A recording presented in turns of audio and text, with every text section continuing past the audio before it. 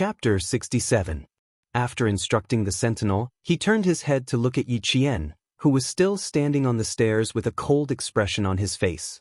He nodded apologetically, withdrew his deep gaze, and quickly left the dormitory. In the Spring Sun Hotel, Liao Yud, who was found on the card table, used a pair of scissors to cut open his bloody shirt. His expression immediately changed. Quick, quick, go to the hospital and find a doctor. If this continues, it'll be bad. The black gunshot wound revealed flesh and blood. Small streams of blood could be seen seeping out of the wound that was the size of a child's pinky finger. A man carrying a steaming stainless steel pot quickly walked into the room. With a click, he locked the door and said to the pale Liao Yud, "Brother Da, it's up to you now." Inside the stainless steel pot were scissors and tweezers that had been disinfected with boiling water. Someone also took out gauze, bandages, anti-inflammatory drugs, and anesthetic needles from his bag. When Liao Yud heard this, his face turned even paler. He panicked and said, No, Brother Fei, I'm afraid you're injured somewhere. I can't use this bit of fur at all. It'll kill Brother Fei." Turning his head, he said to the man whose face was as pale as a sheet of paper due to excessive bleeding, "Brother Fei, I can't touch this man of yours. I'm going to find Dr. Zhou in the hospital now. She's treated gunshot wounds before." Even though the man called Brother Fei had a pale face, his expression was still fierce. When he heard this, his gaze darkened. He gave a look to the person beside him and nodded lightly in agreement. The small town, which did not have many nighttime activities, was already as dark as ink. Those who slept early had already turned off their lights and went to bed. Only a few scattered lights were still on. Yi Qian, who had already arrived at the town hospital, watched as the sentinel escorted him left. He then walked towards the doctor's office. When he reached the corridor, he heard Liao Jian's father, Liao Yud, say anxiously, "Dr. Zhou, hurry up." He drank too much and climbed a tree. Who would have thought that he would fall and be stabbed in the waist by a branch? Sigh, why did I get involved in this kind of thing? Yi Qian observed his surroundings. When he saw that no one was around, he quietly retreated. When she saw Liao Yud leading Dr. Zhou into the dark streets, she chased after them and imitated Jiasin's voice. "Mom, where are you going so late at night? I'll go with you." At first glance, it really made people think that it was Jiasin who had spoken. Yi Qian, who had caught up with them, accidentally bumped into Liao Yud, who was walking behind them. She seemed to have dropped something in her hands. She ran over and held Dr. Zhou's arm. "Didn't I tell you to rest at home?" Dr. Zhou, who was in a hurry to leave, did not notice it. Besides, Jiasin was indeed at home, so he did not think too much about it. Liao Yud rolled his eyes and laughed. "Jiasin is still up so late, and Liao Jianxing is still doing math. I know you're good at math, so why don't we go and teach Liao Jianxing together?" "Sure, no problem." The reason why he chased after her was because he was worried about Auntie Zhou. Naturally, Yi Qian agreed readily. Dr. Zhou still wanted to reprimand him, but his daughter tugged at his arm. It was only for a moment that he felt that there was something wrong with the daughter beside him. "Auntie, I'm Jiasin's classmate Yi Qian." Yi Qian's sharp senses felt her body stiffen. He held her arm and walked a few steps faster. He whispered, "Something happened? Just treat me as Jiasin." Chapter 68. Dr. Zhou still did not understand what was going on, but he started to feel uneasy. Liao Yud, who was behind him, stopped in his tracks. He reached into his pockets with both hands, as if he was looking for something. After touching his pockets, his expression changed. He whispered something to the man who followed him, then turned around and returned to the town hospital. "Let's go, Auntie." The corners of Yi Jian's lips curled up into a faint smile. Her dark eyes looked straight ahead. She was calm without a trace of fear. "Just treat me as Jiasin. Treat me as if I want to accompany you for a walk." Spring Sun Hotel was not far from the town hospital. After making a big turn, they could see Spring Sun Hotel at the entrance of the town from afar. It turned out that the lights in the hotel had suddenly gone out. Yi Qian could clearly feel the footsteps of the man who had been walking behind him quicken, but he quickly steadied himself. Spring Sun Hotel was not the only one without power. The entire town was without power. Spring Sun Hotel was a small two-story building. The back of the building was a field, and the front of the building was a road. The left and right sides of the building were empty. If they wanted to sneak in, they would have to turn off the lights to catch them. They had to turn off all the lights in the town to avoid suspicion. "Hurry up!" the strange man urged them in a hushed voice. The blackout in the town made the man slightly uneasy. Dr. Zhou did not say anything.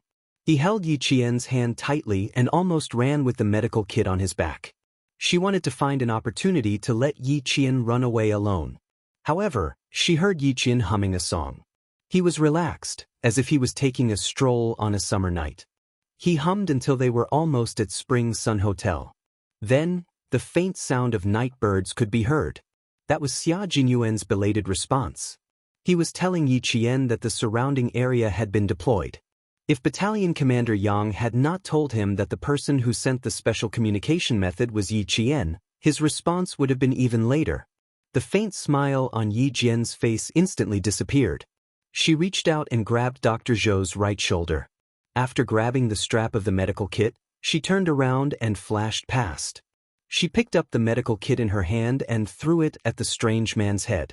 Everything happened so quickly that Dr. Zhou almost screamed. Before she could react, Yi Qian had already pulled her to squat in the dark. Once again, Yi Qian hummed a tune. This was the secret signal used by the troops to signal for the alarm to be lifted. Uncle Zhen and Old Chen didn't teach this girl for nothing. A trace of a smile appeared on Battalion Commander Yang's cold and stiff face. He said appreciatively, "You're not careless at all when dealing with them." Xia Jinyuan, who was hiding in the dark, gently loosened his fists. He paused for a moment and said, "She came here with the doctor from the town. This girl is quite loyal. Commander Yang, I'll leave the outside to you." Yi Qian, that bold girl. She really dared. She didn't even consider that she was still a student. As Yi Qian responded to the call of the night birds, several black figures could be seen gliding through the night like cats. Two of them approached the entrance of the hotel. The other one walked to Yi Qian's side and directly dragged the man she had knocked out and disappeared into the night. One of the black figures approached Yi Qian. They were so close that they could feel each other's heat. The black figure asked softly, "Student Yi Qian, you're really disobedient. Are you born rebellious?" Chapter 69. He approached her stealthily. Yi Qian's hair stood on end. She was not used to this kind of close contact. A pair of big dry hands reached over. Yi Qian pursed her lips and ignored the distance between them. Her slender fingers touched his and started making hand gestures. "Do you understand?" He retracted his hand and asked softly. His breath was so close to her ear. His breath was light, and she could smell the faint scent of mint. Yi Qian, who was not used to it, held her breath slightly. She tilted her head to avoid the man's breath that she thought was invasive. She pulled Dr. Zhou, who was squatting with her, up and said softly, "Auntie, I'll go knock on the door. I'll have to trouble you later." "Okay, be careful." Dr. Zhou could only vaguely feel that there were more people around him. He could not see clearly in the dark, but he felt much more at ease. Yi Qian raised his hand and knocked on the door of the rolling casket. "Who asked my mother to come here for treatment? Where is she? Why is the door locked? There's no one here. Let's go." After he said that, he raised his voice and said, "Mom, let's go. Uncle, you drank too much and is teasing us." Footsteps came from the silent lobby. First, the glass door was opened. When the rolling casket door was pulled up, a man's figure appeared. "What's going on? Is there a patient or not?" Dr. Zhou, who smelled of alcohol, asked. "How are we going to see if there's a power outage? Where are the candles and flashlights?" When she spoke, Yi Qian had already walked into the hotel. "It's dark. Let's wait for Uncle Yu to buy some candles before we take a look." It seemed that she could not see clearly because it was too dark. She tripped over something and fell towards the man who was standing like a door guardian. The man, who was not prepared for what would happen to a young lady, was pushed out of the door by Yi Qian. As he cursed, the soldiers who were hidden on both sides quietly entered through the main door while Yi Qian apologized. Behind the house, another two soldiers leaped onto the second floor as if they were leaping onto the roof. Xia Jinyuan did not go in immediately. He hid in the dark and fixed his eyes on Yi Qian. He listened to her apology and heard her footsteps as she entered the restaurant. The moment the man turned around to bring Dr. Zhou in, Xia Jinyuan charged out like a cheetah. He raised his hand high and struck the back of the man's neck. "Auntie, don't panic." Yi Qian gently comforted Dr. Zhou, whose fingertips were cold. He held her hand and spoke calmly into the darkness. "Why didn't you light up a light? Where is the patient?" Xia Jinyuan, who came in later, suddenly heard a man's voice. "What are you shouting for? Wait a minute."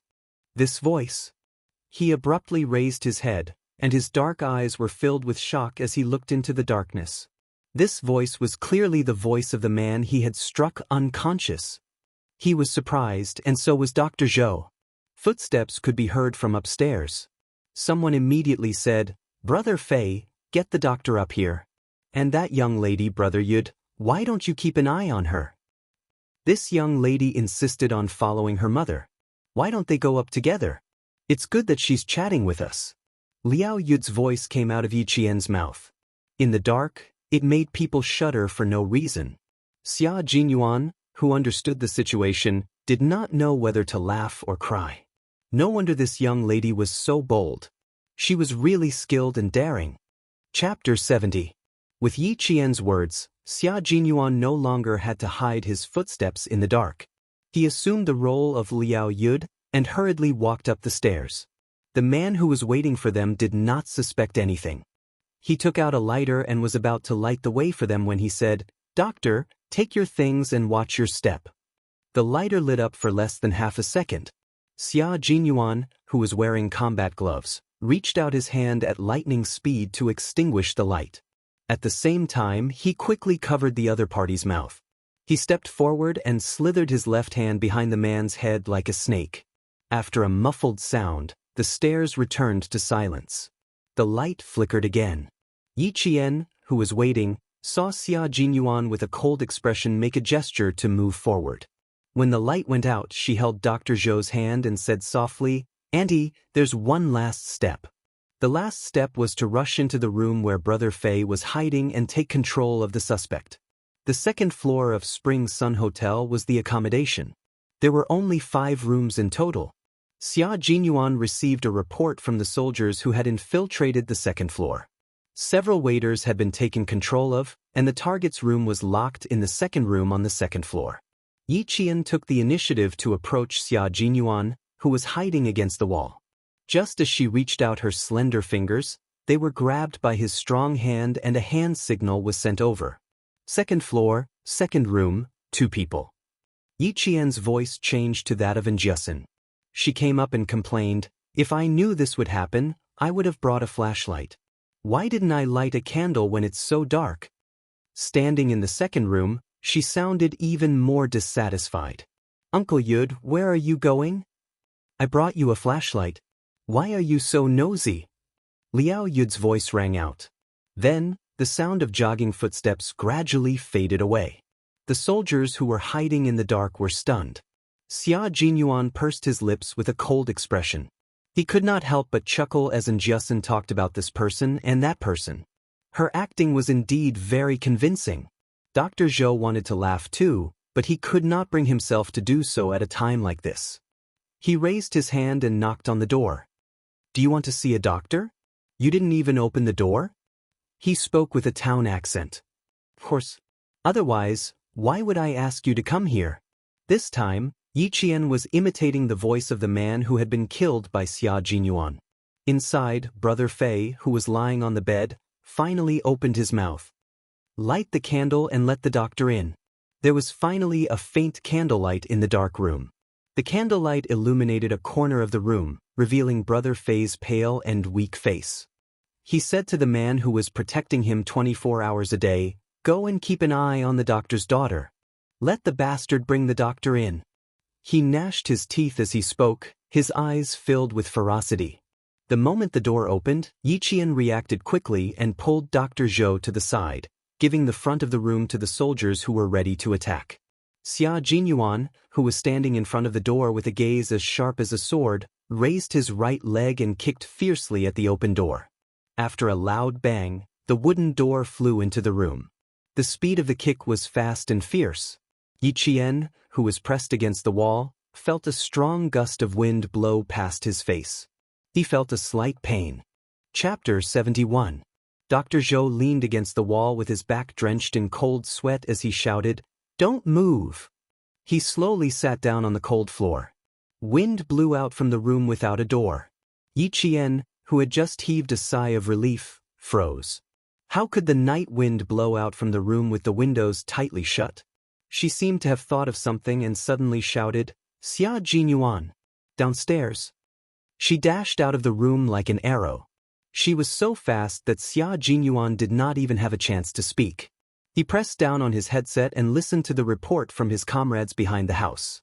As he chased after Yi Qian, he ordered in a deep voice, "Take control of the target and escort her away overnight. Battalion Commander Yang, notify the Power Supply Bureau to restore the electricity." Less than 10 seconds after he gave the order, the lights flickered briefly and the electricity supply in Fujian town was restored. Xia Jinyuan, who had chased her all the way to the restaurant lobby, slowly stopped under the bright lights. He quietly looked at the slender figure standing at the entrance of the restaurant. After a while, he slowly walked over and said with a smile, "Weren't you very powerful just now? Why do I feel like you're disappointed?"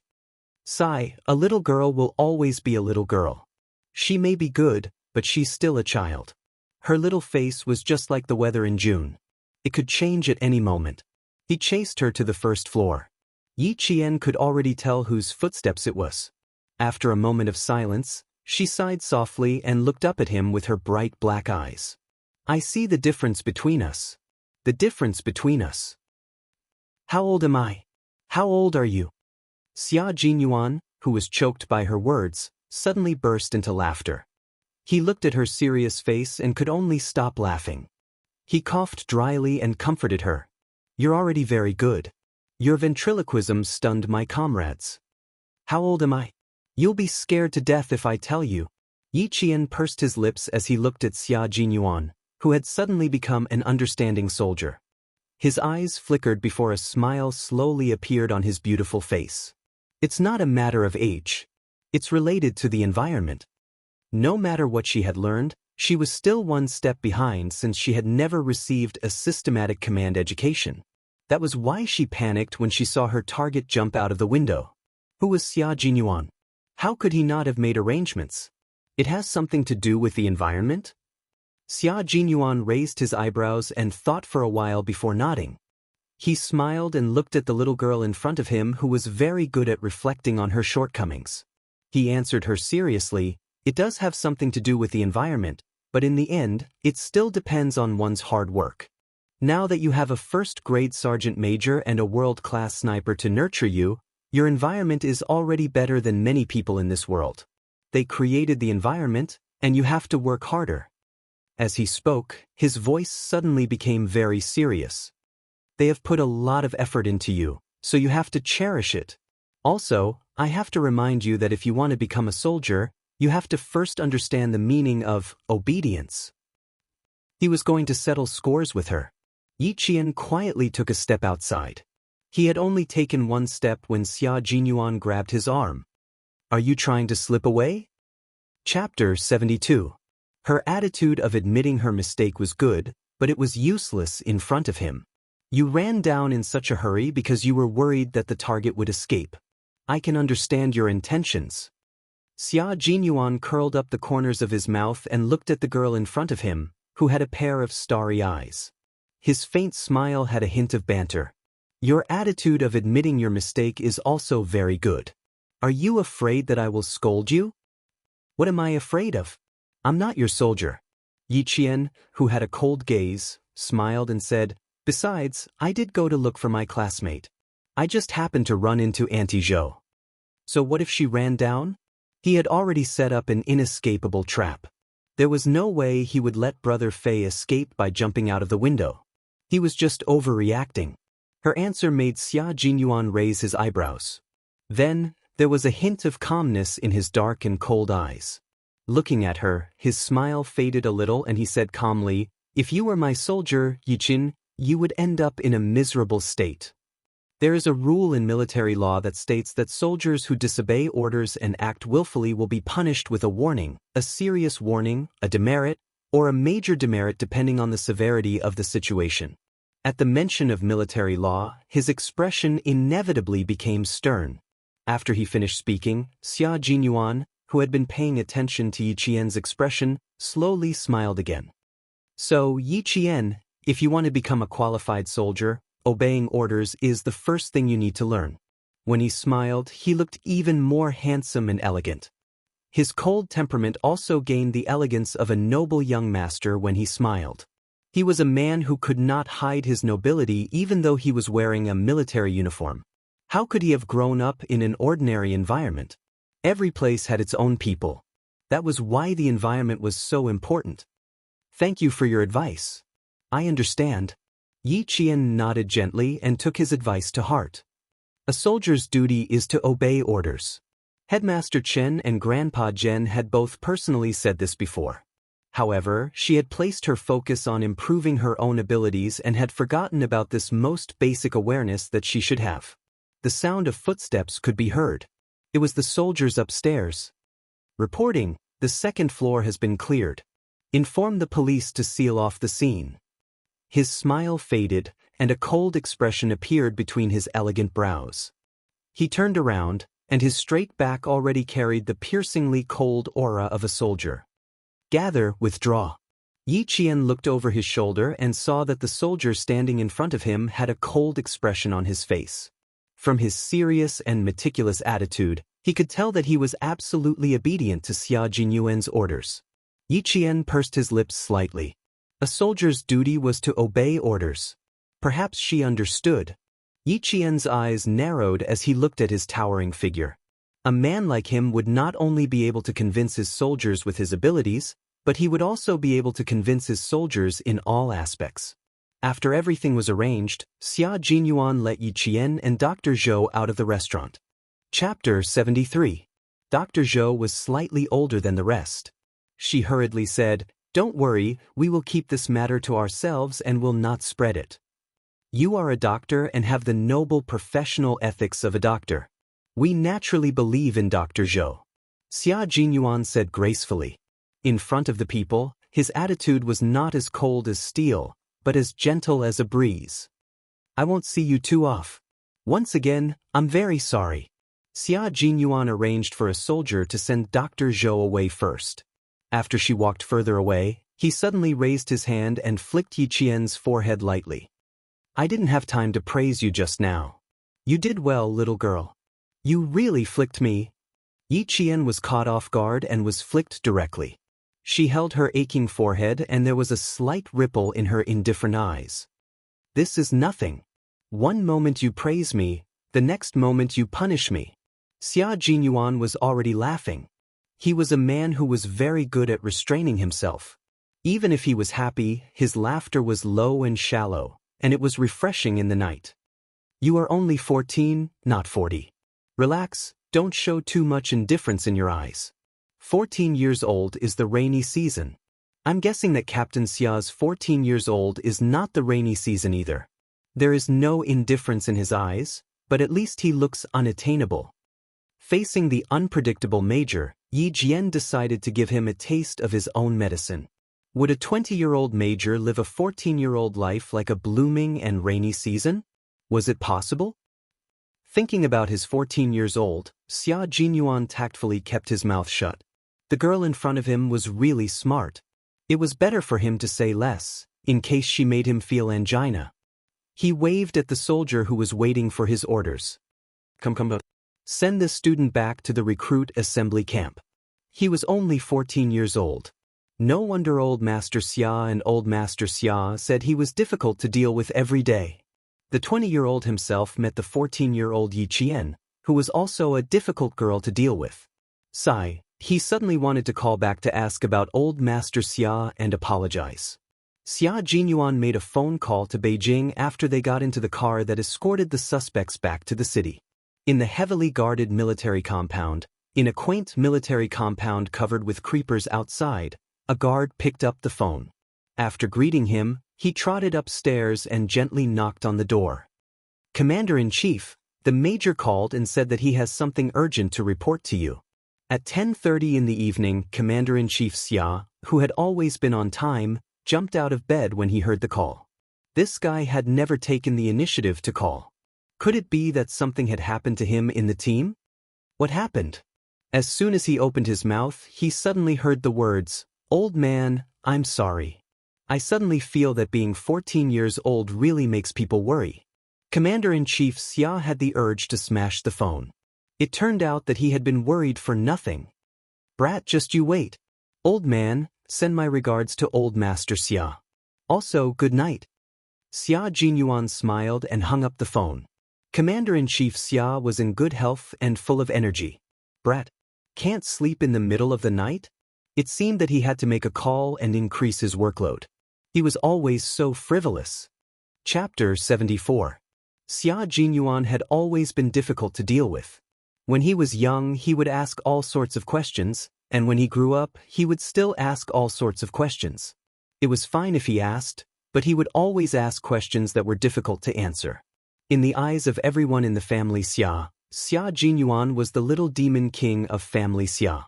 However, this little demon king was admitted to the military academy in one go, and had performed meritorious deeds several times. He became a major at the age of 20, becoming the youngest major in the family. With such a promising son, Commander-in-Chief Xia could be said to have swept away his previous dispiritedness. When Xia Jinyuan was 14 years old, he had always been proud and elated. This was why, even if he was startled by Xia Jinyuan's inexplicable phone call, he would not be angry. Contact Political Commissar Zhang of the Nanguang military region. Commander-in-Chief Xia turned around, went into his room, put on his military jacket, and then went to the study. The troops deep in the mountains of Fujian town belonged to the Nanguang military region. The night grew darker, and in the latter half of the night, fog began to appear. Standing in front of the window, Yi Jian, who didn't know how long it had been, suddenly felt that her body was wet. Only then did she wake up from her contemplation. When she looked up, she realized that there was a faint line of gray on the distant horizon. It was already 5 o'clock in the morning. Yi Jian, who had not slept the entire night, did not feel sleepy at all. She quickly washed her face and rinsed her mouth with the sound of the military horn at the recruit assembly camp. 2 minutes later, Yi Jian, who had packed up her textbooks, appeared in the canteen on time. Here, Yi Jian only needed to help the cooking squad wash the vegetables and clean up the place. A week's worth of breakfast and dinner would be ready. Yi Jian, who had been here for half a month, was nimble, diligent, and able to endure hardships. All the soldiers in the recruit assembly camp knew her. "Morning. Morning. You're up so early? Come on, the pickled vegetable buns just came out of the pot. There are also eggs and steamed buns. Whatever you want to eat, go get it yourself." The leader of the cooking squad was from the northeast. When he saw Yi Jian come in, he happily told her to eat more. The soldiers in the class all agreed that Yi Jian had lost a lot of weight and was much shorter. If he ate more noodles, he would grow taller and fatter.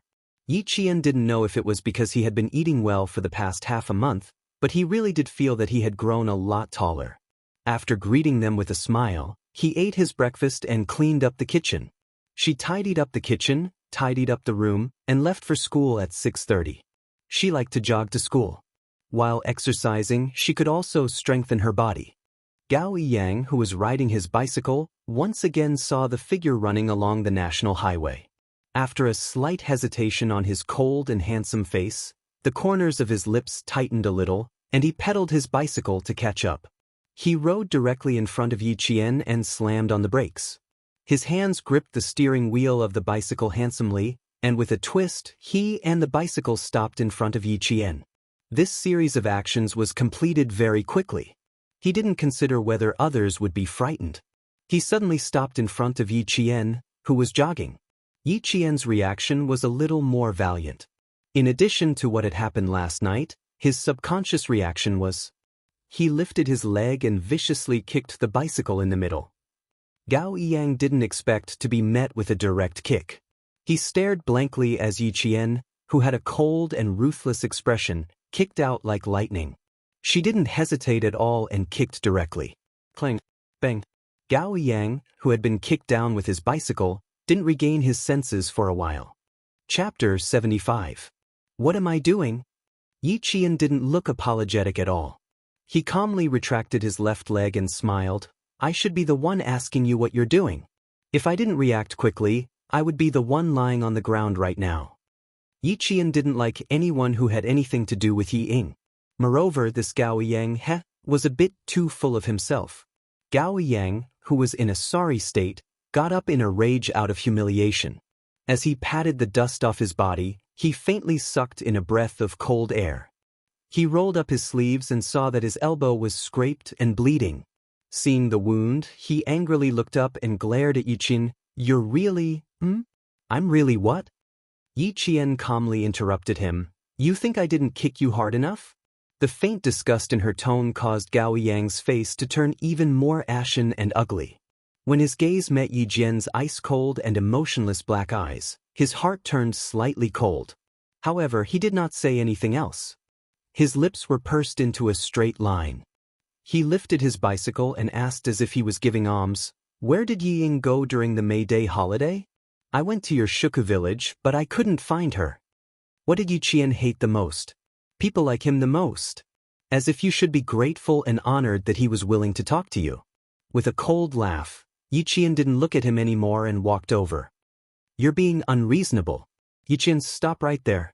Gao Yang wanted to ask her something, but when he saw her ignoring him, he suppressed his anger and pushed the bicycle with his left hand and reached out with his right hand to grab Yi Qian's arm.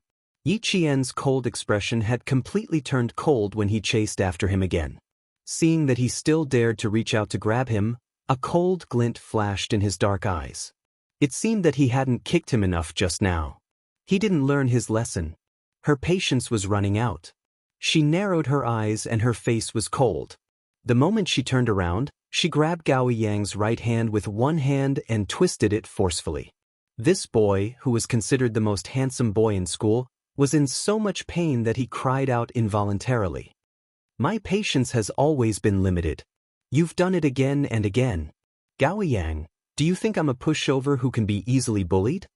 He increased the strength of his hand, and the muscles in his arm could be seen twisting outwards. Gao Yang was already in so much pain that his back was drenched in cold sweat. However, his arrogance was not reduced in the slightest. He shouted coldly, Let go of me. Yi Qian. Apologize. The corners of Yi Qian's lips curled up coldly. She grabbed his wrist with one hand and grabbed his shoulder with the other. Removing your arm is just a small matter to me. Her expression was exceptionally cold. Even her eyes seemed to have a metallic glint to them. Her calm tone made it clear that she wasn't joking. Gao Yang's heart froze. He immediately realized that every word she said was absolutely true. She wasn't joking. I apologize. With this realization, no matter how angry Gao Yang was, he could only apologize honestly. I'm very sorry. I offended you. Please forgive me. Yi Qian chuckled softly and slowly released his hands. She raised her eyebrows and the coldness in her expression disappeared. She said lazily, At least you know what's good for you. Let me remind you, Mr. Gao. In the future, you shouldn't ask me about Yi Ying in front of me. Otherwise, I can't guarantee that I won't do anything to make you unhappy. Also, Yi Ying and I don't walk the same path. I don't want to have anything to do with her. After she finished speaking, she picked up her backpack and leisurely jogged again as if nothing had happened. Chapter 76. Fujian town was surrounded by mountains. Although it was poor, the scenery was picturesque. Every morning, Yi Qian would jog along the national highway and look at the mountains and rivers.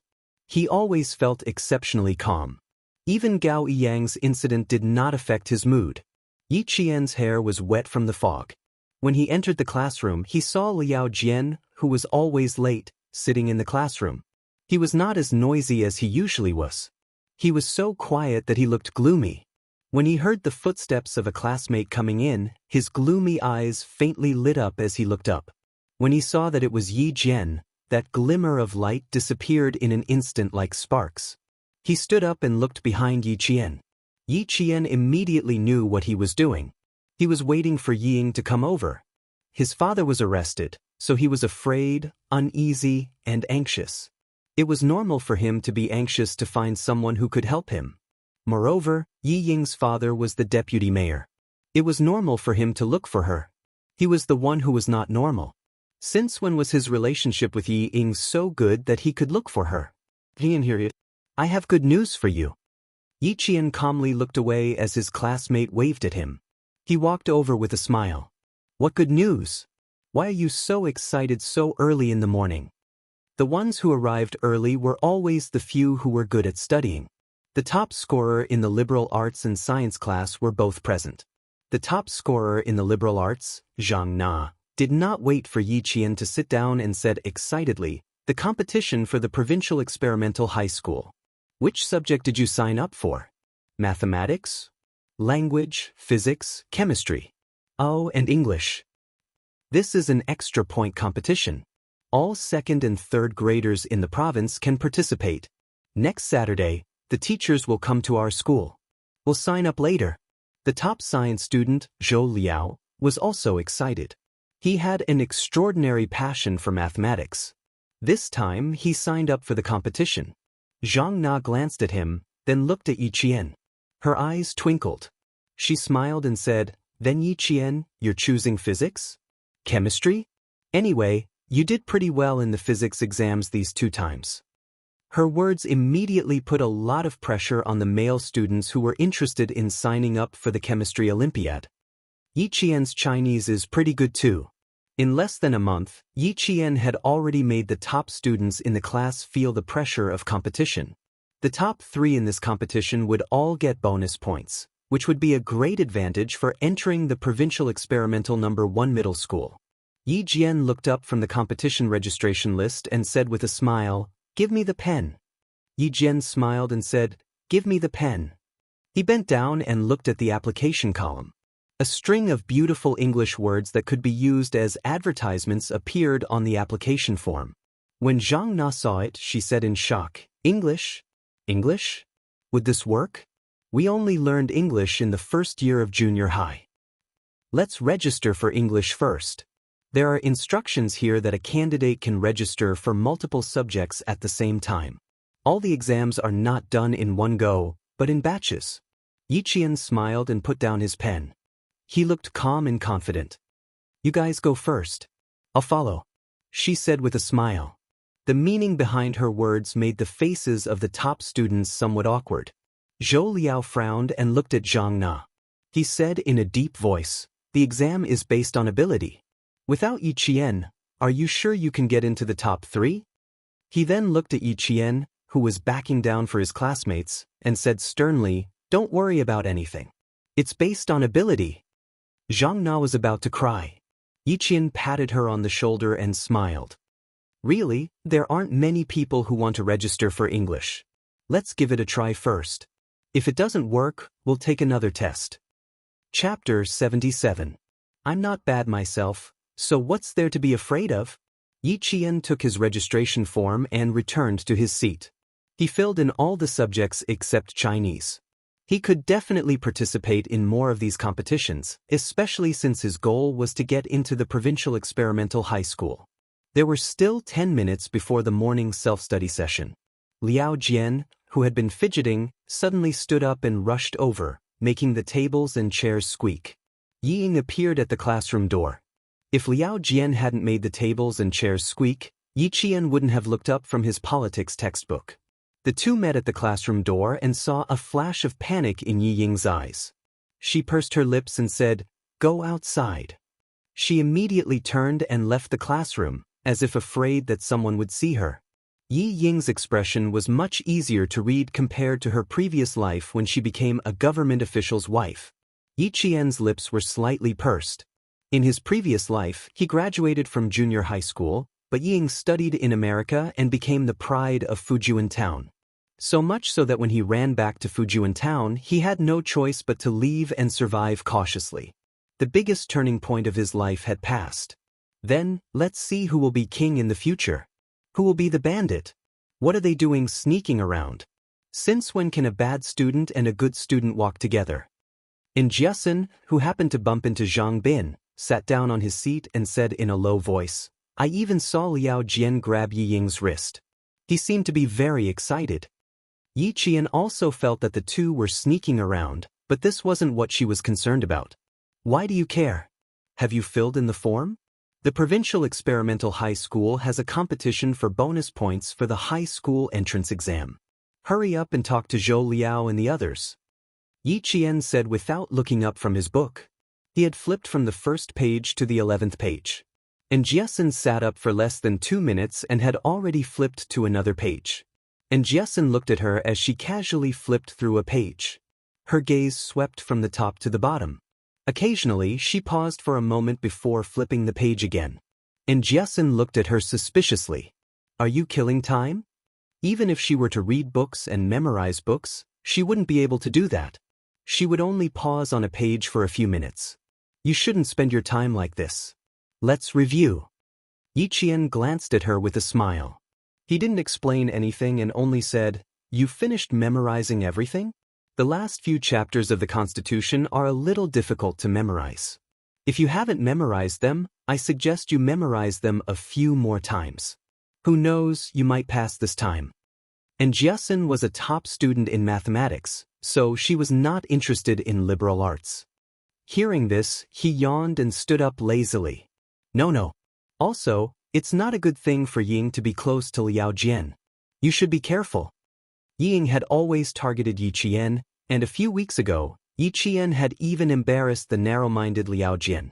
Now that the two of them had walked to the side, it was better to be careful. I know, don't worry. Yi Qian smiled disapprovingly and ended the conversation when the self-study class bell rang.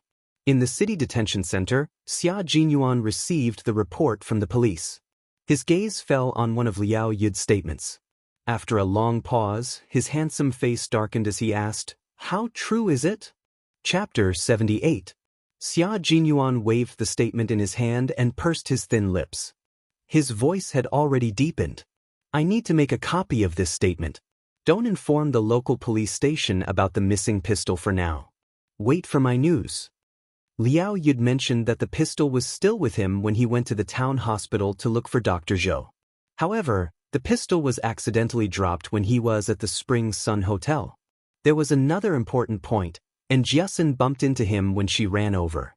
That night, Yi Qian was the one who used her ventriloquism to play the roles. In other words, she was the one who bumped into Liao Yud. This little girl. It seemed that he had to go back and look for her. The Municipal Public Security Bureau agreed to Xia Jinyuan's request, but he had to give a reply within 24 hours. After all, the loss of a pistol with 15 bullets was a big deal. After leaving the Public Security Bureau, Xia Jinyuan drove the military jeep back to Fujian town. At an intersection waiting for a red light, he inadvertently looked at the opposite side. Jun Yen, who had always been cold, smiled slightly, then turned around and parked the car on the opposite side of the road. Less than 10 minutes after getting out of the car, he walked out of the building with a bag and returned to Fujian town. At this moment, Yi Qian was standing in the teacher's office. Her gaze was cold as she looked at her homeroom teacher. After she said a bunch of nonsense, she smiled and said, Teacher Ku, don't worry. Although I'm young, I know how to act according to my ability. Since I've applied, I'm confident that I'll pass. You're my teacher, shouldn't you have more confidence in me? Teacher Ku snorted when she submitted the competition form from the Provincial Experimental High School. Faced with her calm reply, Teacher Ku, who was about to vomit blood, said coldly, Physics, chemistry, mathematics, and English. Do you think you're a genius? Apply for everything. It's fine if you embarrass yourself in school, but don't embarrass yourself outside. To Teacher Ku, Yi Qian was like a fish bone stuck in her throat. She couldn't spit it out or swallow it down. She had to face it every day and felt terrible every day. I'm the one losing face. What does it have to do with you? Yi Qian spoke and smiled. Ming Yan's dimples were even calmer and gentlemanly than a teacher's. Her bright eyes were smiling as she gazed at her own teacher. Her attitude, which was neither servile nor overbearing, made the other teachers have a good impression of her. Yi Qian had originally thought that as long as he could get into the top 3 in one subject, the rest of the competition would just be for fun. Now that Teacher Ku was deliberately making things difficult for him, he smiled faintly and made up his mind. If he wanted to take the exam, he would do it to his heart's content. She really liked face-slapping now. Mr. Ku threw the registration form into the drawer and snorted with a straight face. You've never listened to my advice. You're so arrogant that you're throwing your face outside. What else can I say? Hearing what she said, they all laughed and said, Teacher Ku, if there is such a student in my class who dares to rush forward, I will burn incense every day. You must be happy in your heart. That's right. It's a good thing that students are motivated. As teachers, we have to support them. If they really do well in the exam, won't they bring glory to you and the school? Her colleague's words made Teacher Ku feel even more bitter. If it were any other student, she would be happy. However, it couldn't be Yi Jian. Chapter 79. However, Yi Qian was not affected by her at all. He carried his backpack and walked out of the school gates leisurely. Just as he was about to jog back to the recruit camp like he always did, he heard the sound of a car horn. This was also the signal used by the soldiers when they were driving. Others did not know, but when she heard it again, she immediately looked over. Get in. Xia Jinyuan stuck his head out of the car window and waved at Yi Qian, who had stopped in his tracks. Why are you still standing there? I'll send you back. Little girl, you even know about the automobile soldiers. Don't tell me you've learned all the ways to contact each other in the army? Yi Qian instinctively wanted to reject this elegant yet dangerous man, but when she saw his half-smile as if he knew everything, she sighed softly and walked over with a natural expression. She opened the door to the front passenger seat and got into the car with a light step. When she smiled at him, her expression was open and honest. This made Xia Jinyuan laugh. You really don't know, or are you pretending not to know? Or are you deliberately pretending not to know? This little girl is so calm. I don't believe that she doesn't know why I'm here. I don't know. Since Captain Xia specially came to look for me, it must be something important. Yi Qian curved his lips and revealed a faint smile. If Captain Xia didn't tell me, then I really wouldn't know. His thin lips were originally just a faint smile, but this time, his smile deepened. His handsome face was as clear as the moon as he said lazily, Student Yi Qian, your attitude is very bad. You're asking the obvious. I think that there are some things that only one needs to know. I don't need to guess what others think. Yi Qian smiled faintly. Even under the cold military aura, he was calm and composed. If the enemy doesn't move, I won't move. Isn't this the law of war? In just one night, this little girl had improved too quickly. She even knew how to talk to him about the law of war. Xia Jinyuan smiled and glanced at her as he drove. Where did you put it?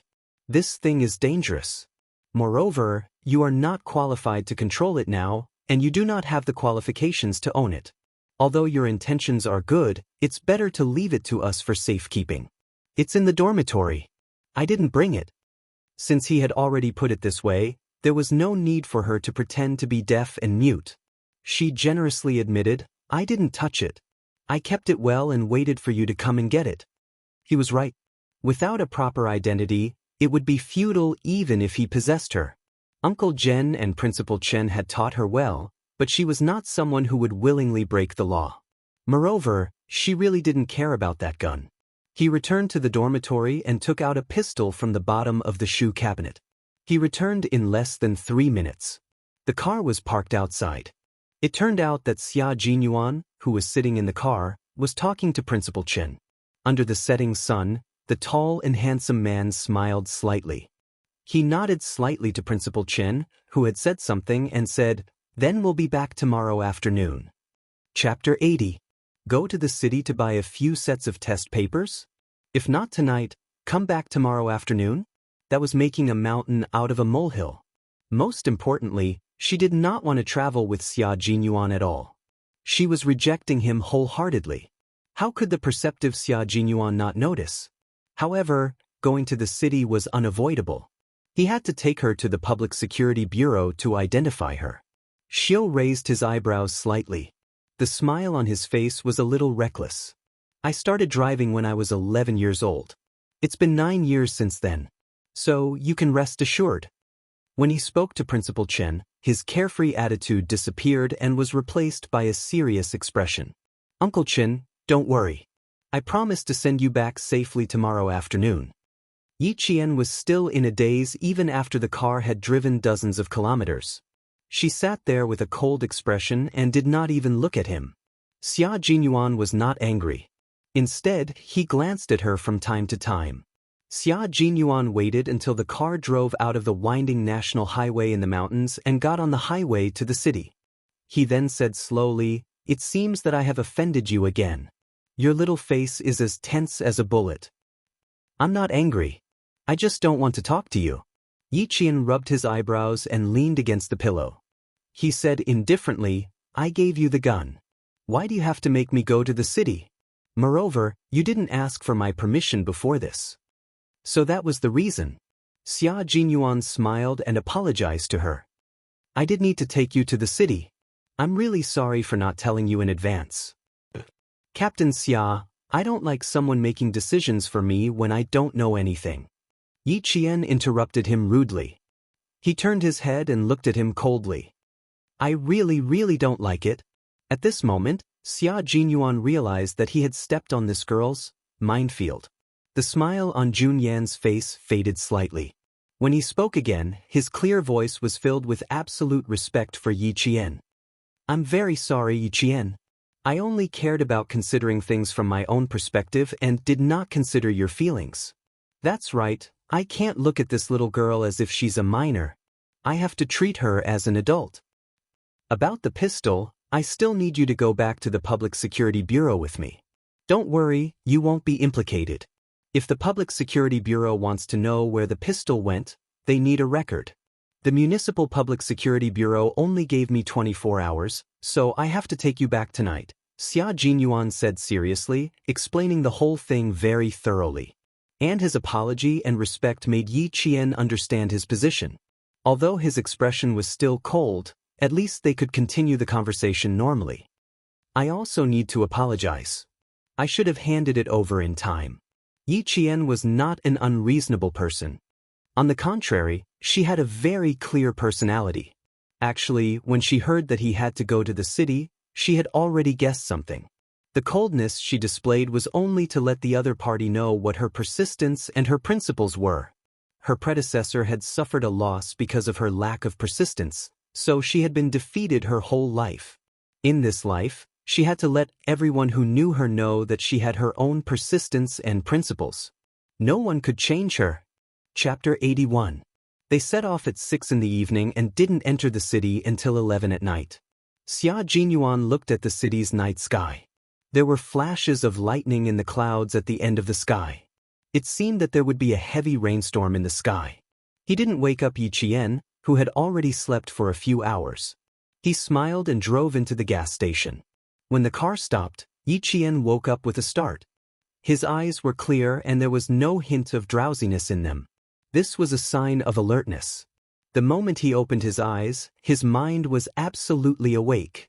Looking at the flashing clouds in the sky, Yi Qian frowned and said, "There's going to be a storm.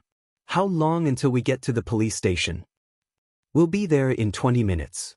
The bathroom is in front and the convenience store is next door." After turning off the engine, Xia Jinyuan took out his wallet and handed it to Yi Qian. "We need something to fill our stomachs. The police station is famous for being stingy. We won't even get a meal when we get there." He was indeed hungry. Yi Qian took the black wallet that still had his body temperature and went to the convenience store. He bought 2 bottles of milk and 2 packets of wafers and walked out with the bags. In front of her, a man and a woman pushed the door open, talking and laughing. Yi Jian had already retreated to the side, but the man who was flirting with the woman did not avoid her at all. His shoulder directly bumped into Yi Jian. A faint smell of gunpowder wafted over. Yi Qian saw a small black handle in the man's flipped sports jacket. It was a Ruger KP-94 handgun made of stainless steel and fired 9x19mm bullets. Yi Qian could tell what kind of gun it was just by looking at the handle. The unique characteristic of the gun was that its parts, from the sleeve, barrel, handle, and socket holder, to the small parts inside, were all made of stainless steel. Illegal gun possession. Yi Qian couldn't help but take a second look. As soon as they walked out of the convenience store, a flash of lightning appeared in the sky, followed by a sudden clap of thunder. The power of nature instantly shook people's hearts. The torrential rain fell without warning. Pa! The sound of the rain hitting the ground could be heard. In the blink of an eye, the entire city was shrouded in a curtain of rain. When Yi Qian returned to the car, he whispered to Xia Jinyuan, who had gotten into the car after him, "I met a man and a woman in the convenience store just now. The man had a Ruger KP-94. I've memorized his appearance. Do you have a pen and paper? I can draw him for you to see." After a pause, he continued, "The man looks a little similar to Brother Fei. The only difference is that he's a little younger. The way he speaks doesn't sound like a Chinese. Instead, he sounds like he grew up overseas." Xia Jinyuan, who was about to start the car, took out a pen from his pocket. Then he turned around and easily picked up the plastic bag on the back seat. He took out a book from the bag and flipped to the last page. He pointed at a blank page and said in a deep voice, "Draw it and show it to me." His slightly cold voice sounded even colder and fiercer in the sound of the rain. Brother Fei has always had contacts overseas, but they haven't been able to break through yet. Short hair, a scar on the left ear. Yi Qian took the pen and started drawing on the blank page. He first drew the characteristics, then the facial features. Next, he noted the height, approximate height, what kind of clothes they wore, what kind of shoes they wore, and even the color of their socks. In the convenience store, after the man with the strange accent asked some questions, he bought 2 packs of cigarettes and walked out with a sexy woman in his arms. He didn't immediately get into the car. Instead, he looked at the sudden torrential rain and a trace of malice flashed across his face. Chapter 82. The portrait of the man was finished. Xia Jinyuan glanced at it and his handsome face instantly turned as cold as a sword. He glanced at the empty gas station and pursed his lips as he said to Yi Qian, "We need to go on an adventure. Do you want to prepare yourself?" "Don't worry about me. I can still protect myself." Yi Qian closed the book and put it aside without even looking at what book it was. He picked up the second book. This time he saw it clearly. It was a book about war and soldiers. Why would he read such an entry-level military book? As this thought flashed through his mind, he quickly started drawing the woman's facial features. The car had already driven into the heavy rain. In order to catch up with the imported car, the car sped up instantly. The momentum was so strong that Yi Jian's entire body fell in front of the windshield. However, the pen in her hand was steady. Not a single stroke was out of place. After the woman's portrait was finished, Xia Jinyuan removed a communication device from the roof of the car. He drove with one hand and pressed a special contact number. After the call is connected, get them to contact the city's transportation team. Have them monitor all electronic devices in the city. At a sharp turn, Xia Jinyuan handed the communication device with a flashing red light to Yi Qian. "Make it short. Just say what you want to say." A few seconds later, the flashing red light turned green and a capable voice answered. Yi Qian heard Xia Jinyuan say something like, "Q King." The voice of the person on the phone suddenly became very serious. "J7 Roger. Dongfeng North Road, BMW U67689. 2 suspects have been found. Transportation team assistance. Target locked." A cold female voice replaced Xia Jinyuan's voice. The person on the other end of the communication device immediately knew that there was someone else in Q King's car. And it was a girl. Xia Jinyuan didn't pay attention to her. The car made 2 turns and caught up with the imported BMW, which was also speeding through the rain. The heavy rain obstructed the view and also increased the risk factor. If the car was too fast, it was very likely that it would slip and roll over. At this time, Yi Qian could only trust the driver. Yi Qian took the pistol out of the compartment and said to Xia Jinyuan, who was focused on driving, "There are no cars on the road. If we follow closely, there is a high chance that we will be discovered. It would be best if we could destroy the wheels." "How confident are you?" Obviously, he had listened to her suggestion, but he wasn't sure if she was confident or not. Yi Qian loaded the gun and raised it. He narrowed his eyes and took aim.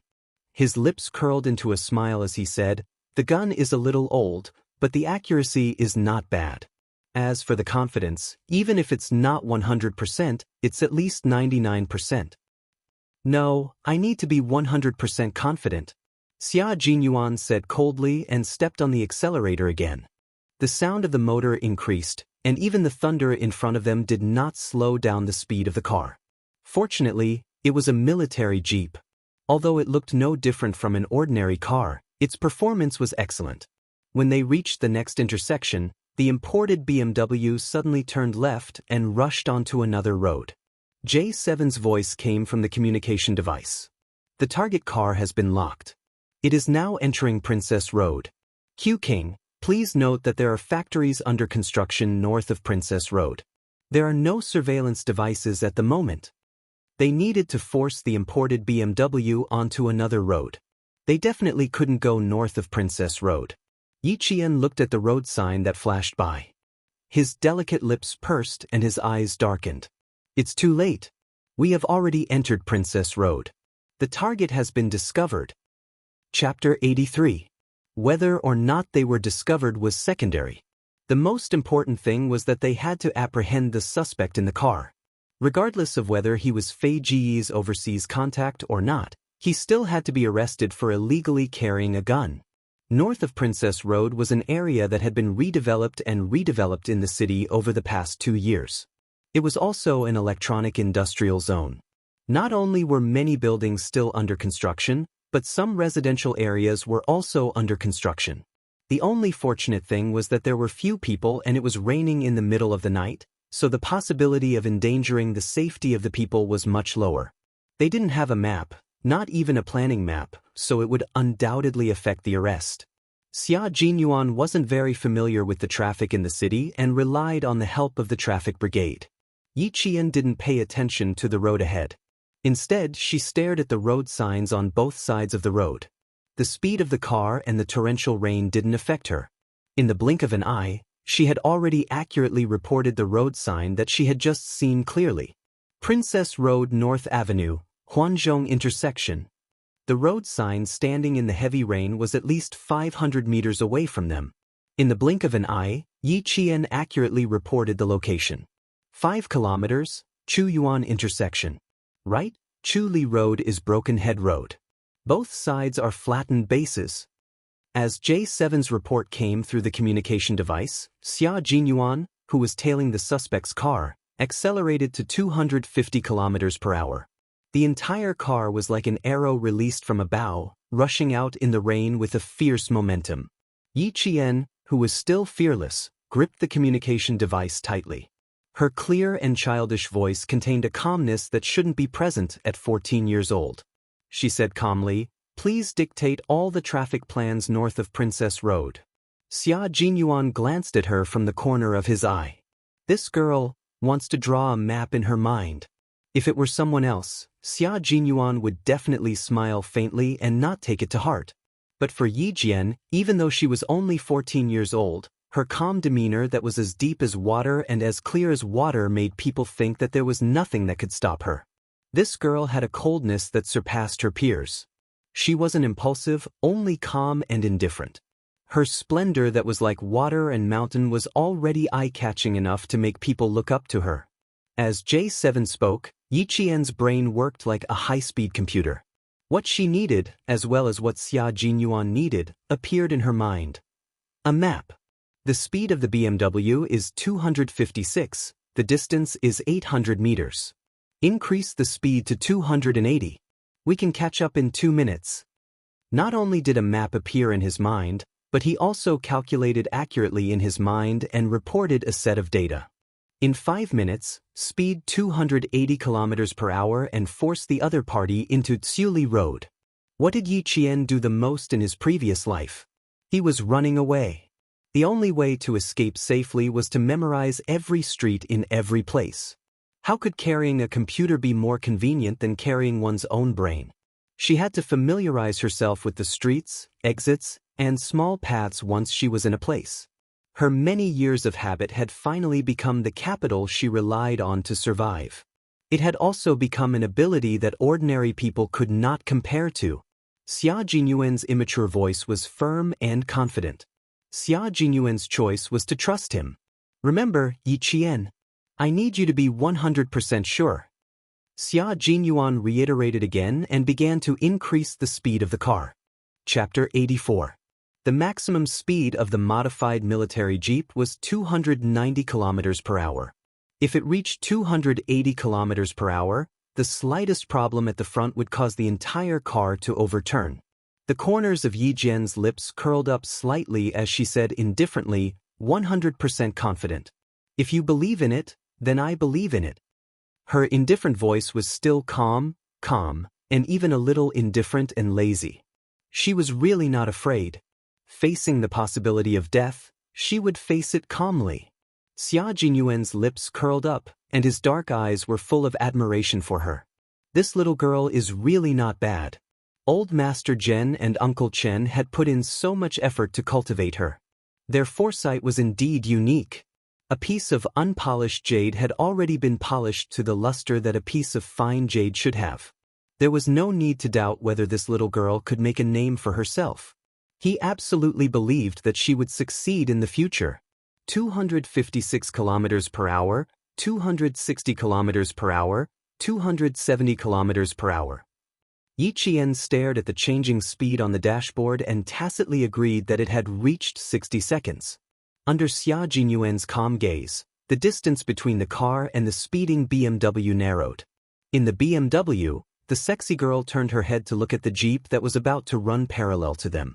There was no fear on her beautiful face. Instead, she giggled and said to the man driving, "Jason, they've caught up. It looks like they won't let go." I couldn't ask for more. The man laughed out loud, and his cold face was filled with madness. They actually lost so many people in such a small place. If I don't teach them a lesson, how can I quench my anger? The girl's laughter grew louder. Her hand with bright red nail polish gently stroked Jason's thin face. There was a trace of coldness in her beautiful eyes, like that of a venomous snake.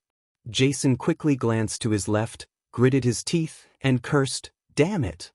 Without slowing down, he made a sharp right turn and rushed into Chuyuan Road. The tires screeched against the ground, and water splashed everywhere. Under the high pressure, the water was compressed into mist, instantly blurring the line of sight of the cars behind. The two cars sped up to the highest speed on the empty road.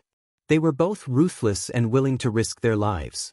Yi Jian loosened the safety buckle on the front passenger seat and bent over to the back seat. She looked like a soldier who had calmly walked onto the battlefield. She was counting softly with a cold expression on her face. 1, 2, 3. The car window was lowered, and the rain poured into the car. In a second, Yi Qian's face and hair were all wet. With a cold expression, she stuck a loaded pistol out of the car window. At the same time, Xia Jinyuan accelerated to 290 km per hour and rushed in from the right side of the BMW. This was the second time the two of them had worked together.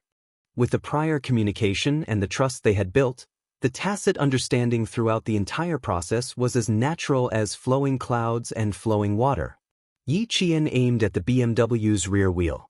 Her dark eyes were filled with cold tears. The speed of the car, the impact of the wind, the impact of the drag. The string of numbers flashed through her mind like jumping cymbals. Then she fired without hesitation. Compared to the sound of thunder and torrential rain, the sound of gunfire seemed insignificant. After a bang, sparks flew everywhere. The BMW, whose tires had been shot, lost control and flipped to one side. It made an ear-piercing sound of metal rubbing against each other as it spun toward the construction site on the right side of Chuyuan Road. Chapter 85. Jason and the beautiful woman in the car had never imagined that they would be forced to stop in such a way. After the car flipped over, it spun like a top and rushed to the side of the road. At this time, the high-performance car reflected the value of the price. The airbags popped out and surrounded the two people. Even if the sky and earth were turned upside down, at least their brains were not damaged. Moreover, the car was going straight towards the foundation of the car. In the heavy rain, the foundation of the soil had become exceptionally soft. which obstructed the strong spinning force and protected the people in the car. The reason Yi Qian climbed to the back was because the two of them agreed that when the right side of the car was hit, the driver would quickly do something that would benefit him if there was no way to turn the steering wheel towards his left side. Reality proved that this was indeed the case. Behind the car was a scene of sparks flying everywhere, but inside the car, Yi Qian closed the car window again, put away his pistol, and wiped the rain off his face. Qing Yan's face lit up with a faint smile. Done, I'm 100% sure. She wouldn't gamble on anything that wasn't 100% certain. Gambling was something that needed to be judged according to the situation. Why should she gamble on something like this, which was completely dependent on her ability? Xia Jinyuan, who had already stepped on the brakes, turned the car around and returned to the scene after the car had traveled 200 meters due to inertia. Hearing this, she raised her clear voice and said happily, "Well done." It was so beautiful that it was impeccable. The car stopped in the heavy rain. Xia Jinyuan didn't immediately get out of the car to check. Instead, he said to Yi Qian, "With your ability to adapt, it shouldn't be too difficult for you to drive." If anything happened, she could still drive away immediately. As a soldier, Xia Jinyuan was used to arranging an escape route. As Yi Qian raised his eyebrows slightly, he had already started explaining how to start the car and how to drive. Refuel, brake, one to go, the other to stop. You can control the steering wheel yourself. Turn left, turn right. Listening to his explanation, Yi Jian sighed softly in her heart. She thought to herself, this is probably the most irresponsible driving instructor in the world. It's obvious that he's leaving the students to fend for themselves. You mean, you get out of the car and I'll watch from the parking lot? Yi Qian sat there patiently while looking out the window. However, he didn't intend to let him go. He looked at him with a faint smile and said, "I don't think this behavior is out of responsibility for my safety. Captain Xia, we have fought together twice. We can't be considered comrades, but we can still be considered partners." Yi Qian did not say anything else. He believed that with his intelligence, he would definitely understand what he was trying to say. How could he not understand? He had experienced how poisonous the little girl's mouth was.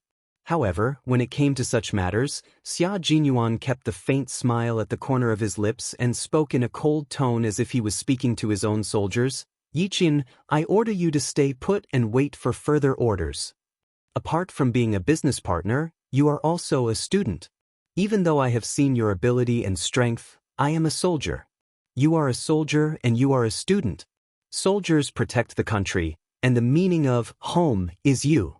Your family, your friends. This is my duty, and it is also our principle as a soldier."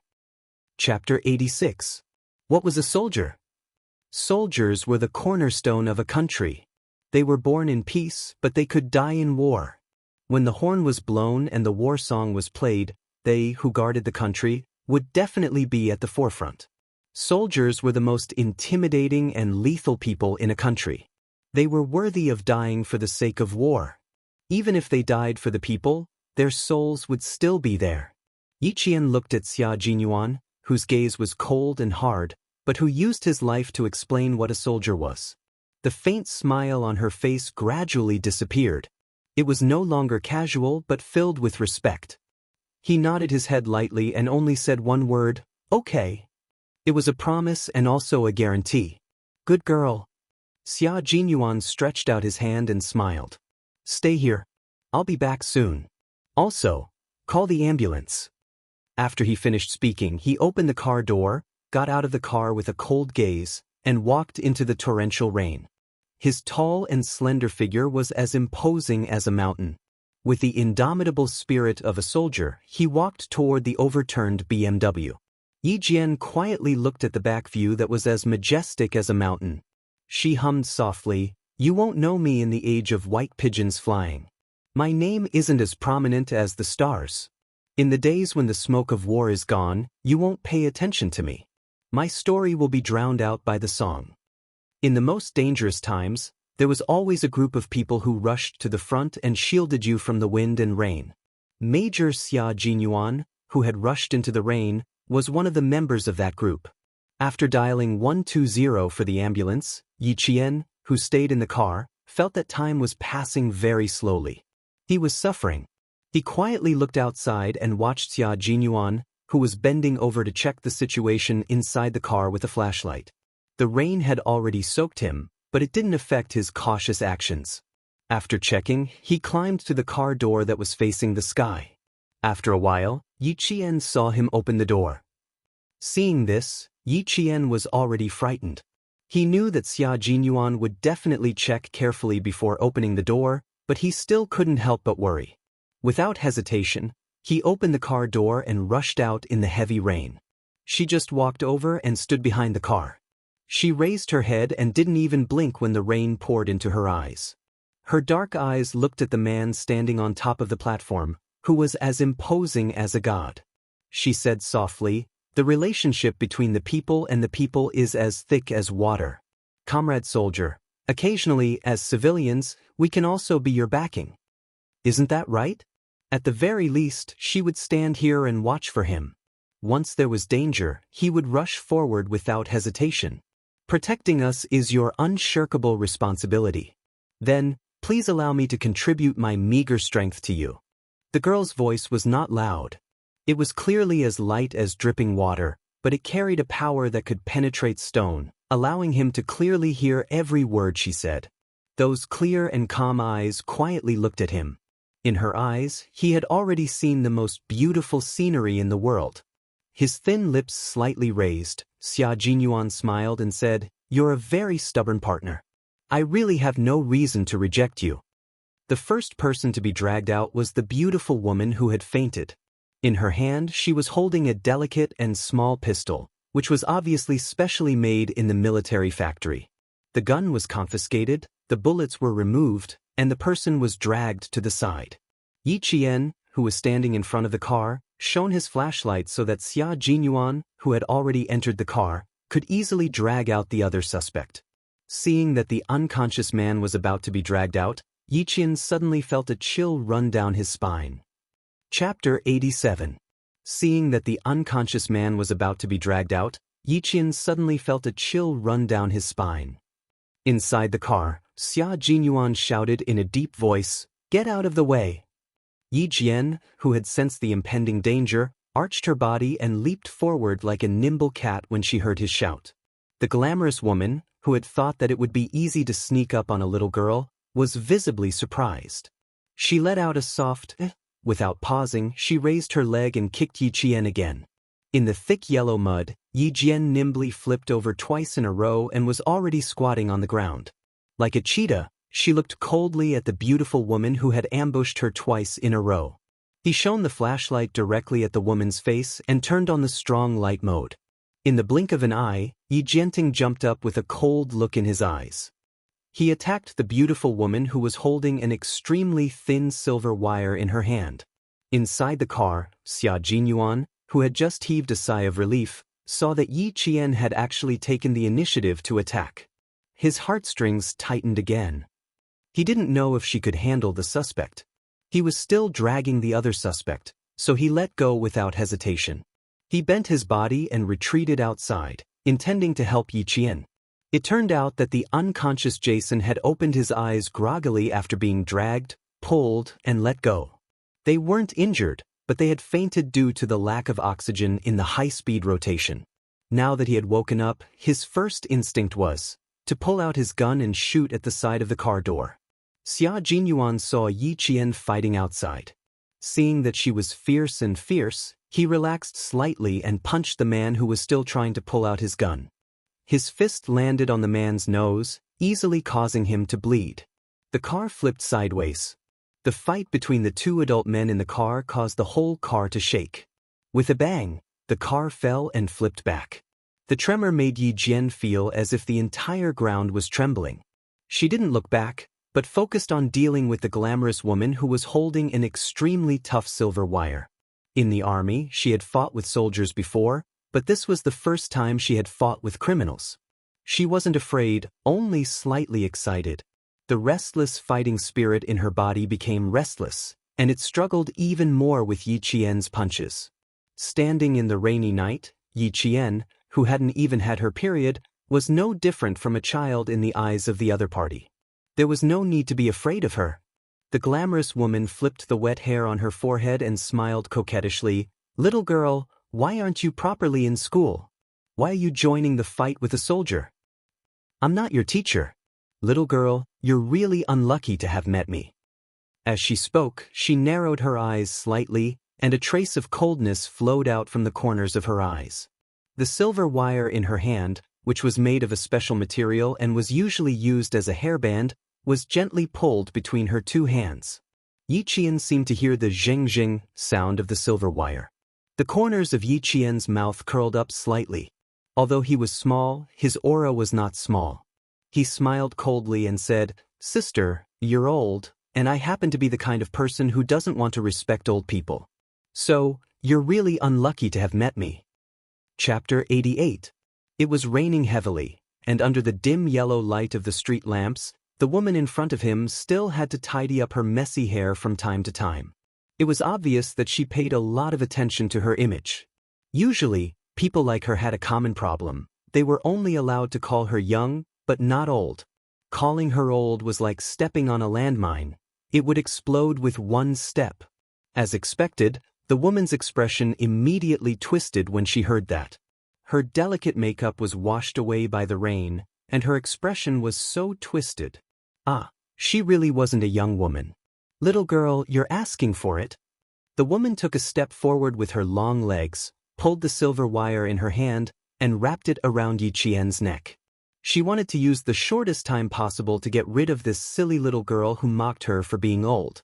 This was a woman who was used to killing people and had no sense of guilt. Her indifference to human life could be seen from her twisted expression. Little did she know that this silly little girl was a thorn that couldn't be touched. Yi Qian calmed down slightly. His gaze swept past the silver wire in the woman's hand that could be wrapped around his neck at any time. The moment she rushed over, he kicked the woman's thigh fiercely. Then, using her big foot as a support point, she stepped on the other party's leg and soared into the air. Using her right knee, she fiercely hit the girl's chin with a majestic force. His agile body spun like a swallow, then landed nimbly on the ground. The moment he appeared, he dealt a heavy blow to his opponent. If Xia Jinyuan didn't want to capture Jason alive, he would have clapped his hands and cheered. The beautiful woman was hit by Yi Qian on the spot.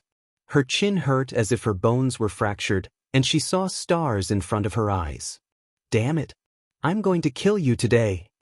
Knowing that she had underestimated her opponent, the woman covered her chin and spat out a mouthful of bloody phlegm.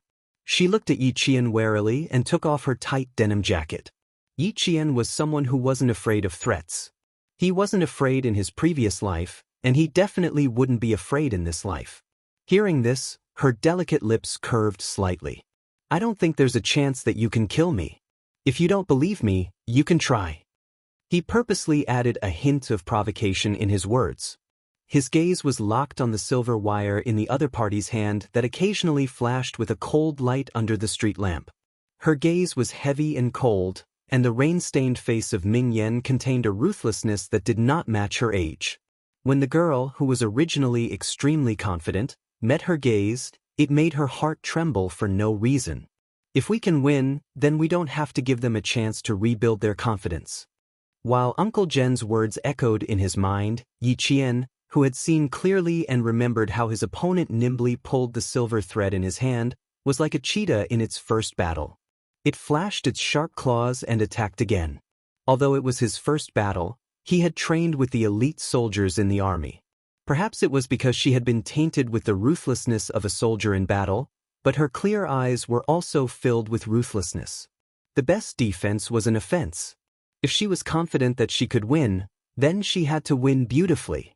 Next to them, Xia Jinyuan, who had just finished the fight, knocked out the suspect and tied him up with clothes. Then he looked at the ruthless girl with interest.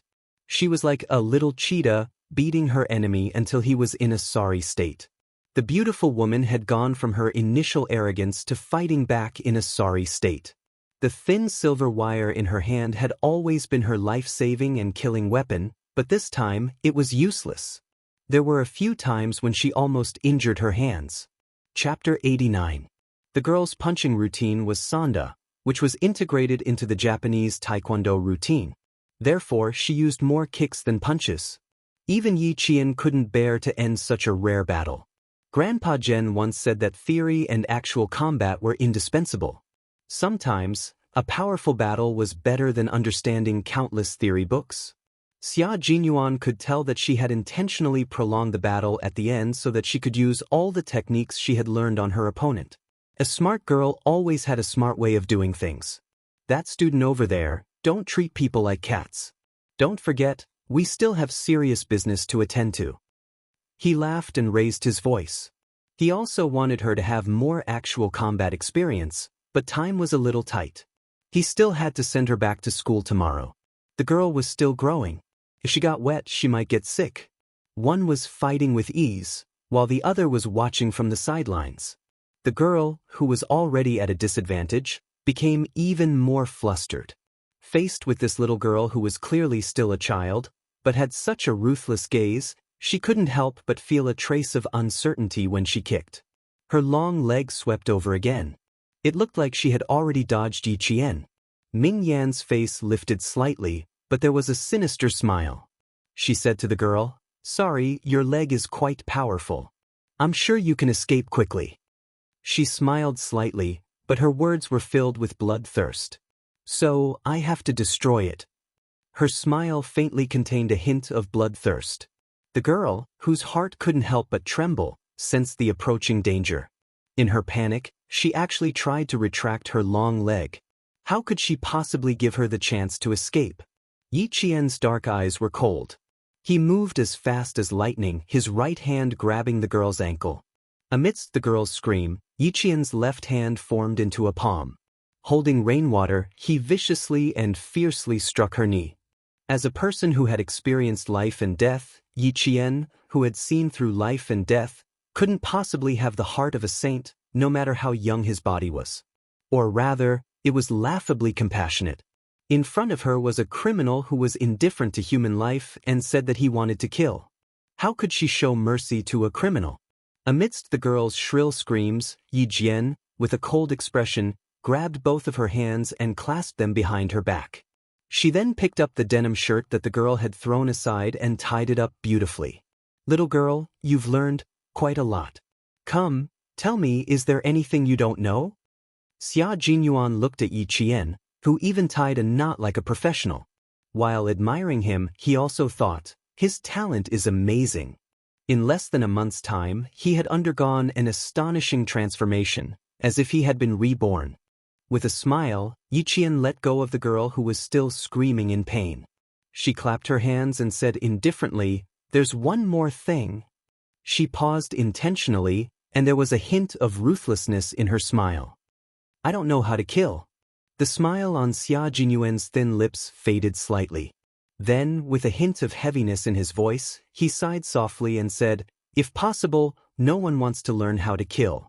Little girl, but as long as I walk down the path that Captain Xia once walked, I think learning how to kill is only a matter of time." Compared to the heaviness in his voice, Yi Qian was clearly much more relaxed. Chapter 90. The reason why she was so relaxed was because she had come to terms with her past and knew what her goal was. Yi Qian looked up and smiled.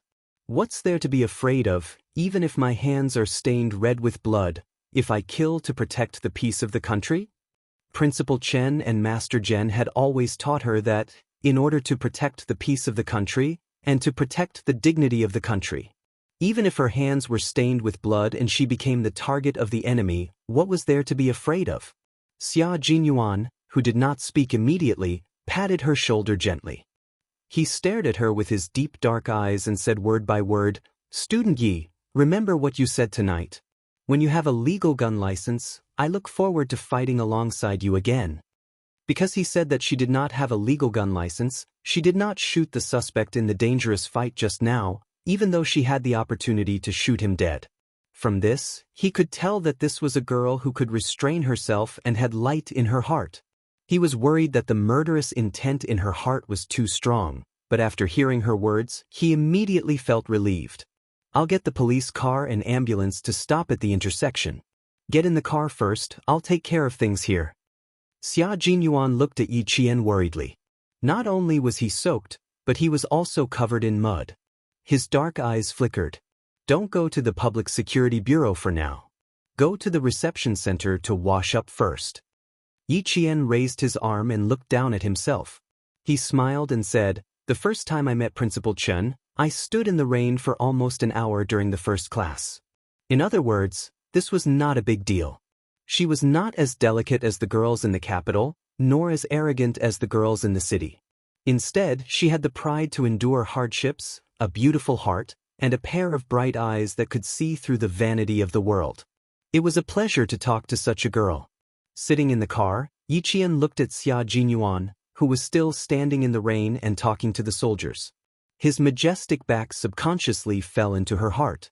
Although she did not want to interact with such a dangerous and charismatic man, she had to admit that he was a very outstanding soldier. When they arrived at the reception center, Xia Jinyuan directly took a set of short sleeves and shorts for female soldiers from the front desk and handed them to Yi Qian along with the room card. Room 306. I'm 307. If you need anything, feel free to contact me. The two of them were only separated by a wall. Yi Jian entered the shower and stood under the shower head. She closed her eyes and looked up. Immediately, there was muddy yellow water under her feet. After showering for at least half an hour, Yi Jian walked out of the shower. Xia Jinyuan. Xia Jinyuan. Yi Jian, whose hair had not even dried, immediately opened the door. Aren't you going to rest? I'm here to give you this. He raised his hand and a pair of white sneakers fell into Yi Qian's eyes. You definitely can't wear your shoes tomorrow. I just bought them. See if they fit. Not only did he have shoes, he even prepared socks. Xia Jinyuan did not know if they fit. He lowered his gaze and looked at Yi Qian's feet. After a glance, his Adam's apple moved slightly. He immediately looked up and quickly stuffed the shoes and socks into Yi Qian's hands. This little girl's feet are really beautiful. Her skin was so fair that it was like a pink pearl. Stop, what are you thinking? Chapter 91. Major Xia, who had always kept a low profile, quickly hid the slight awkwardness in his eyes. There was no trace of abnormality on his elegant face. Go back to the room and try it on. If you want to change, there's still time. He lowered his gaze slightly again, but he didn't dare to look directly at Yi Qian's beautiful bare feet. Instead, he looked at her fair and slender calf. His thin lips were already pursed tightly. Her skin was extremely fair and had a milky, porcelain-like luster. It was so delicate that it seemed as though a slight pressure could leave a scar on it. But now, there was a slight flaw in her fair skin. A bruise that was already purplish-black had appeared very conspicuously on her right calf. Xia Jinyuan glanced at it. His gaze froze, and he suddenly bent down. Don't move. As Yi Qian stepped back, he said coldly, Let me check if there's any bone damage. Not only was the bruise dark, but it was also very large. He didn't know how this little girl could endure it. His sudden action really stunned Yi Qian. She instinctively took a step back, but in the end, his large hand grabbed her ankle and even ordered her not to move. Although she was only 14 in this lifetime, but in her previous lifetime, she was at least 28. Yi Qian, who had never been in a relationship before and had her first kiss in both lifetimes, was stunned. She had never been held by a man before. Now that Major Xia's large hand had suddenly grabbed her ankle, even though Yi Qian, who had seen through life and death and was indifferent by nature, had a visible flush on her face. She had just taken a hot shower, so her skin was as white and delicate as a peeled egg. That gorgeous flush was like a blooming flower. It was so beautiful that it could take one's breath away. Fortunately, Major Xia's attention was focused on her injury, and he didn't notice anything else. The hand that held Yi Qian's ankle had slender fingers and his palm was burning hot. The skin that he was holding seemed to have a higher temperature, so hot that it made Yi Qian want to run away. No! Yi Qian finally calmed himself down, but he was once again stunned by his next action. He actually knelt down on one knee, his expression focused and serious as he checked his injured calf. Yi Qian's slender, jade-like fingers gently pressed on the wound, starting from the outside, then moving to the middle. Yi Qian was so embarrassed that his whole body was tense. Xia Jinyuan was holding her ankle, so he knew her body's reaction very well. He knelt on one knee and checked her body. Amused, he said, "You're just a child. Why are you so nervous? I'm just checking for you." It would have been better if she hadn't said anything.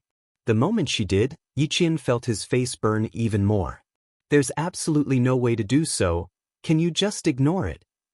This was the first time a man had held her ankle. She, who had never felt awkward before, really wanted to run away.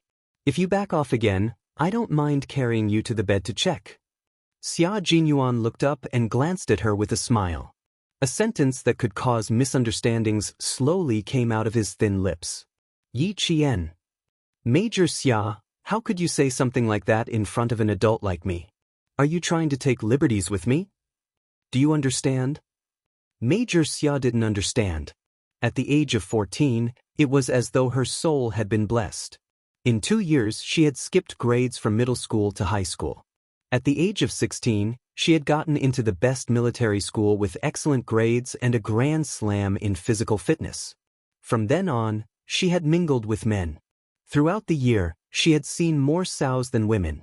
Chapter 92. Major Xia didn't understand. At the age of 14, it was like a blessing to her soul. In 2 years, she had skipped all the grades from junior high to senior high school.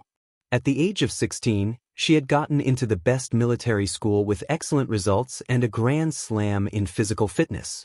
From then on, she had mingled with men. Throughout the year, she had seen more sows than women.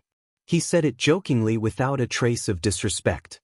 It was as if he was casually facing Yi Qian. Yi Qian sighed softly in his heart. Dangerous men really should be kept away from. If he wasn't careful, he would be taken advantage of. She lowered her head and looked down as if she was looking down at him. She could see his clear forehead, and his thick eyelashes that were even thicker than a woman's, and, under his elegant and tall nose, his thin lips that were sometimes sexy and sometimes fierce. When he spoke, his exquisite and elegant features were accompanied by a faint smile. He was so leisurely that it made people reluctant to end the conversation with him. When he held the gun, his gaze was sharp like a sword that could cut through the darkness. His enemies feared him, but as his comrades, they felt safe and trusted him wholeheartedly. After sizing him up for a while, Yi Qian quietly looked away. Dangerous men must not be looked at for too long. The longer he looked at him, the more he felt that he was a rare commodity. He would admire him more and more. "Girl, even if you can tolerate it, you shouldn't tolerate it like this." Xia Jinyuan was pressing his fingers around the bruise. He was already pursing his lips. One look and it was obvious that he was in a bad mood. A large area of soft tissue contusions, and the bleeding under the skin is spreading. "Don't you feel pain? You've been tolerating it until now?" Whether it was his expression or his words, they all expressed his cold displeasure. The middle part is purplish-black and swollen. He pressed his thumb gently and immediately heard Yi Qian's soft gasp from above.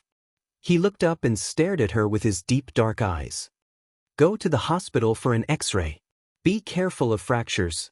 "Fractures? It wasn't that serious." Yi Qian politely refused with a smile.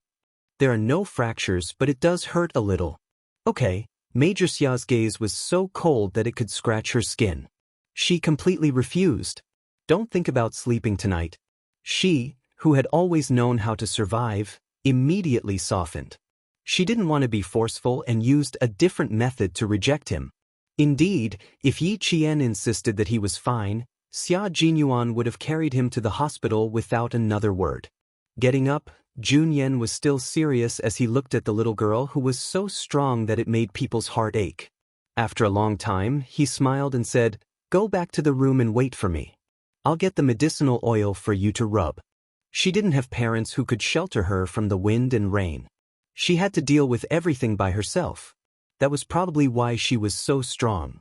Perhaps it was because of the intense fight in the rainy night, but Yi Qian's cerebral cortex was still excited even after he finished applying the medicinal oil. Lying on the bed, Yi Qian closed his eyes and the scene of him fighting with the girl appeared in his mind. That silver thread was indeed a very good weapon for self-defense, but he didn't know where to get one. As he thought about it, he gradually fell asleep. At 7:30 in the morning, they finished their morning run and had breakfast together before driving to the Municipal Public Security Bureau. The car that was dirty last night had been cleaned and there was still a faint mint smell in it. It was Xia Jinyuan's mint smell. When we get there, you just have to say that you found it. You don't have to say anything else. I'll wait for you outside. Xia Jinyuan didn't forget to remind her again, but he wasn't worried that she would be afraid of anything. This little girl was very brave. Chapter 93. Xia Jinyuan looked at the carefree Yi Jian with a faint smile. She did not have any psychological burden at all. She did not have any psychological burden at all. Indeed, she did not have any psychological burden at all. She did not do anything bad, so why should she be afraid? Before entering the interrogation room, Yi Qian smiled at him and entered the interrogation room with a policewoman and a policewoman. Xia Jinyuan stood outside for about 3 minutes before heading to the bureau chief's office. The bureau chief warmly welcomed Xia Jinyuan and said, "Young Master Xia, please take a seat." His tone was familiar, and it was obvious that they had known each other for many years. After personally making him a cup of tea, Chief Lu sat down and said, "Leader Xia personally called last night. I happened to mention that I saw young Master Xia at the bureau yesterday." Leader Xia smiled and asked young Master Xia to call him when you have time. The Bureau of Public Security was under the jurisdiction of the Provincial Public Security Bureau, and the Provincial Public Security Bureau was under the jurisdiction of the Ministry of Public Security. "Sorry to trouble you, Chief Lu." Xia Jinyuan took the tea that the director personally handed to him. He was born with dignity. Facing the director of the Municipal Public Security Bureau, he was still calm. He took a sip of tea and looked up at Chief Lu's smile. He smiled and said, "There is one thing that I need you to do." He did not say, "please," or "trouble." His need was enough to express his attitude. He had to do it. When Chief Lu heard this, the smile on his face deepened. "Young Master Xia, you are too polite." Young Master Xia has been here for half a year, but this is the first time you need me to do something." Everyone knew that young Master Xia, who was in the military, was the most difficult person in the capital to do favors with. Ever since young Master Xia came to them, many people had been hoping that one day, young Master Xia would open his mouth and ask for something. Who would have thought that after half a year of silence, such a great opportunity would fall into his lap? After Xia Jinyuan finished speaking, Chief Lu laughed heartily. "So that's what you want? No problem at all. I will go get it later. Young Master Xia, please prepare it for me." Thank you, Chief Lu." Xia Jinyuan, who didn't like to be courteous, stood up when he saw that the matter was settled. "I have to go and see that girl. She's still a middle school student and is timid. I'm going to give her some courage." He stood up, and Chief Lu naturally had to send him off. However, Xia Jinyuan waved his hand, indicating that he would not allow others to refuse. But Jun Yen still smiled elegantly and said, "I still know the way in the bureau. Director Lu, please continue with your work." He had never been a person who liked to be courteous. Director Lu had only come to find him after investigating. Otherwise, he would never have come if there was even the slightest problem. Calm. Calm. In less than 5 minutes, Director Lu had settled the matter. He did not let him send the girl off just now because he wanted him to deal with it as soon as possible, so that he could make it in time to give the girl a surprise. "Thank you for your hard work. I am very sorry. I did not think that something I did would cause trouble for you." Yi Qian was a sincere person. Whether it was her words or her expression, they could feel her sincerity. In this aspect, she was very similar to Xia Jinyuan. After saying goodbye to the police, Yi Qian saw Xia Jinyuan, who was standing at the end of the corridor with a cold and arrogant aura. He quickened his pace and walked over. Chapter 94. Xia Jinyuan smiled as he looked at the girl walking towards him. His deep and dark eyes were filled with gentleness. "Let's make a trip to the library. We should be back in town before 10. Seeing how she was still chatting and laughing as she said goodbye to the 2 police officers, he knew that this bold girl was not afraid at all. She did not panic like a commoner, nor did she break out in a cold sweat. Yi Qian had never been to the city library before. In her previous life, she had only been to the city bus station. She smiled and said, "It shouldn't be too far.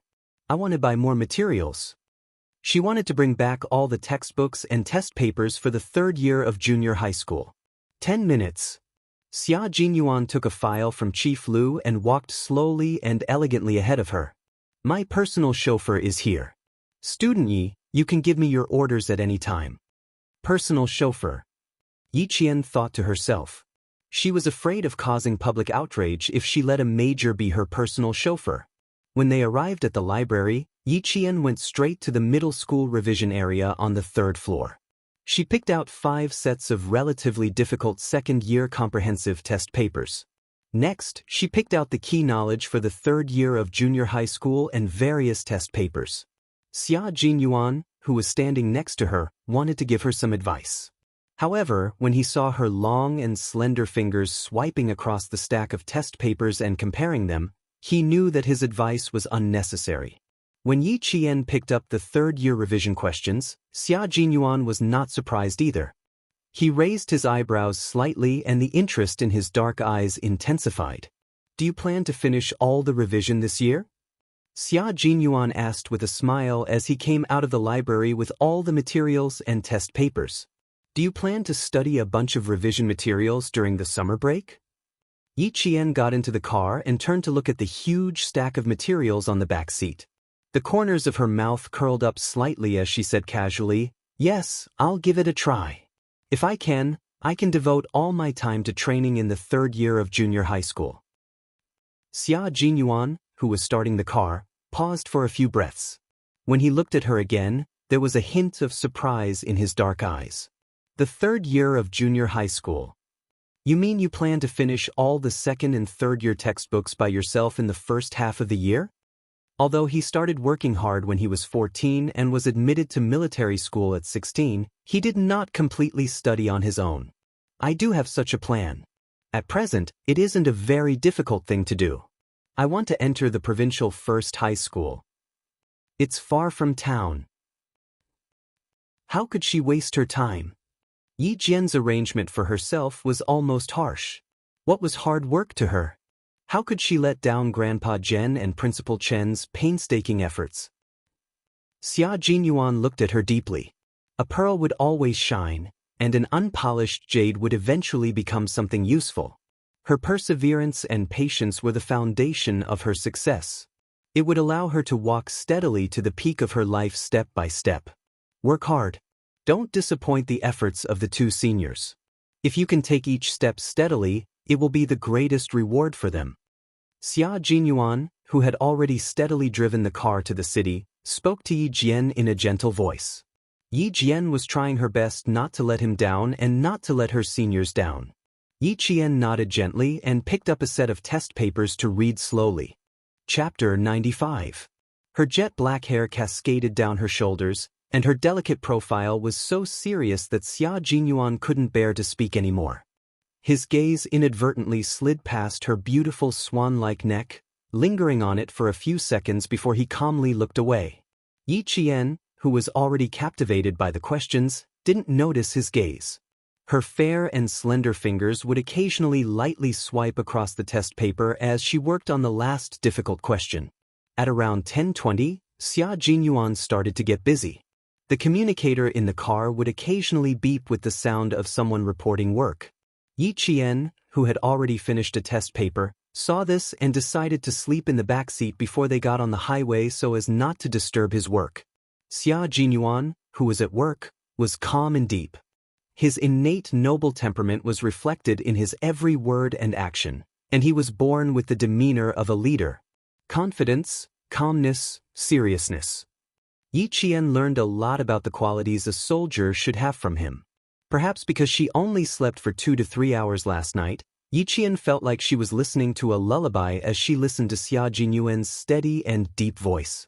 She slowly closed her eyes, and didn't even know when she fell asleep. By the time she woke up, the car had already exited the highway and entered the national highway, heading towards town. It happened to be 3 in the afternoon when they arrived in Fujian town. Yi Qian didn't go back to school, but went straight to the recruit assembly camp. There were 2 language classes in the afternoon, and teacher Ku probably didn't want to see her. I've packed everything and this. Xia Jinyuan didn't drive the car into the camp, but parked it outside. He opened the trunk of the car and took out a bag with the words, Xinhua Bookstore, printed on it. Inside the bag were a few military books he bought yesterday. There are 4 books here that you can take a look at. They're all basic military knowledge. Yi Qian realized that the basic military books she saw in the car yesterday were actually for her. She didn't refuse and only hesitated for a moment before accepting them. She smiled and thanked him graciously. After his car drove out of her sight, Yi Qian looked at the books he gave her and sighed softly before walking back to the camp. After returning to the dorm, she placed her test papers on the bookshelf one by one. When she was about to organize the 4 books Xia Jinyuan gave her, she opened the bag and saw the file she saw in his hands at the Public Security Bureau. It was folded neatly and sandwiched between the books. Yi Qian. Her name was written forcefully on the portfolio. Her handwriting was just like her. Looking at it, one could feel a sense of coldness assaulting one's senses. Yi Jian's fingers gently pinched the file, and a dazzling light suddenly burst out from her starry eyes. Her little face instantly bloomed like a peach blossom, bright and dazzling. The silver wire. The wire. The wire. It was as if she couldn't wait to open it. She held the coiled silver wire in her hand and gently uncoiled it one by one. The front and back ends of the wire skillfully wrapped around her left and right hands. The cool touch seemed to seep into her heart. Just like last night, she let the silver wire coil around her hands. It was as if she was holding a living thing in her hands. She could do whatever she wanted. With a soft whoosh, the silver thread pierced through the air and tightly wrapped around the bed frame. When Yi Jian's bright eyes retracted the silver thread, they were overflowing with splendor and elegance. When they moved, they were like peaches and plums, and when they were still, they were like orchids in an empty valley. He actually gave it to her. He took it out of the Public Security Bureau and gave it to her. Chapter 96. But the surprise only lasted for a moment. Very quickly, the radiance on her beautiful face faded and Dai Qing's brows furrowed slightly. Was it really okay to just give it to her like this? No, she had to ask him. Otherwise, she would feel uneasy even if she accepted it. Since Battalion Commander Yang was not around, Yi Qian simply carried her backpack and went to the school to look for Principal Chen. Principal Chen should know. From the campsite to the national highway, Yi Qian did not slow down at all. She kept running. In front of her, in a white van, a middle-aged man who looked like a teacher and was dressed decently happened to see the running figure in the rearview mirror. He noticed that the girl, who looked like a student, was only about the same distance behind the van even after they had driven for several kilometers. He said to the driver, "Old Huang, how many kilometers per hour are you driving?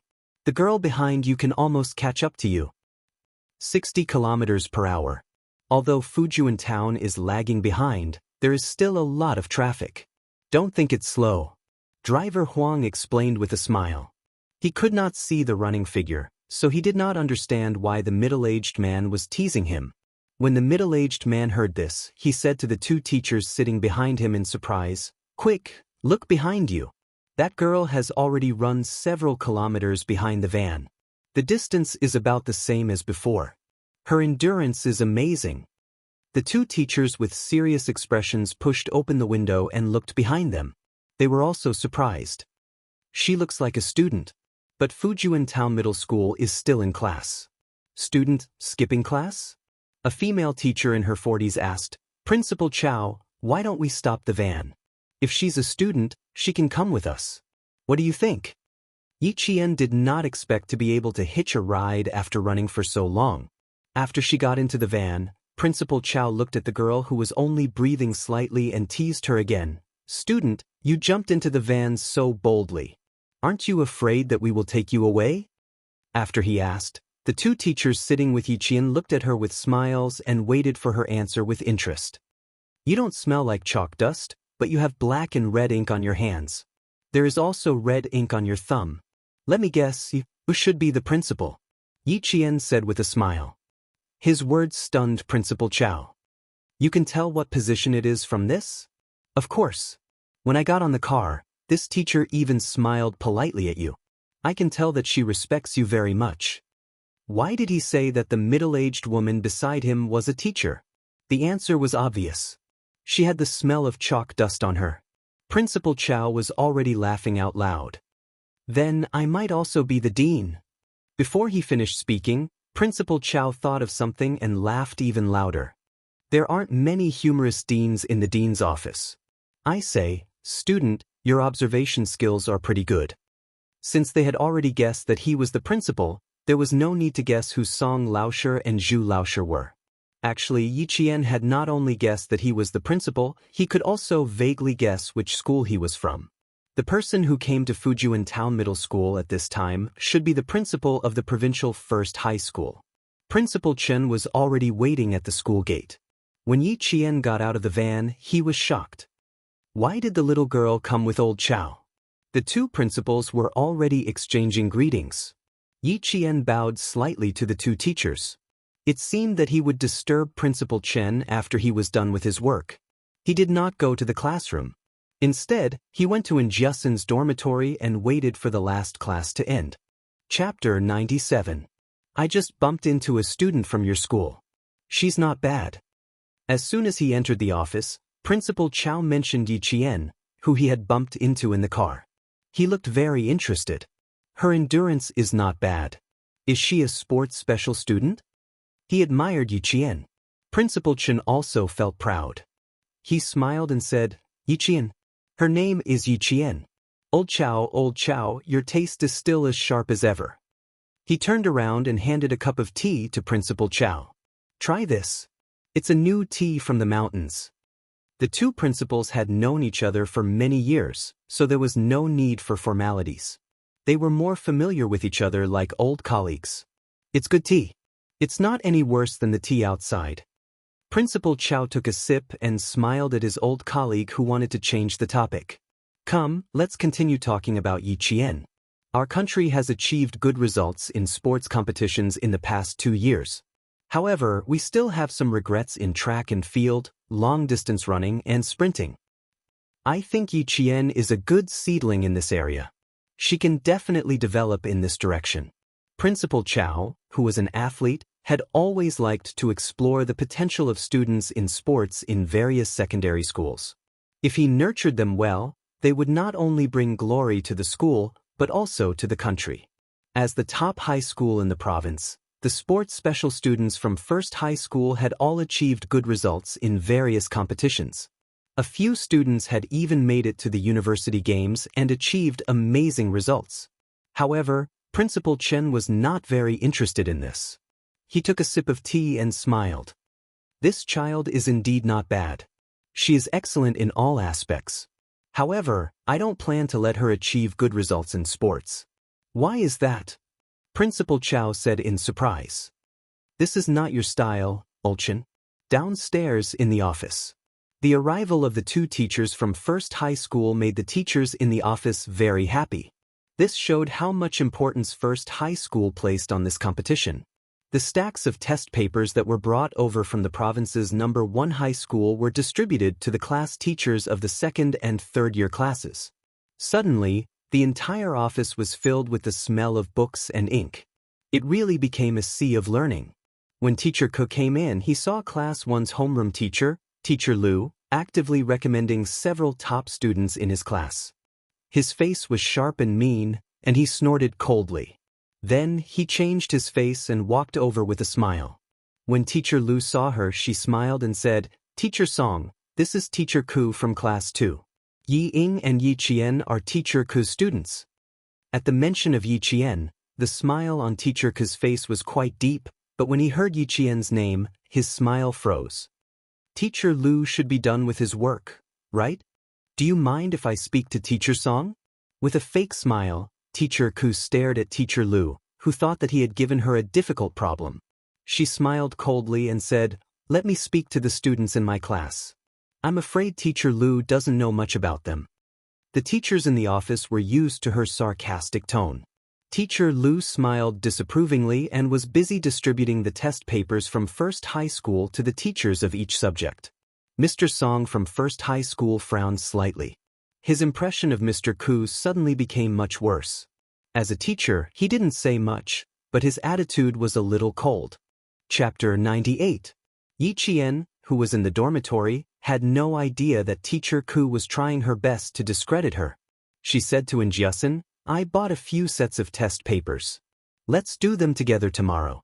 There are midterm exams next week, and the provincial high school exams on Saturday, Sunday, and Sunday. It's going to be a little hard to endure for 4 consecutive days." She even sighed, which made Jiasun roll her eyes. All right. You're the most stressful person in class. You even took leave. You don't know how dark Teacher Ku's expression is today. The whole class is living in fear and trepidation, afraid of provoking her bad luck.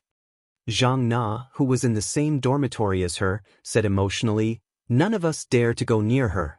Yi Qian, the whole class is waiting for you to come back and destroy Teacher Ku's dark expression." "Are you sure I can do it?" Yi Qian raised her eyebrows and smiled at the girls who nodded in agreement. "I didn't go to the classroom because I was afraid that you would be washed away by the storm. That's why I waited for you in the dormitory."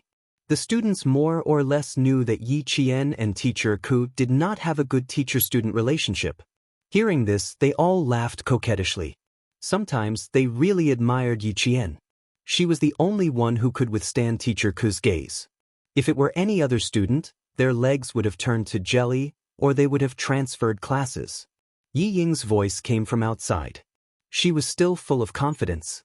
The girls in the dormitory snorted at the same time and said to Yi Qian, "Recently, Gao Yang has been coming to the classroom from time to tutor us. The two of them are sitting together openly. In the end, Teacher Ku even told us to learn from them. It can't be helped. Those two have always been in the top 5 of the cohort."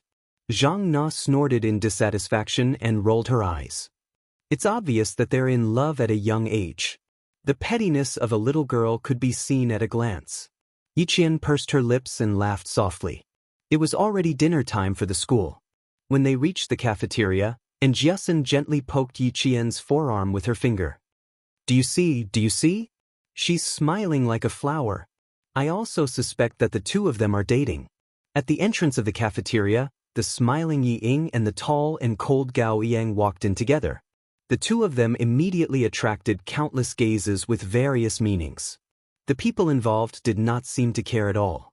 They chatted and laughed as they walked towards Yi Qian and the others.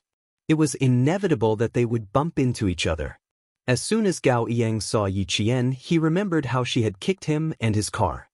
His cold face revealed a trace of uneasiness as he said to Yi Ying, "Go line up over there. There are fewer people." Yi Ying, who had always been scheming, glanced at Gao Yang's face and narrowed her beautiful eyes. "Why do I feel like he and Yi Qian are hiding something from me?" He smiled naturally and generously. "It's okay, it's the same no matter where you line it up. Didn't the head of teaching say that? After dinner, let's hurry to the teacher's office. Let's queue here." After she finished speaking, she naturally tugged on Gao Yang's sleeve and lined up behind Yi Qian. In that instant, Jiasun understood why Yi Qian said that she was not simple. If she were in Yi Qian's shoes, she would feel uncomfortable standing in the same place as someone who had bad blood with them. Fine, Yi Qian was not simple either. Seeing her nonchalant expression, Jiasun shrugged, indicating that she did not care either. Chapter 99. Principal Chen, Principal Chao, and the teachers from the provincial first high school were all sitting in the meeting room after dinner. At the same time, there were also the homeroom teachers from the 2nd and 3rd grades. No one said anything. They were all waiting for the two principals to finish reading the list. Teacher Ku, who was sitting in the middle, froze when he saw Headmaster Chen flipping through the registration form for the 2nd year of middle school. He had never seen the headmaster attend any competitions in the past. Why was he looking at it this time? There were 7 grades in the 2nd grade. 5 to 6 students from each grade would sign up for the competition. They were all the top 10 students in the class. Headmaster Chen flipped through all the registration forms for the 2nd year of junior high school, but he didn't see Yi Jian's registration form. Teacher Ku, can I see the name list of Yi Qian students? Principal Chen closed the registration form and looked sharply at Teacher Ku, who had repeatedly made things difficult for Yi Qian. He said in a deep voice, "Teacher Ku, please hand it over personally." Teacher Ku's face was pale. She stood up quickly. Under the gaze of her colleagues, her face burned painfully. "I'm sorry. I forgot to take it. I'll go get it right away." It was as if they were fleeing for their lives. 5 minutes later, Principal Chao held Yi Qian's registration form and said with interest, "She's very confident. She signed up for everything." He glanced at Teacher Ku, who had not lifted her head since she came in. He chuckled and said, "If she's really an all-rounder, it's not impossible to make an exception and admit her. She doesn't know anything." Teacher Ku, who had her head lowered, panicked when she heard this. She looked up and explained, "Principal Chao, Yi Qian is a bad student. There's no such thing as a top student, and there's no such thing as a bad student. Teacher Ku, please be careful with your words." Principal Chao interrupted her with a smile and said kindly, "Whether she's a bad student or not, we'll know in the exam today. The self-study session is at 7 o'clock. Teachers, please get ready. The first mock exam will be at 7 o'clock sharp." No one listened to her explanation. They all stood up to inform their students. In the dean's office, Teacher Ke handed over the 2 test papers. "The 2 of you are representing the school. Take a look at this first. After 7 o'clock, you will have a mock exam." "Thank you, Director Ku." When Yi Ying heard this, she could not wait to reach out her hand. However, she was pulled back by Gao Ying. He said coldly, "Are you asking us to cheat?" When he said that, Yi Ying became anxious. "Gao Ying, what nonsense are you spouting? Dean Ku wants us to do better. He wants us to look at the questions in advance, not the answers. Wasn't reading the questions in advance cheating?" Yi Qian, who was personally informed by Principal Chen, smiled faintly. "Don't worry, I've said it before. Yi Ying is the opponent I need to defeat. So, how could I let her have the chance to defeat me? So what if she has seen the test papers? I can still win beautifully." Her face was full of confidence, and there was even a hint of disdain in her jet black eyes. Principal Chen, who was originally a little worried, raised his eyebrows and laughed heartily. "If you want to suppress your opponent, little girl, then you have to give him a hard time. Even if he does, he has to be below you. This was only natural. How could he let Yi Ying have her way?" In the temporary classroom of Grade 12 Class 1, Yi Qian took out one of the test papers and handed the rest to the students behind him. He picked up a pen and started writing. Chapter 100. At night, the school was less noisy and quieter than during the day. On the 5th floor of the teaching block, the classroom of Grade 12 Class 1 was a little more solemn. The only sound that could be heard in the classroom was the pen tip gliding across the paper. All of the students' gazes were focused as they concentrated on their own test papers. Yi Qian's pen seemed to move faster than the other students. He wrote down the answer almost without thinking. There was no hesitation or pause. It was as if he was taking notes in class. There was no sense of stagnation at all. The 2 provincial first middle school teachers scanned the top students in Fujian Town Middle School. A total of 62 students from Grade 2 and Grade 3 had signed up for the competition. After this round of preliminaries, it was estimated that half of them would be eliminated. There was only one reason why Principal Chao chose the second day of the midterm exam for the second round of selections: to strengthen the competition.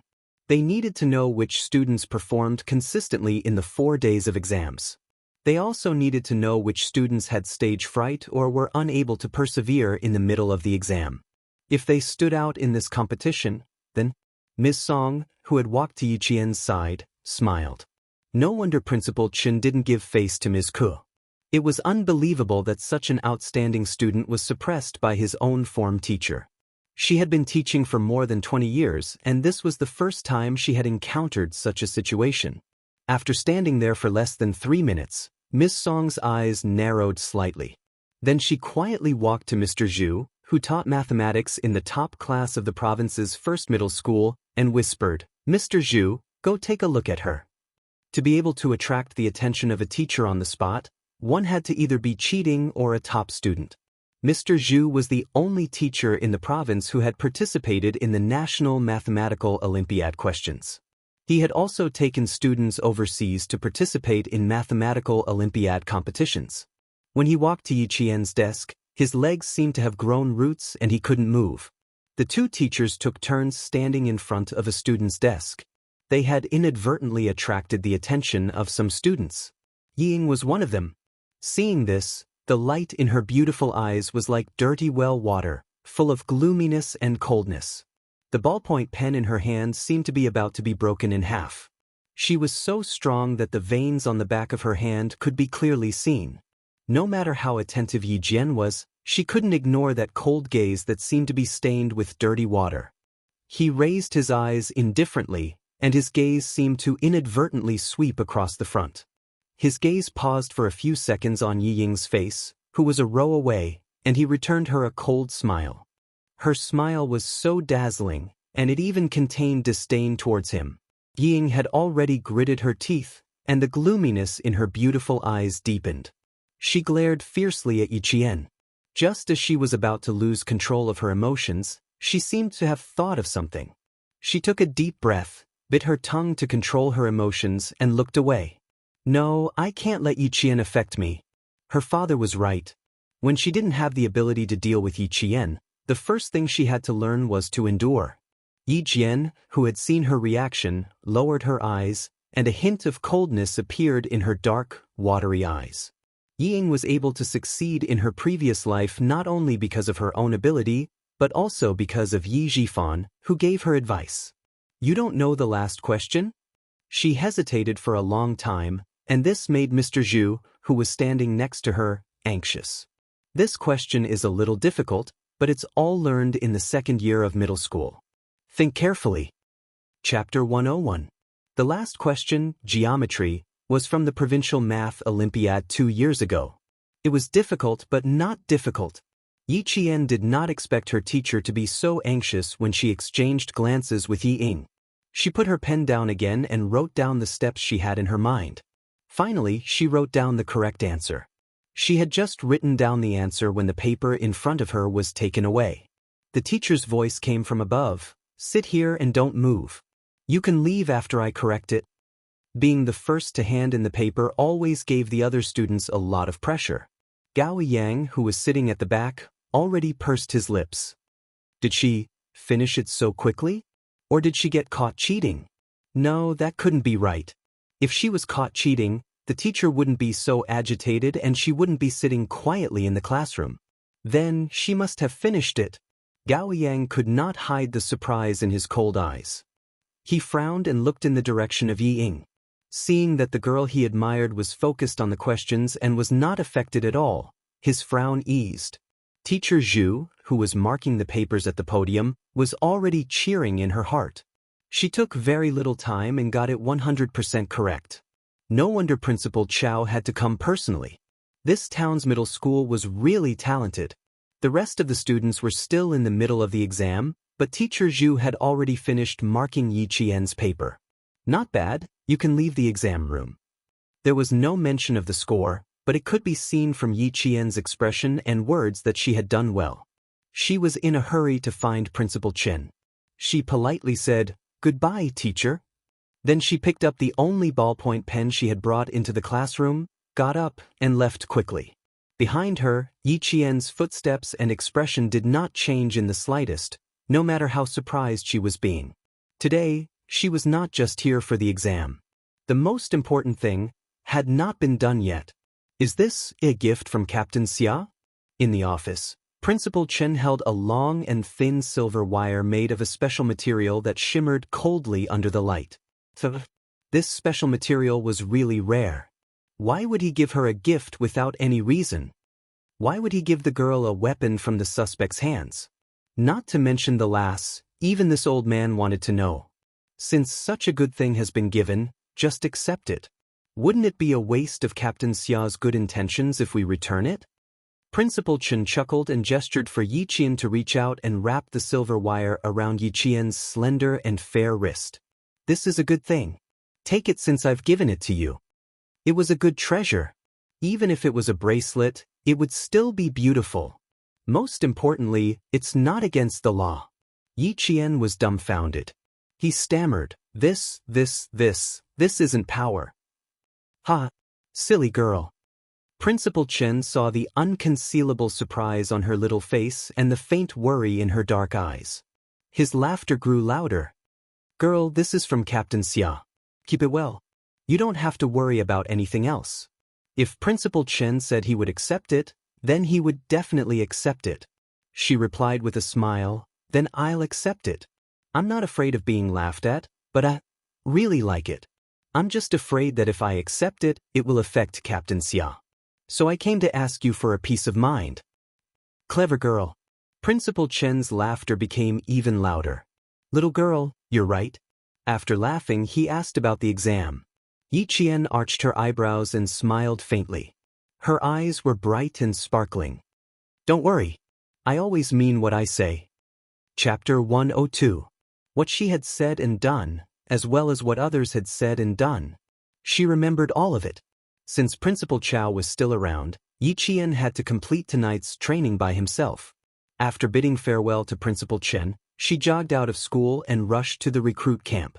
Gao Yang, who was pushing his bicycle, saw a slender figure jogging past the yellow lights of the school gate and disappearing into the night without stopping. It was Yi Qian. 2 minutes later, the person he was waiting for. Ying jogged over. Unlike Yi Qian's swift and decisive movements, she was like a flower that needed to be cared for. She had to pause for a moment before continuing. She had a heart problem, so running and strenuous activities were not suitable for her. What kind of person is Yi Qian normally? After Gao Yang, who was sitting on the back seat of the bicycle with Yi Ying, had driven some distance away, the young man's low, hoarse, and slightly puzzled voice could be heard in the cool night breeze. I didn't notice any strong points in her before, but now it seems like she's been hiding it on purpose. He didn't have any other intentions, he was just asking his own question. Yi Ying's expression changed. She gripped his shirt tightly and smiled. I don't know, I've never been on good terms with her. You'll have to ask her yourself to see if she's hiding them. What's going on? Gao Yang had been paying more and more attention to Yi Qian these past few days. Forget it, I'm just asking, he answered indifferently and didn't ask any more questions. She had been kicked, she had been beaten. She had to leave a deeper impression. From Monday to Wednesday, Yi Jian's figure would appear in the classroom of grade 12 class 1 for every exam in the 3 subjects of mathematics, physics, and chemistry. After 3 days, it had caused quite a stir in the entire grade. Bad rumors began to spread around the school. The general idea was, bad students make more trouble. Did you hear that? Bad students make more trouble. Heh, I have to add, ugly people make more trouble. As soon as Yi Qian entered the classroom, he heard He Jimin gloating over his misfortune. He could tell that she was deliberately saying it for him to hear. Tan Wei frowned and tugged at He Jimin's sleeve. Lower your voice. Why should I speak softly? I'm telling the truth. He Jimin, who had finally vented her anger, would not let go of the opportunity to step on Yi Qian. She stood up, raised her chin and said provocatively, if you want to make a fool of yourself, then don't blame the bystanders for talking too much. When Jiasun heard this, she was furious. She rolled up her sleeves and was about to rush over. He Jimin, you're really capable. If you have the ability, go ahead and do it yourself. If she could go anywhere, Zhang Na said airily. Only incompetent people would go around making trouble. Yi Qian, who was standing in the middle, smiled and patted their shoulders. His gaze was straight and cold. He said with a faint smile, do you know why I don't want to talk to a certain someone? It's just a feeling. If I look at her for too long, I'll have nightmares for days. It's true that ugly people make more trouble. Others had already bullied him. If he didn't return the favor, how could he?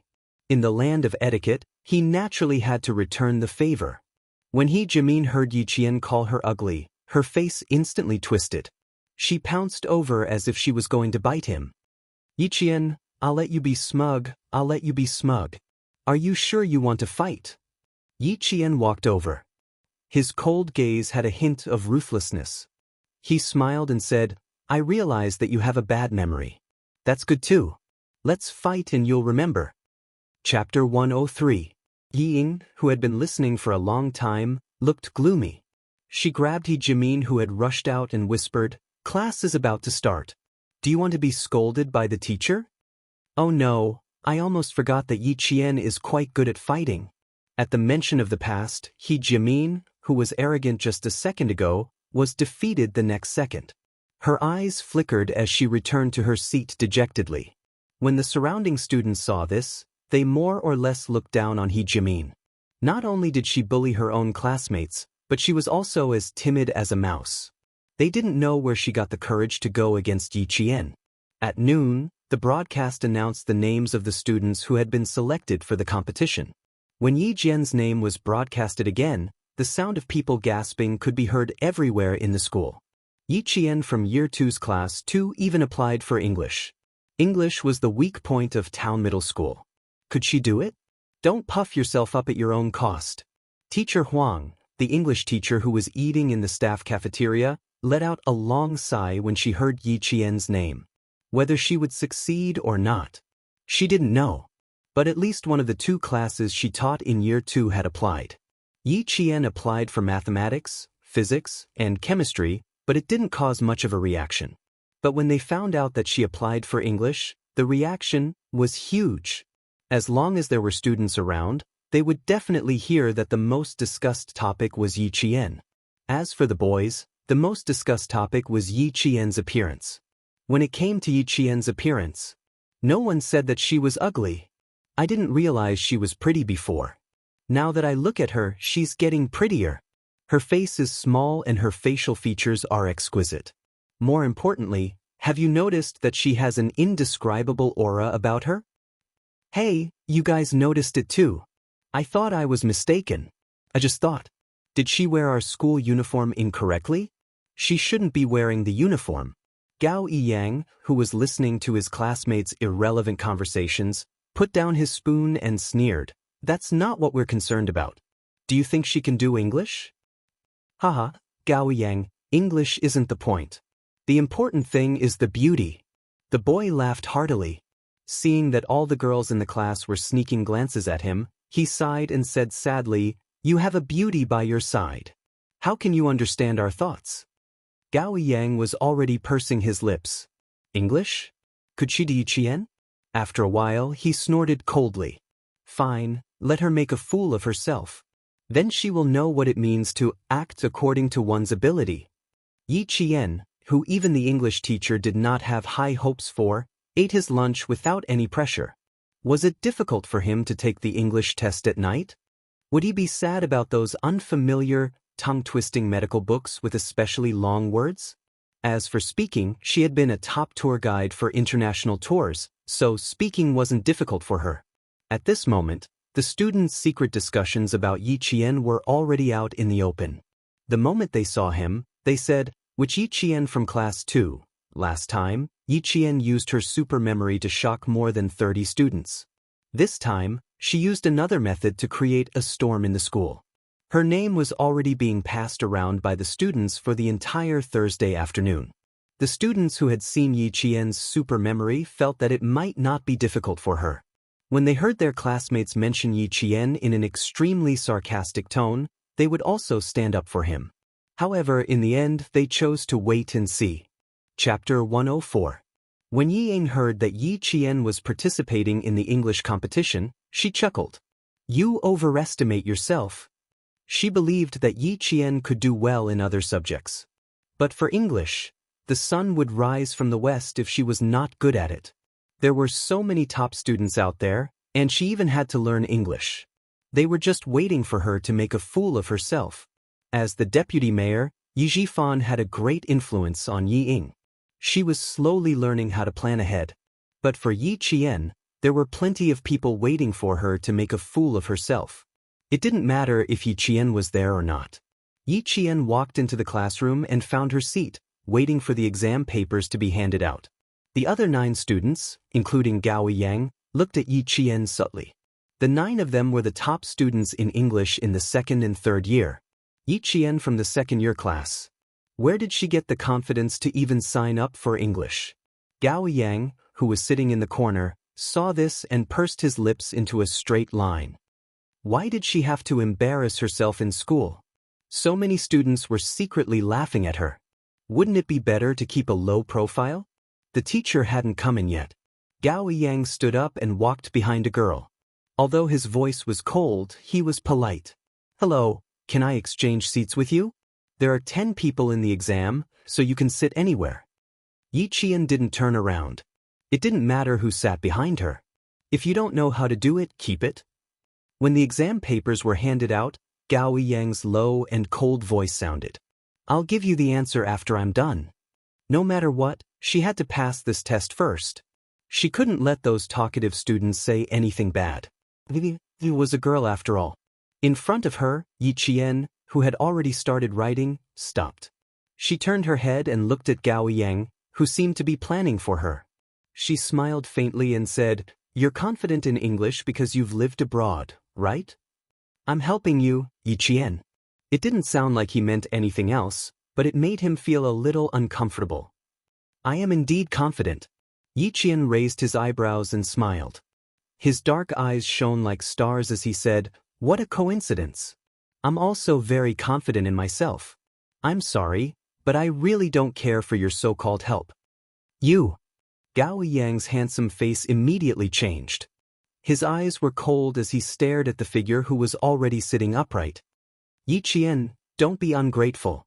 Tiske, what should I do?" She didn't know what was good for her. With the sound of the tape turning, the first question, listening, began. No matter how angry Gao Yang was, he could only give up. After the listening test was over, Yi Qian's pen flew across the paper. When it came to the last reading question, Yi Qian directly handed the paper to Teacher Song and politely said, "Goodbye." He left the 9 students who were still taking the exam. He didn't return to the classroom. Instead, he went straight to Jiasen's dormitory to pick up his bag and leave the school. Tonight's training was to train the arm stability. Yi Qian, who didn't even put down his bag, immediately rushed to the training room. At this time, Principal Chen had already been waiting for a long time. The results of the exam were never the focus of their conversation. Principal Chen, who was holding a string of bells in his hand, gestured for Yi Qian to reach out his hand. "Put 5 kilograms of weight on your wrist for 30 minutes. Every time the bell rings, the time will be stacked for 10 minutes. As a sniper, the closer they got to the end, the crueler the training became." Chapter 105. In the morning, you'll be in the grass. At night, you'll be in the desert. The next day, you'll be in the snow forest. No matter where you are, you'll need to have an extremely stable arm to hold up your sniper rifle. You'll need to lock onto the crosshairs of your target and fire with a bang. Principal Chen not only had a cruel training plan for how to train Yi Qian into a top-notch sniper, but at the same time, he would optimize the training according to Yi Qian's own conditions. Women were weaker than men in terms of strength, but Principal Chen would never allow that to happen. The soldiers he trained had to be better than men in all aspects. Because on the battlefield, the enemy would never show mercy just because you were a woman. On the contrary, once a female soldier was captured, what awaited her was even crueler and more inhumane torture. Starting from the body, all the way to the depths of her soul, she would be brutally tortured by the enemy until she was neither human nor ghost. After choosing this path, as long as he thought about what would happen if he fell into the hands of the enemy, then he would have to accept the cruelty of the day. A metal ball weighed 5 kilograms. Both her hands weighed 5 kilograms. Yi Qian could clearly feel her hands sinking under the weight of the metal balls. "Raise." Principal Chen's stern voice came from the training room.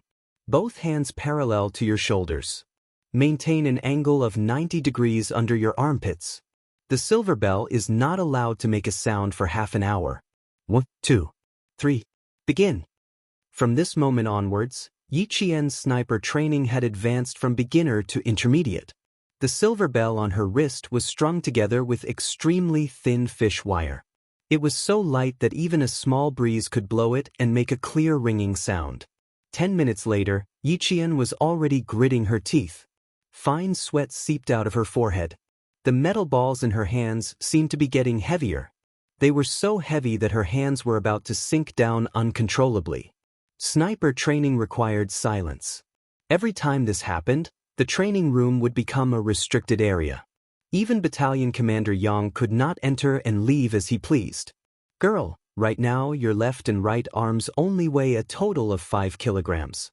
If there comes a day when you're holding a 12-kilogram sniper rifle in your hands and still charging into enemy lines like a commando, are you sure you can do it? Divert your attention so that the burden in your heart doesn't exist.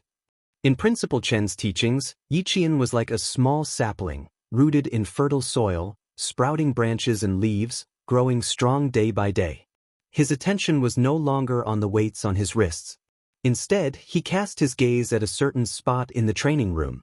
In his mind, he memorized the English test questions for tonight, starting from the listening test to the reading test. Principal Chen was always amazed by his amazing perseverance and talent. Even if they knew, they would still be amazed when they saw it again. She had to carry 5 kilograms of weights for half an hour on both her hands. She was not allowed to swing the silver bell even once. For a sniper who had just advanced from a beginner to an intermediate level, this was something that even a male soldier would find difficult to accomplish on the first try. But Yiqian had done it. Sweat flowed down her elegant chin and seeped into her clothes like a waterline. Large patches of wet clothes were proof of how hard this slender girl worked. Principal Chen watched the time pass by with a gratified gaze. Once half an hour was up, he prepared to stop training. Going too far was as bad as not going far enough. Chapter 106. With little Ye's intelligence, there was nothing to worry about. She just needed to follow the original plan and train as usual. She removed the metal ball from her wrist. The sudden ease made her feel a little uncomfortable. Yiqian shook her wrist and smiled without even wiping her sweat. If you didn't remind me, I really wouldn't have noticed that half an hour has passed. It was as if she had just gotten into a good mood and suddenly pulled away. She still felt a little empty. You're doing very well now. There's no need to rush.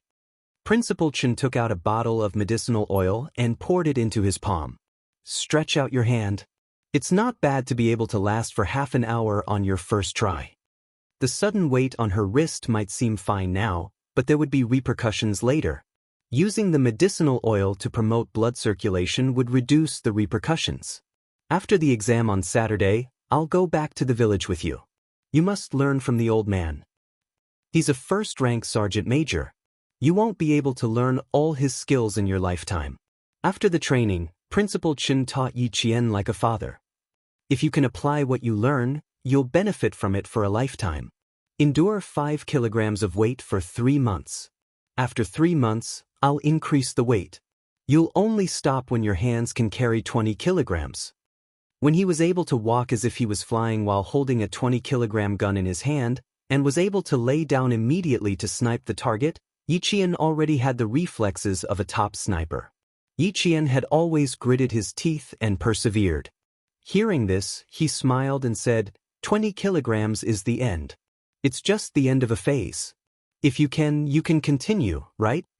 The medicinal oil was specially supplied by the army.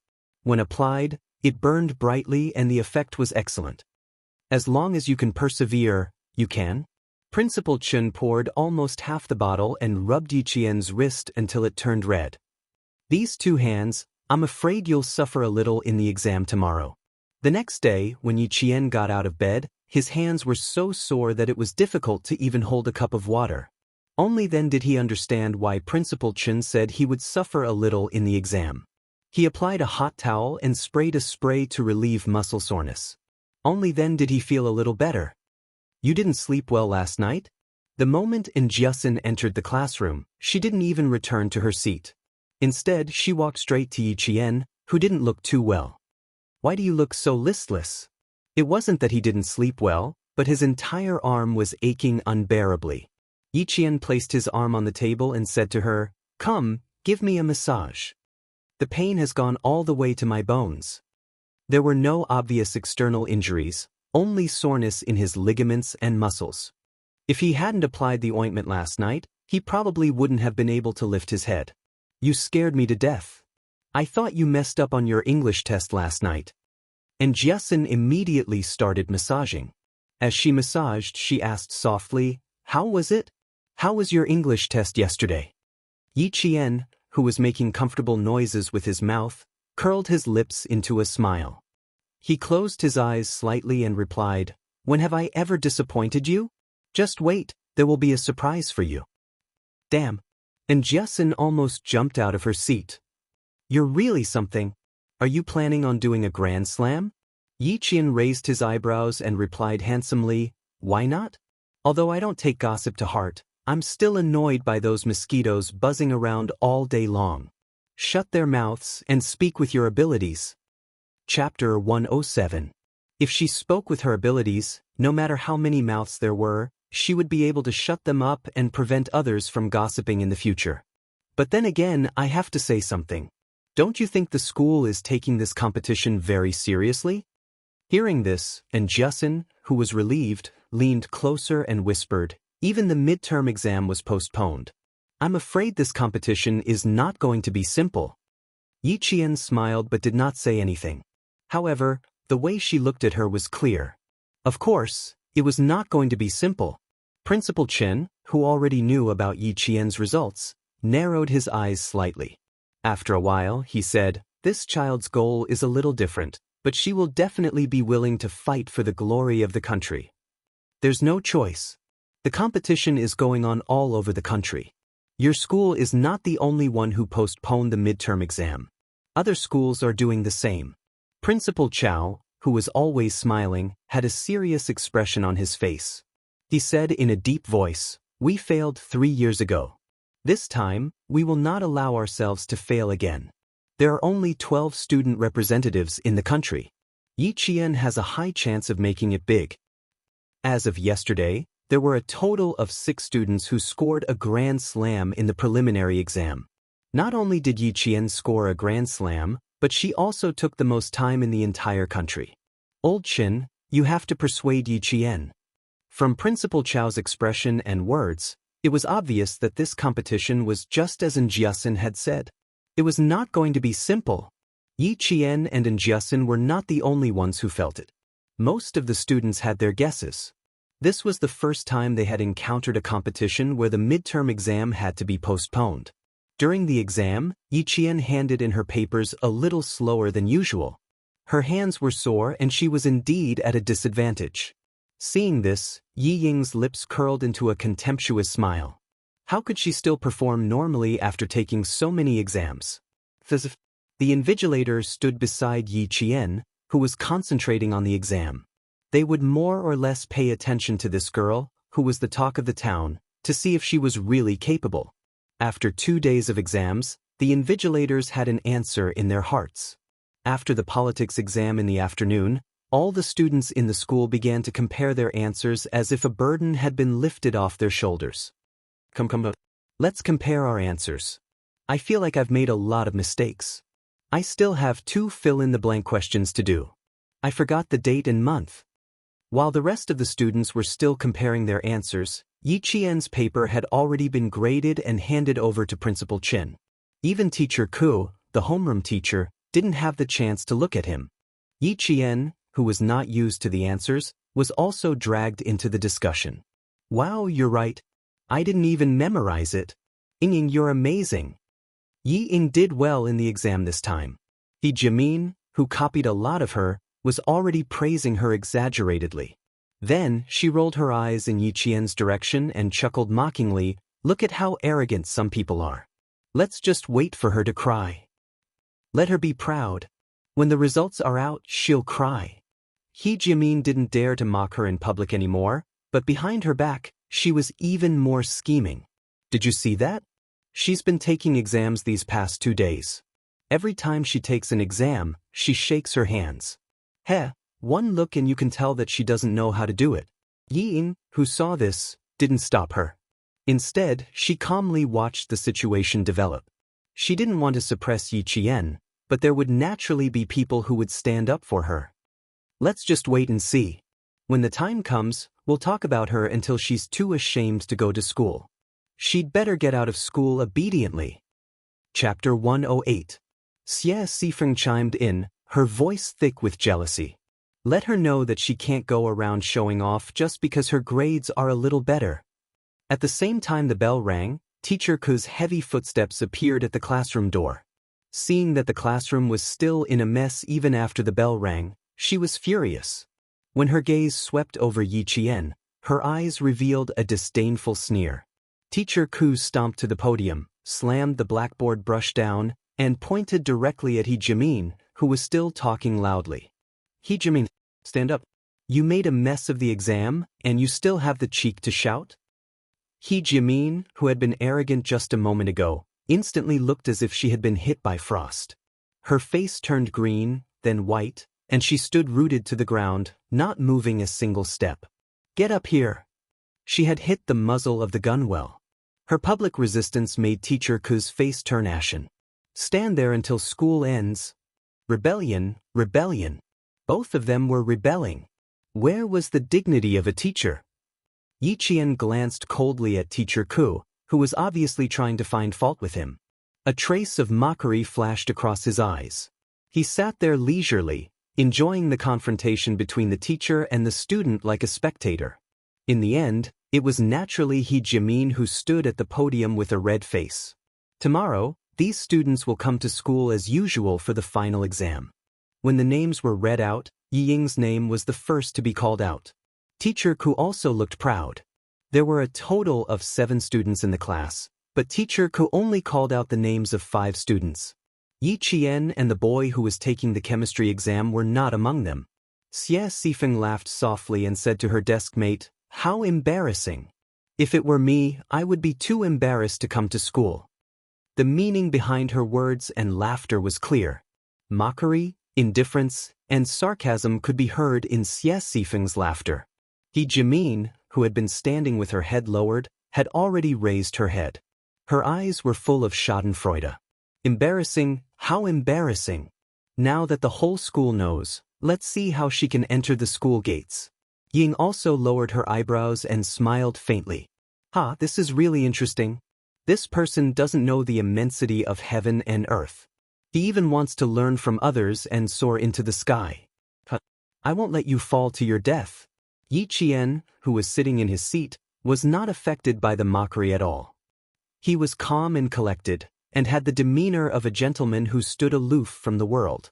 The night before, Principal Chen had said that he would go back to the village with her on Saturday. He had already told her that she didn't have to take the exam on Sunday. She left the school easily, but in Jiaxin, Zhang Na, and Zhang Bin were worried. When Yi Qian came to school on Monday, he was greeted by people pointing at him as he walked. Very good. The whole school knew that she didn't take the exam on Sunday. That meant she had made a fool of herself and failed a single subject. When she entered the classroom, the ones who were worried about her were still her classmates who were on good terms with her. In the classroom, He Jimin and Xie Sifeng's voices were even louder, especially when they saw Yi Qian walk in. Their laughter was as sharp and piercing as the birth of a fairy. Unfortunately, their laughter didn't last long. When Yi Qian's name didn't appear on Saturday, Teacher Ku's expression was a little smug. This time, when she entered the classroom, her face was as black as the bottom of a pot. She started scolding the moment she arrived, and she didn't stop for at least 10 minutes. Yi Qian, who had noticed the classroom door, stood up and said with a faint smile, "Teacher Ku, if you continue scolding like this, Principal Chen will probably get angry."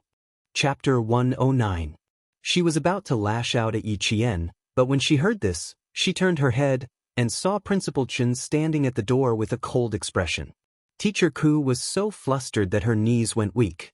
She forced a smile and said, "You're here. You're here for, I didn't come at the right time. Sorry to disturb Teacher Ku's lecture." Principal Chen replied faintly as he walked into the classroom. His intimidating gaze swept across the faces of all the students in Class 2. Finally, his gaze paused on Ying, Xie Sifeng, and He Jimin for a few seconds. Unity, love, harmony, and friendliness. You can see these words when you look up. But to my disappointment, I don't see these qualities shining like gold in some of the students in Class 2. As the principal, he naturally wouldn't mention who it was.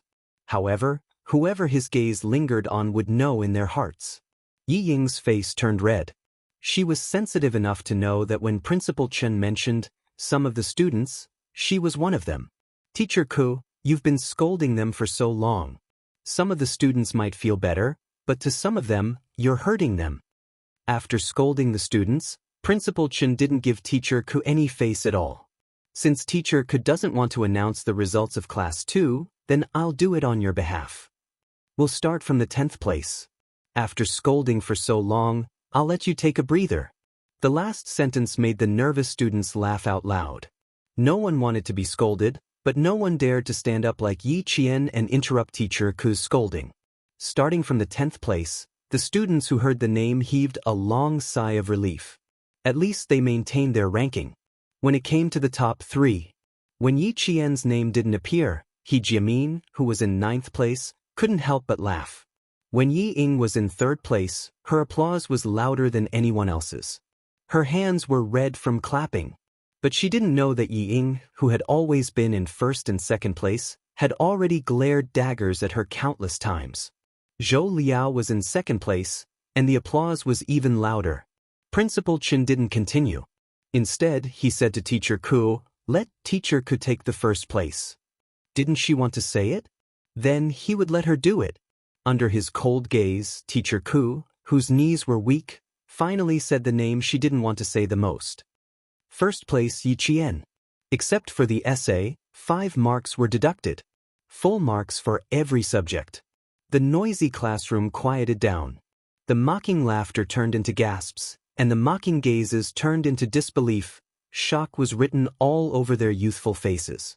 The name of Yi Qian, who had scored full marks in all her classes, exploded in their minds like thunder. Full marks. Full marks. And Jessen was so happy that she screamed. She even lost her composure and rushed out of her seat. She hugged Yi Qian and shouted, "Damn! Hold your head high, hold your head high." A tidal wave of applause rang out in front of Yi Ying's pale face. It rang out in front of He Jiamin, who was so shocked that her eyeballs were about to pop out of their sockets. It rang out in front of Xie Sifeng, who couldn't accept it and was stunned for a long time. When the homeroom teachers of the 2nd year announced the name of the 1st place in the midterm exam, all the strangeness disappeared and was replaced by shock. Yi Qian's results were like a slap to their faces. It made those who had mocked Yi Qian and were waiting for him to make a fool of himself lower their heads in shame. Chapter 110. 1st place in the entire cohort, 76 points higher than 2nd place, 78 points higher than 3rd place, 4th place. 80 points, 5th place. 82 points. Not only did she rank 1st, but she also showed the entire school the gap between the top 5 and the top 1. A gap that was as wide as a chasm, a gap that was difficult to cross. The students who had mocked her this week were so embarrassed that their faces were as red as if they were not wearing pants. They lowered their heads and did not say anything else. Amidst the thunderous applause, Principal Chen raised his hand to signal for the students to quiet down. When the classroom was so quiet that only the sound of shallow breathing could be heard, he continued with a smile. As for why Yi Qian did not participate in the provincial competition, it was not because she did not do well. It was because she did not need to take the exam again. After the exam, Yi Qian will go to the provincial high school for half a month of intensive closed-door training. Once she stands out, she will represent our country in the middle of July to participate in the World Mathematical Olympiad. If the results of 1st place in the cohort shocked the students, then representing the country in the World Mathematical Olympiad was like a sudden clap of thunder exploding the students until they were collectively stunned. "I'll go, I'll go. I'll go." And Jessen, who was so shocked that her eyeballs froze, murmured to herself. Then, she abruptly dug her ears, stood up stupidly and asked Headmaster Chen, "Headmaster, the mathematical Olympiad you're talking about, is it the mathematical Olympiad that the top universities in the world are eyeing as long as you participate in it and don't get a ranking?" As a math enthusiast, and Jessen had some understanding of this. Principal Chen, whose gaze fell on her, nodded approvingly. "This student seems to have understood it. That's right, it's the Olympiad that you know. The World Mathematical Olympiad is held once every 3 years, and all the participants are the top students in each country. As for Yi Qian, as long as she passes the national selection, she will be able to represent the country in battle." This time, there was no applause, only shock. In the 2 school buildings, there were a total of 20 middle and intermediate classes. All the students were shocked by the news that their teacher had just announced. Represent the country in battle. Who would have thought of this? No one would have thought of this. Some students didn't even know there was such a competition. Yi Qian didn't even think about it. Compared to her classmates' shock, she frowned slightly and her expression became indifferent. His expression was calm, but his heart was a little anxious. If it weren't for the fact that they were still in class, she would have walked over and asked for an explanation. Training, what about her training? Wouldn't they fall behind? That's right, Yi Qian was considering her 4-year training plan, not the World Mathematical Olympiad. As the homeroom teacher, Teacher Ke looked at Principal Chen in disbelief. She looked at the principal and then at Yi Qian. Could it be that she already knew? Thinking of this possibility, Teacher Ke felt a sharp pain in his heart. Even Teacher Ke was like this, let alone Yi Ying. Her beautiful eyes were so shocked that her eyeballs were about to fall out. The expression on her small face was so twisted that it looked ferocious. Go abroad and participate in the World Olympiad. What right did she have? What right did she have? Just because he got first place in the midterm exam? Just because he solved the questions in the provincial first school, he thought he could represent the country in the competition? Headmaster Chen, you're being too biased. Do you think the World Olympiad is a game? Chapter 111. Jealousy grew like wild grass. Even though Yi Ying's head was lowered and no one could see the expression on her face, the gloominess she exuded was like a swamp full of animal carcasses, dark and cold.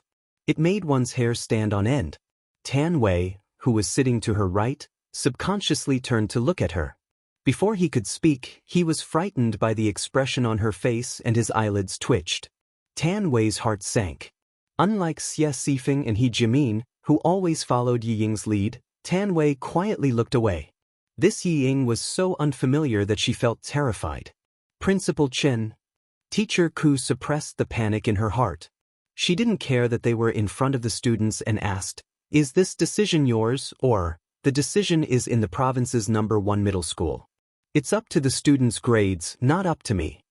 Principal Chen glanced at Teacher Ke indifferently, blocking all her questions. Of course, don't be happy too early. Whether or not you can go abroad for the competition, you still have to go through 2 rounds of screening before you can truly enter the closed-door intensive training. The noisy classroom fell into a brief silence. It turned out that they still had to go through 2 rounds of screening before they had a chance. It was so difficult. They didn't know if Yi Qian would succeed. But whether or not he succeeded, Yi Qian skipped the first round of screening, which meant that he was strong enough. Thinking of this, they secretly looked at Yi Qian with a hint of awe. Before I leave, I have one more thing to say to the students of Class 2. Headmaster Chen's eyes, which were as vast as the sea, looked at the young faces and said meaningfully, I still stand by my words. Results don't mean anything. Character is what separates nobility and lowliness. Character is the difference between nobility and lowliness. Yi Ying, who hadn't raised her head, felt her vision darken and she almost fainted. Was he referring to her? Was he referring to her? Yi Qian. Yi Ying gritted her teeth and cursed viciously in her heart. It seemed that this was the only way to get rid of the hatred in her heart, but she didn't know that the more she did this, the more detestable she looked. To Yi Qian, this was just an insignificant thing in her life. It wasn't worth being happy about. Of course, using grades to shut the mouths of the students for a long time saved a lot of trouble. After the language class, Teacher Ke, who had lost her dignity as a teacher, almost ran away. She couldn't do anything to Yi Qian now. She couldn't scold or hit. She didn't even Yi Qian's. Looking at her fleeing figure, Yi Jian, whose eyes were slightly cold, sneered coldly. She would never forget how Teacher Ke's in collusion with Sun Dongqing's in the past. She would never forget how she had slapped her hard in front of the entire class and scolded her, "You're a disgrace and a loser. You don't deserve to be her student." In this life, she would make sure that Yi Qian never stood in front of the lecture table again, because she didn't deserve to be a teacher. For the whole morning, Yi Qian was bathed in the subtle gazes of her classmates. Those rumors disappeared instantly, as if they never happened. On the way to the cafeteria at noon, Xianxia was proud of herself. She lowered her voice and gloated. When Principal Chen appeared, Teacher Ku was so scared that her legs turned to jelly. Oh my, you don't know how I felt at that time. It was like drinking honey water. My whole body felt comfortable. Chapter 112. Yiqian glanced at her with a smile and said calmly, "You still have more than a year to live under her. Student, restrain yourself. After all, she's still our old." A student suddenly walked over and interrupted Yiqian. "Student Yi, I'm sorry." The boy suddenly apologized. After that he bowed deeply. "I hope you can get better results in the upcoming exams so that you can represent our country in the competition." This unforeseen event made Yiqian's lips curl up slightly. Starting over, everything was so beautiful. He smiled and said, "Thank you, I will work hard." After experiencing the storm, the rainbow had appeared. From the school building to the cafeteria, Yiqian had already received countless apologies from his classmates. At the same time, he had also received kindness from his classmates. The corners of Xianxia's eyes were slightly moist.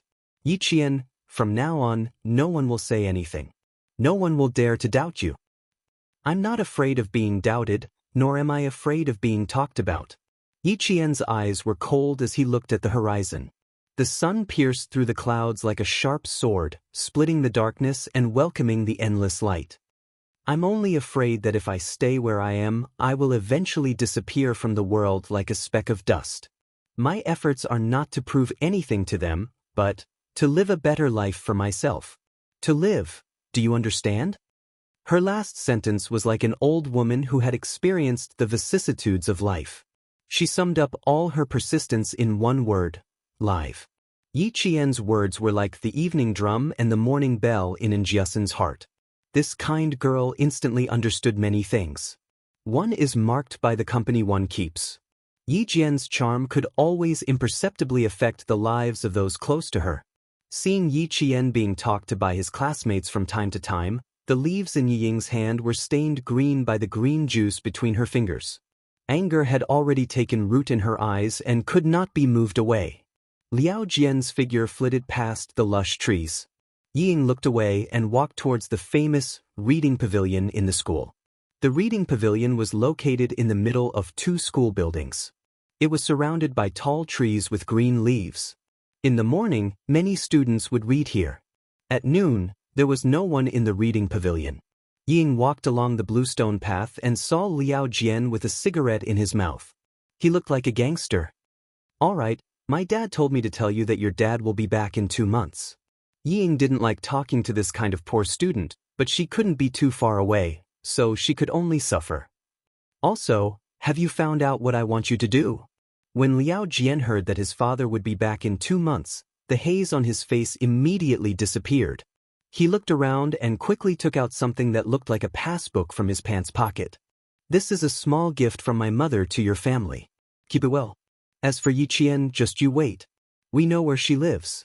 We can teach her a lesson anytime."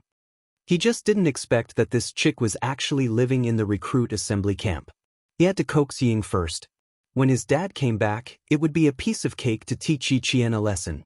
Someone walked out of the reading pavilion. Ying was afraid that someone would see her with a poor student. She immediately said, "All right, hurry up and leave. As for Yiqian, I'll tell you what to do when the time comes." Recently, it would be impossible to teach her a lesson. Countless pairs of eyes were watching. If anything happened, the whole school would know. Chapter 113. Liao Jian couldn't wait to leave. When he heard this, he scurried away like a mouse and disappeared from Yiying's sight. Yiqian from Class 2 is really amazing. She even has the chance to represent the country in a competition. How enviable. That's because she's really capable.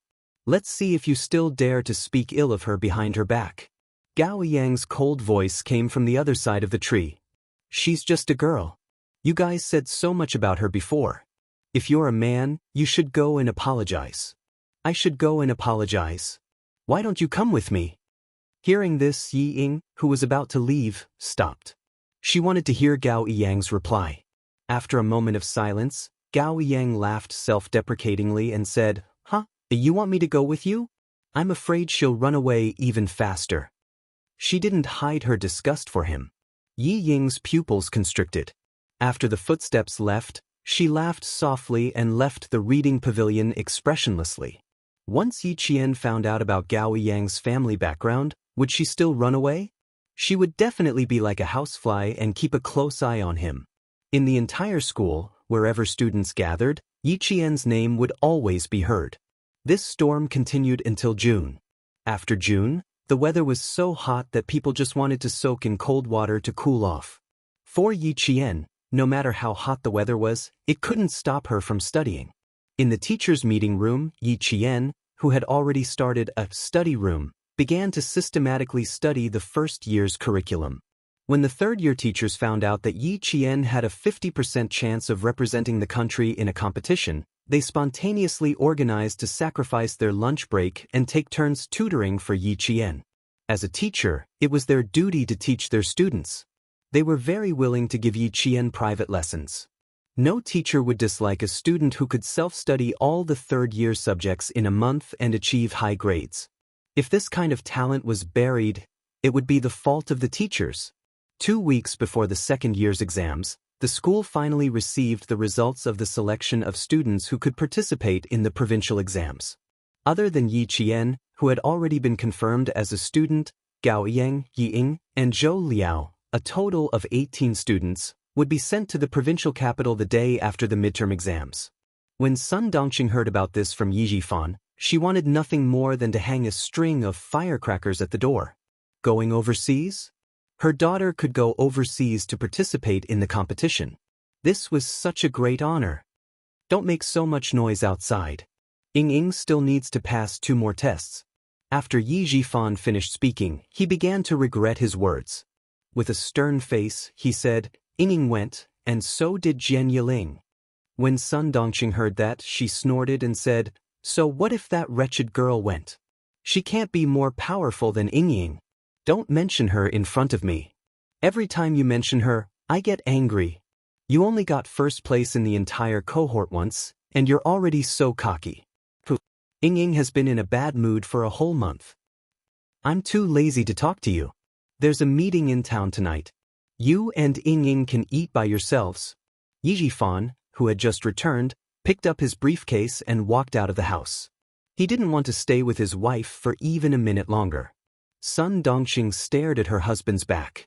After a while, a cold smile appeared in her eyes. She turned around and went back to the kitchen to make dinner for Yi Ying. Today was Friday. After school, all the boarding students would go home. When Yi Qian walked out of the school gate, he didn't walk in the direction of town. Instead, he walked in the opposite direction. Along the way, there were students returning home after school. They were all wearing the same school uniform. From afar, it was impossible to tell who was who. Yi Qian walked about 200 meters before he stopped. Someone was following him. Chapter 114. Fuck, why is she going up the mountain? A youth wearing a tank top, flowery shorts, and flip-flops was chewing gum.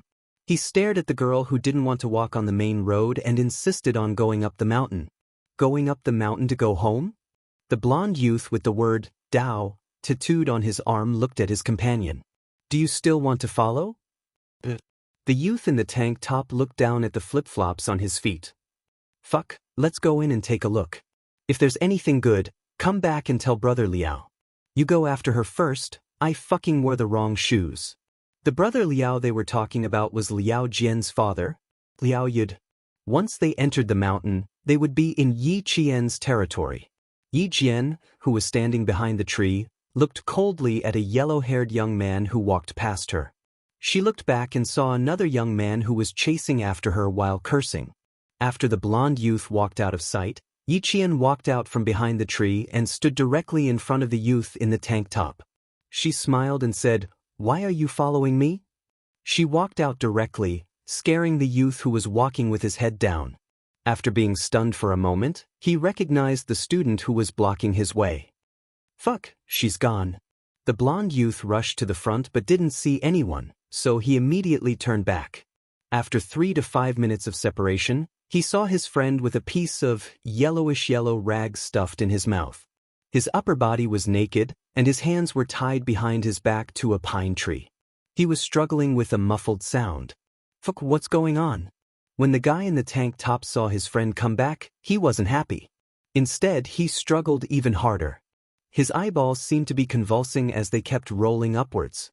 The woo-woo sounds coming from his throat could be translated as, up, up. Unfortunately, the blonde youth didn't know.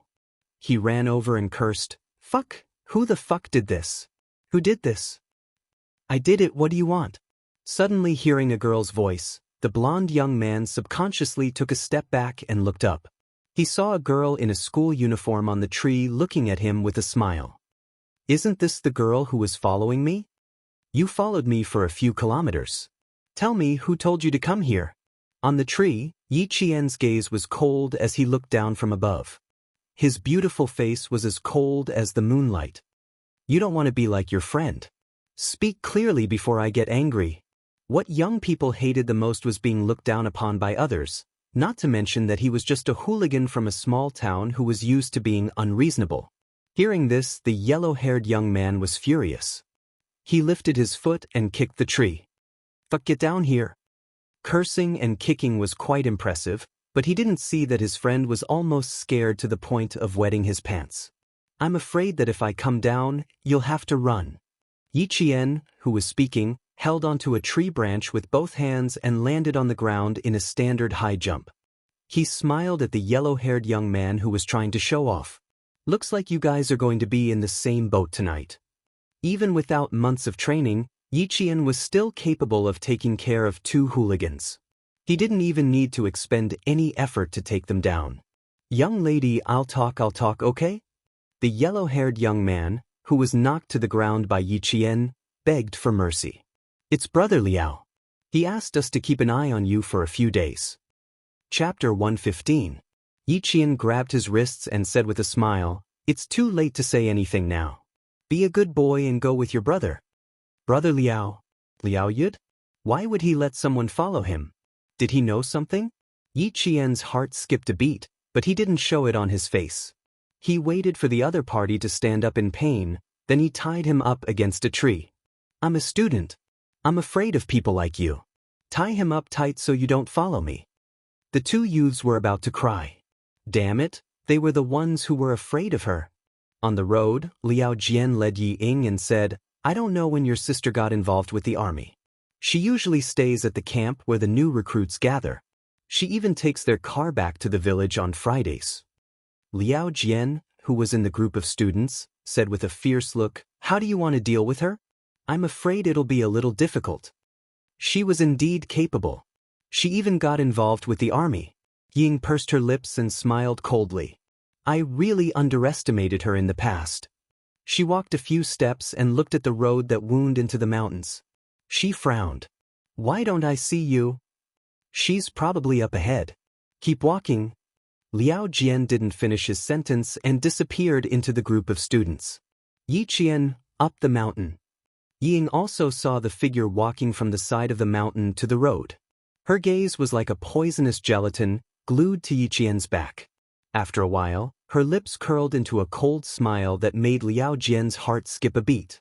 She said slowly, I underestimated her. I have to let her know that she can't step on my shoulders just because she's in the limelight. His gaze, which seemed to be laced with poison, was too real. After dealing with the two young gangsters, Yi Jian stopped and looked back slightly. His black eyes were as cold as metal. Since Liao Yud sent people to follow her, how could Yi Ying and Liao Jian be involved? Could it be that she was wrong? It wasn't that Liao Yud was still following him because of what happened that night, but was it related to Yi Ying? That's right. Xia Jinyuan had said that it wouldn't be a problem to lock up someone like Liao Yud for 3 to 5 years. Now he was back early. Thinking about the secret interactions between Yi Ying and Liao Jian, Yi Qian's eyes flashed with a cold light. Could it be that Yi Zhifan played a role in this? Was that why Liao Yud came home? The army's jeep is parked at the big corner, Yi Jian thought to herself as she jogged towards the jeep from a brisk pace. She had to ask Xia Jinyuan first to see if he had any leads.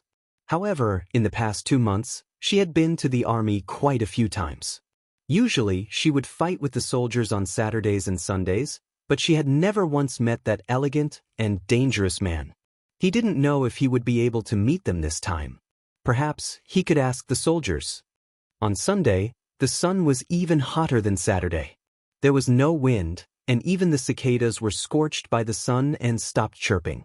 Yiqian, who was carrying a sniper rifle on her back, hugged a pine tree with both hands. She took a deep breath and climbed up the tree like a cheetah. She was undergoing close-range combat training within 30 meters, and her opponent was none other than a real sniper in the army. She had been waiting since noon. As the sun gradually tilted, she waited until the sun set in the west. Finally, the owls in the deep forest made the sound of foraging.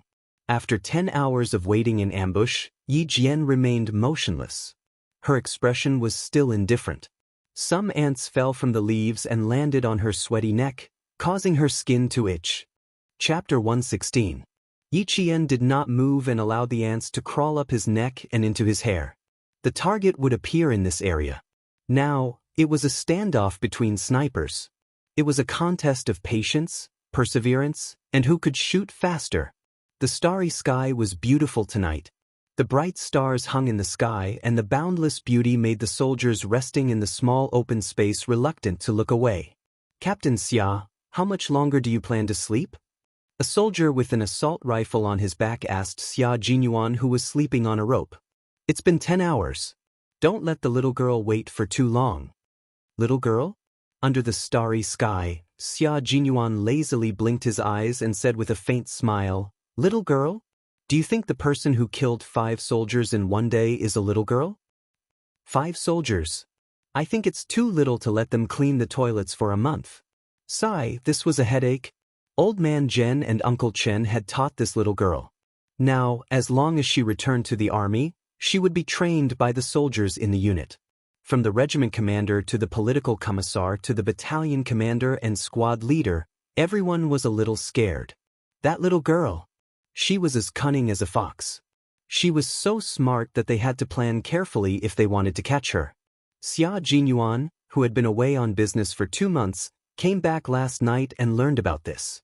He originally had 2 days of rest, so he came out with the soldiers today. He hadn't seen that bold girl for 2 months. He wanted to see how much she had improved. Xia Jinyuan, whose face was heavily painted, held a sniper rifle in his arms. His eyes were cold and sharp like an eagle's. He flipped down from the rope and made a gesture. A total of 5 soldiers gathered in a circle. 11 hours later, the bushes began to shake. Yi Qian opened the night vision scope and put his eyes on it. A figure swept through the bushes and disappeared in an instant. Yi Qian, whose finger was already on the trigger, paused for a moment and gently moved his eyes away from the scope. He was teasing her. No movement? Is there a mistake with the target? Let's wait and see what's going on with Captain Xia. 2 figures flitted through the bushes and hid close to the tree. They whispered to each other in the darkness, "Cross interference, try again." In order to lure out the sniper, the crosshair interference would be carried out at the same time. Using a tree branch to prop up the helmet, he then used a thin fishing line to wrap around the tree branch. As he released the line, he quietly began to interfere with the grass and trees. The shrubs shook again, but Yi Qian put away his sniper rifle and continued to stand in his original position on the tree, motionless like a statue. She only had one goal, which was to find the sniper in the troop. The rest of the soldiers were not her target. Through the night vision goggles, the whole world was green. Not only were there moths and mosquitoes in the forest in June, but there were also poisonous snakes, rats, and ants. A colorful venomous snake that was only as thick as a little finger slithered through the leaves and quietly hid in the bushes. Xia Jinyuan carefully stepped over it. With a sniper rifle in his hand, he carried a cold and bloodthirsty aura. He appeared in the forest like a beast foraging for food at night. "Captain Xia, the target was not found." Team A's voice came from the earpiece. Team B and Team C's voices came one after another. Neither of them had found the target. Xia Jinyuan, who had already passed Yi Qian's position, ordered lazily before hanging up. "Go back and wash the training uniforms of the 2 squads for 2 weeks." Chapter 117. The 6 soldiers almost burst into tears. Last night, when they came back, they punished their comrades from Class 5 to clean the toilets.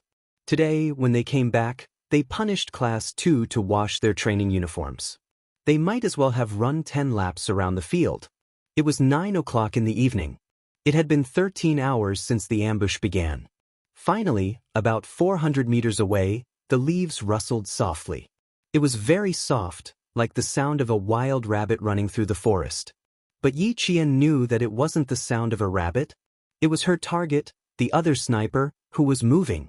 During the day, Yi Qian could accurately hit a target within 370 meters if he had a wide field of vision. But sniping in the forest at night was much more difficult. Half an hour later, the leaves rustled softly again. Yi Qian moved his eyes closer to the scope. In that green world, it was still quiet, without a trace of movement. Xia Jinyuan, who was hiding behind a tree, gently pulled back his camouflage helmet. A gunshot came from his 4 o'clock and hit his camouflage helmet. In a split second, Xia Jinyuan moved his sniper rifle and shot at a tree about 6 meters away from his 4 o'clock. There was a faint smell of chemicals in the air. Yi Qian's shot had failed, and at the same time, his counterattack had failed. The guns in their hands weren't real sniper rifles loaded with bullets. They were sniper training rifles designed to be identical to a real sniper rifle. Similarly, the bullets weren't real bullets either. There was a sound like a snake slithering through the leaves. In a flash, Xia Jinyuan jumped and dodged Yi Qian's first sneak attack. Since the 30-meter sniper had failed, it was time for a close-range attack. Yi Qian held an unopened military dagger in his hand. When the opponent jumped and dodged, Yi Qian didn't hesitate. He closed in on him, raised his dagger, and attacked again. Her attacks were all deadly moves that could kill her opponent once they were successful. Fast and fierce, with a murderous aura, it made Xia Jinyuan's heart skip a beat. This girl. The energy in his body was as if he had killed countless enemies. There was a faint bloodthirsty aura around him. Yi Qian, who was less than 1.6 meters tall, was up against Xia Jinyuan, who was 1.86 meters tall. She played to her strengths and avoided her weaknesses. She was as nimble as a sly fox, and when Xia Jinyuan attacked her with his bare hands, she was forced into a situation where she couldn't retreat. As she counterattacked, her slender and nimble body, in the blink of an eye, she slipped between Xia Jinyuan's legs, turned around, and appeared behind him. What an agile girl! Even this was avoided by her. However, Xia Jinyuan smirked and turned around. His tall and straight body transformed into a beast pouncing on its prey as he reached for Yi Qian's throat with one hand. This was an extremely satisfying fight. Yi Qian's fighting spirit was completely aroused. She stepped on a tree trunk with one foot and let out a soft cry. Her body instantly soared into the air, and she grabbed onto the thick branches hanging from the tree trunk. Her slender body seemed to have transformed into a bird in the forest, but her legs were sharp and fierce as she kicked straight at Xia Jinyuan's chest. Bang! Bang! Xia Jinyuan, who had kicked his chest twice, raised his eyebrows and dodged for the 3rd time. His lightning-fast hands were like iron pliers as he grabbed onto Yi Qian's slender ankles. Then, with a forceful pull, Yi Qian was pulled down along with the vines. Then, with a twist, Yi Qian was pinned under a thick layer of withered leaves. He purposely chose the ground so that Yi Qian, whose chest was on the ground, would fall on the thick layer of withered leaves to reduce the pain caused by the impact. Chapter 118. Little girl, you're the first person to kick me twice in the chest in recent years. Xia Jinyuan chuckled softly. His clear voice broke the atmosphere of the fight. You're very strong too. I'm afraid there will be 2 bruised footprints tomorrow. During the fight, Yi Qian felt like Xia Jinyuan. However, he thought that it was unlikely that Xia Jinyuan would practice with him, so even if he had doubts, he didn't say anything. When he heard Xia Jinyuan's voice, he let out a long sigh. Captain Xia, are you trying to bully me? It's a waste for an all-round soldier to fight me. She was still struggling, trying to escape from under his body. Xia Jinyuan looked at her youthful face through the night vision goggles. The smile in his eyes deepened. For now, no one can escape from me. Save your energy. You're a bold girl who defeated 5 of our soldiers in one go. Could it be that he had specially come here to seek revenge? Shouldn't you be more grateful to me? The feeling of being pinned down in the dead leaves was not an ordinary kind of uncomfortable, especially when his iron arms were holding her hands. He was so strong that if she moved a little, he would tighten his grip. Look at this little fox. She really knows how to talk. She hit the nail on the head. They were indeed thanking her. That was why the 5 soldiers had to clean the toilets every day to reflect on themselves. Xia Jinyuan raised his eyebrows and smiled. Indeed, we have to thank you. That's why I came here personally. Do you admit defeat? Even though he felt that he had an unfair advantage, he found it interesting when he saw the bright and beautiful expression on the little girl's face. Admit defeat? Why not admit defeat? Yi Qian didn't struggle and sighed. I admit defeat. Of course I admit defeat. It doesn't matter if you're an all-round soldier or not. I didn't win against you. This is the difference between our abilities. Every time she met him, she would see the difference between them. The little girl had always been able to accept her shortcomings and didn't avoid them. He admired this very much.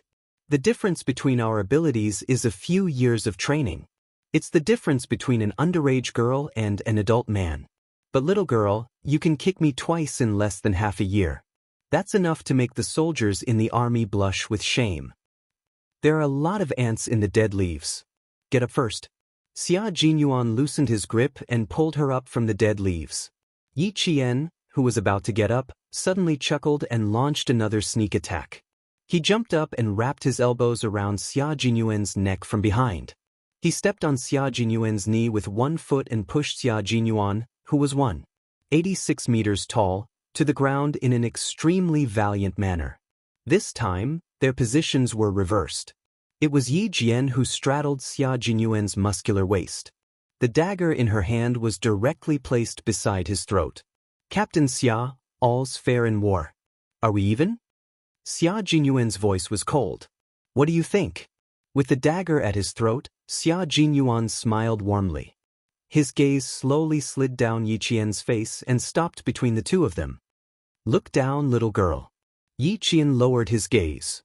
Oh my God. A black pistol was pointed right at his chest. Putting away the dagger, Yi Qian shrugged and said in a carefree manner, I still lost. But...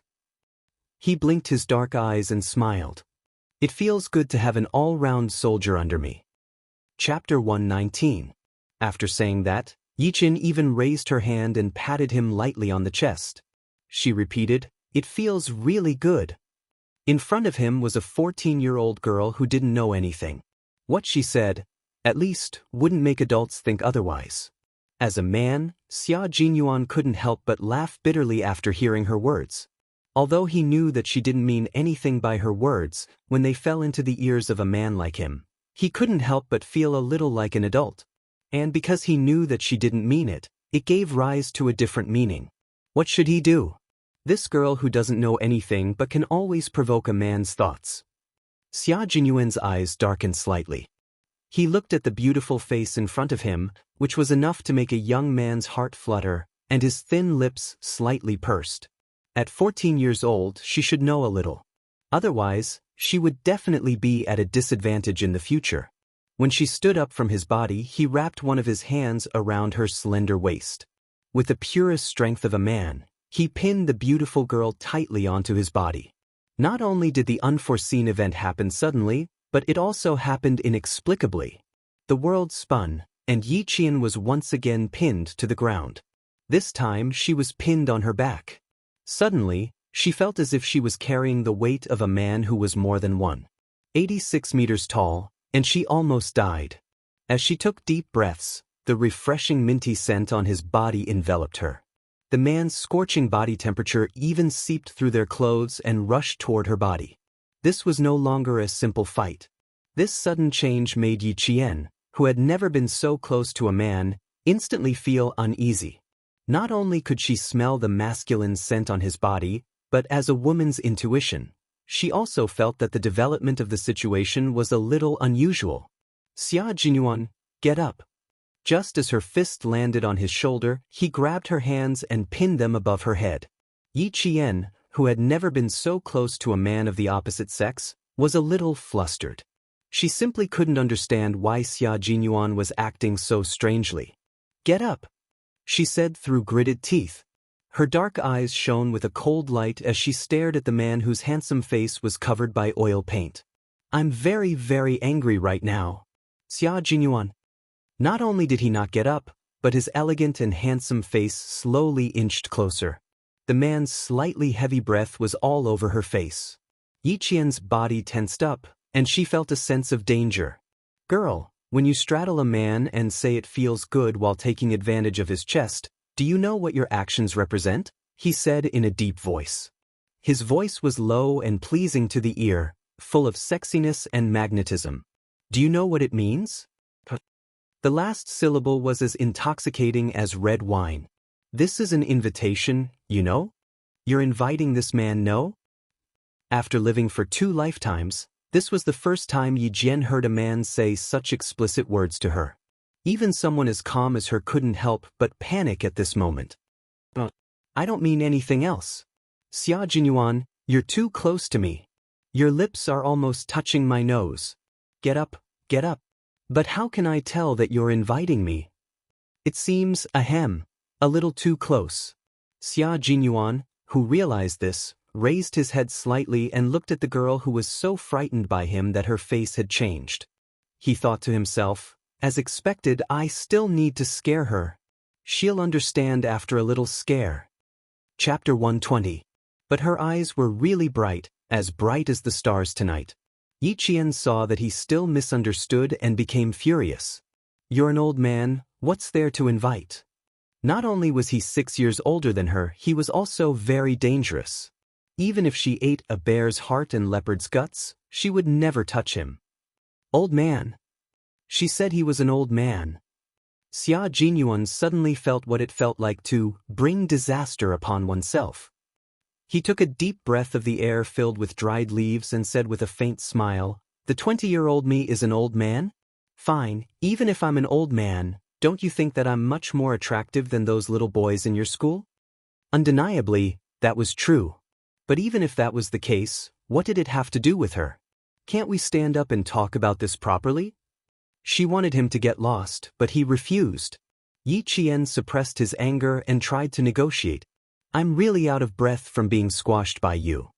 She was unintentionally teasing him again. But she had been suppressing him for a long time. Xia Jinyuan's face darkened and he did not let go immediately. Instead, he gritted his teeth and said, "You ungrateful girl, you're lucky to have met me. If it were another man, he would have knocked on your door in the middle of the night." She pulled away a little but did not get up immediately. He knew a little about the little girl's temperament. If she really got up, her fists would come at him like raindrops. Jun Yen restrained his mischievous smile, and his clear voice was incomparably serious as he said, "Remember, girl. Number 1, you are not allowed to sit on a man's body, especially on his waist. Number 2, you are not allowed to touch a man's body. Number 3, you are not allowed to use words like feel, press, straddle, or ride on a man. Number 4, I'm letting go now, so you are not allowed to do anything else." When Yi Qian heard this, he finally understood what was going on. But did he have to use such a method to tell her that men were not to be trifled with? She was scared silly by him. "Fine, I promise I won't do anything else." She was clearly gritting her teeth, but her voice sounded clear and calm. However, when Xia Jinyuan looked at the deep bite marks on his wrist, he understood that no matter how old a woman was, their promises were useless. Hiss, little girl, just how ruthless is she? How big was his mouth? It was just enough to leave a circle of teeth marks. Judging from her teeth, the little girl also had 2 canine teeth. Her teeth were also very neat. When he talked to her during the day, he could see that her teeth were neat and white as pearls. Yi Qian also realized how hard he had bitten Hu Xiaoheng. He pursed his lips and looked at the satchel on Hu Xiaoheng's waist. He reached into the satchel and took out the first aid kit that all soldiers were given. "Give me your hand." She lowered her head and muttered, "Even though he's so skilled, he doesn't know how to dodge." He could only disinfect it first and get the vaccine when he returned to the army. Xia Jinyuan, who was about to deal with it himself, saw her open the satchel on his waist. He knew that the little girl was also frightened. As he reached his hand over, he sighed and said, "You heartless little girl. You bit me as if I was your enemy." If he had really dodged, the hot-tempered little girl would probably be so angry that she would ignore him. If a bite could calm her down then, it wouldn't matter. Yi Qian opened the first aid kit and took out medical alcohol and iodine. She grabbed his strong wrist and said angrily, "How dare you say I'm heartless? If it were any other girl, they would have screamed for help by now." Chapter 121. She lowered her head and carefully and gently disinfected the wound. Xia Jinyuan looked at the girl's delicate and translucent skin under the light. The smile on his thin lips subconsciously became gentler. "Are you exaggerating? You seemed very scared just now." Yi Qian looked up and glanced at him. If it were a timid girl, she would have fainted long ago. "Yeah, so it's good that it's you, right?" She was indeed still angry. Sigh, the little girl already had a problem with him, and now she was angry. How long would he have to coax her again? His deep eyes held a faint smile as he said, "Fortunately, you didn't scream. Otherwise, I would be in trouble." After disinfecting the wound with alcohol and applying a layer of iodine, Yi Qian put away the medical supplies with a cold expression. "I'm angry now. Don't talk to me." When Xia Jinyuan heard this, he was instantly amused. Of course, he had to coax her properly. The little girl was here, so of course he had to coax her. However, he still had to make things clear. He reached out and rubbed her head. "That's why I said you have no conscience. Did you forget what I said before? 14 years old isn't that young, classmate." His warning echoed in Yi Qian's mind. He suddenly felt his face turn red. "You're not allowed to sit on a man's waist. You're fighting, how can you be so careful? You're not allowed to take the initiative to touch a man's body. Didn't she just pat him in a moment of happiness? You're not allowed to talk about your feelings to a man." Bullshit, it was all his own imagination. The more he thought about it, the angrier Yi Qian got. He glared at him fiercely and said angrily, "It's not what you're thinking at all." "What feelings?" "I'm referring to the feeling of winning." "What nonsense are you thinking?" Come. Drink some water first. Don't be angry, don't be angry." Xia Jinyuan looked at the little face in front of him. It was as if his heart had been soaked in spring water on a hot day. It felt very comfortable. He took out the military bottle and handed it to her. "It's clean. You didn't drink a single mouthful." When the little girl lost her temper, her eyes, which were originally as bright as stars, were now so lively that he wanted to touch them. If he really touched it, he was afraid that he would have another bite on his left hand tonight. Yi Jian took a look at the water bottle that he handed over and rubbed her temples as if she had a headache. Sometimes he was cold, sometimes he was deep, sometimes he was elegant, and sometimes he felt very close to you. Such an unpredictable man made her feel danger and wanted to stay away from him. However, his charm was that you wanted to get close to him and learn from him. Yi Qian didn't take the water bottle he handed over and glared at him unwillingly. He didn't want to continue this topic that wasn't suitable for him to discuss with her. After calming himself down, he said calmly, "I'm not angry. I know what you said. Don't mention it again. I'll be careful." Xia Jinyuan had taught her this lesson today, and it left a deep impression on her that she still wanted to hit him. She gradually walked out of her embarrassment and anger, but in Xia Jinyuan's eyes, it seemed like she was still shy. After looking at the little girl who was in a dilemma for a while, his thin lips curved into a sexy smile. At this moment, her usually cold eyes seemed to have a color that they didn't usually have. Although they were beautiful, they weren't seductive. They were like a blooming lotus, but also like peach blossoms. She no longer had that faintly discernible aloofness. Her cold eyes were bright, making her even more attractive. As if he had been staring for too long, Xia Jinyuan calmly looked away and casually changed the topic. "What are your plans for the summer vacation? Will you be in the military?" Chapter 122. It was not a bad idea to spend time in the army. After returning from work, he could tease the bold little girl. With the change of topic, Yi Qian quickly got over the awkwardness. She calmed down for a moment before replying, "No, I took an exam. After that, I'll be going to Australia. I'll be back by August 6th or 7th. Taking an exam and then possibly going to Australia? The World Mathematical Olympiad?" She did not say it out loud, but he could guess it accurately. At the same time, a smile slowly appeared in his unfathomable eyes. The World Mathematical Olympiad. Coincidentally, he had also taken part in it. Yi Qian saw that he had guessed it so quickly and looked at him with some confusion. Soldiers even care about this? Did he need to tell her that the path she was taking now was the path he had taken in the past? She was 14 years old and he was 14 years old. Such a coincidence. It really surprised him. However, why did he feel that she did not have much interest in this kind of meaningful competition? Take the exam well. It will be of great help to your knowledge. You'll meet a group of real geniuses. Their conversation style and talents are all worth learning from. The little girl had always had her own ideas. If she really did not have much interest, he was afraid that she would not put in much effort in the exam. There was a faint sound of static in the earpiece. Xia Jinyuan raised his hand to press down on the earpiece. The lazy and relaxed expression on his face disappeared in an instant. His elegant eyebrows revealed a stern expression as he said in a deep voice, "Q King received. Please reply." There is the latest news from the international side of the stone-crushing operation. The commander's voice came from the earpiece. After he said a few words, Xia Jinyuan suddenly glanced at Yi Qian. A faint smile flashed across his cold eyes. The communication was cut off. Xia Jinyuan stood up first and looked meaningfully at Yi Qian. "Let's go. I'll send you down the mountain. Dad and Uncle Chen are waiting for you downstairs." It was already midnight. Yi Qian saw that it was so late and hurriedly stood up. "Why is it so late? Let's go, let's go. I still have to go to school tomorrow." She didn't feel that it was very late at all. Why was it already midnight?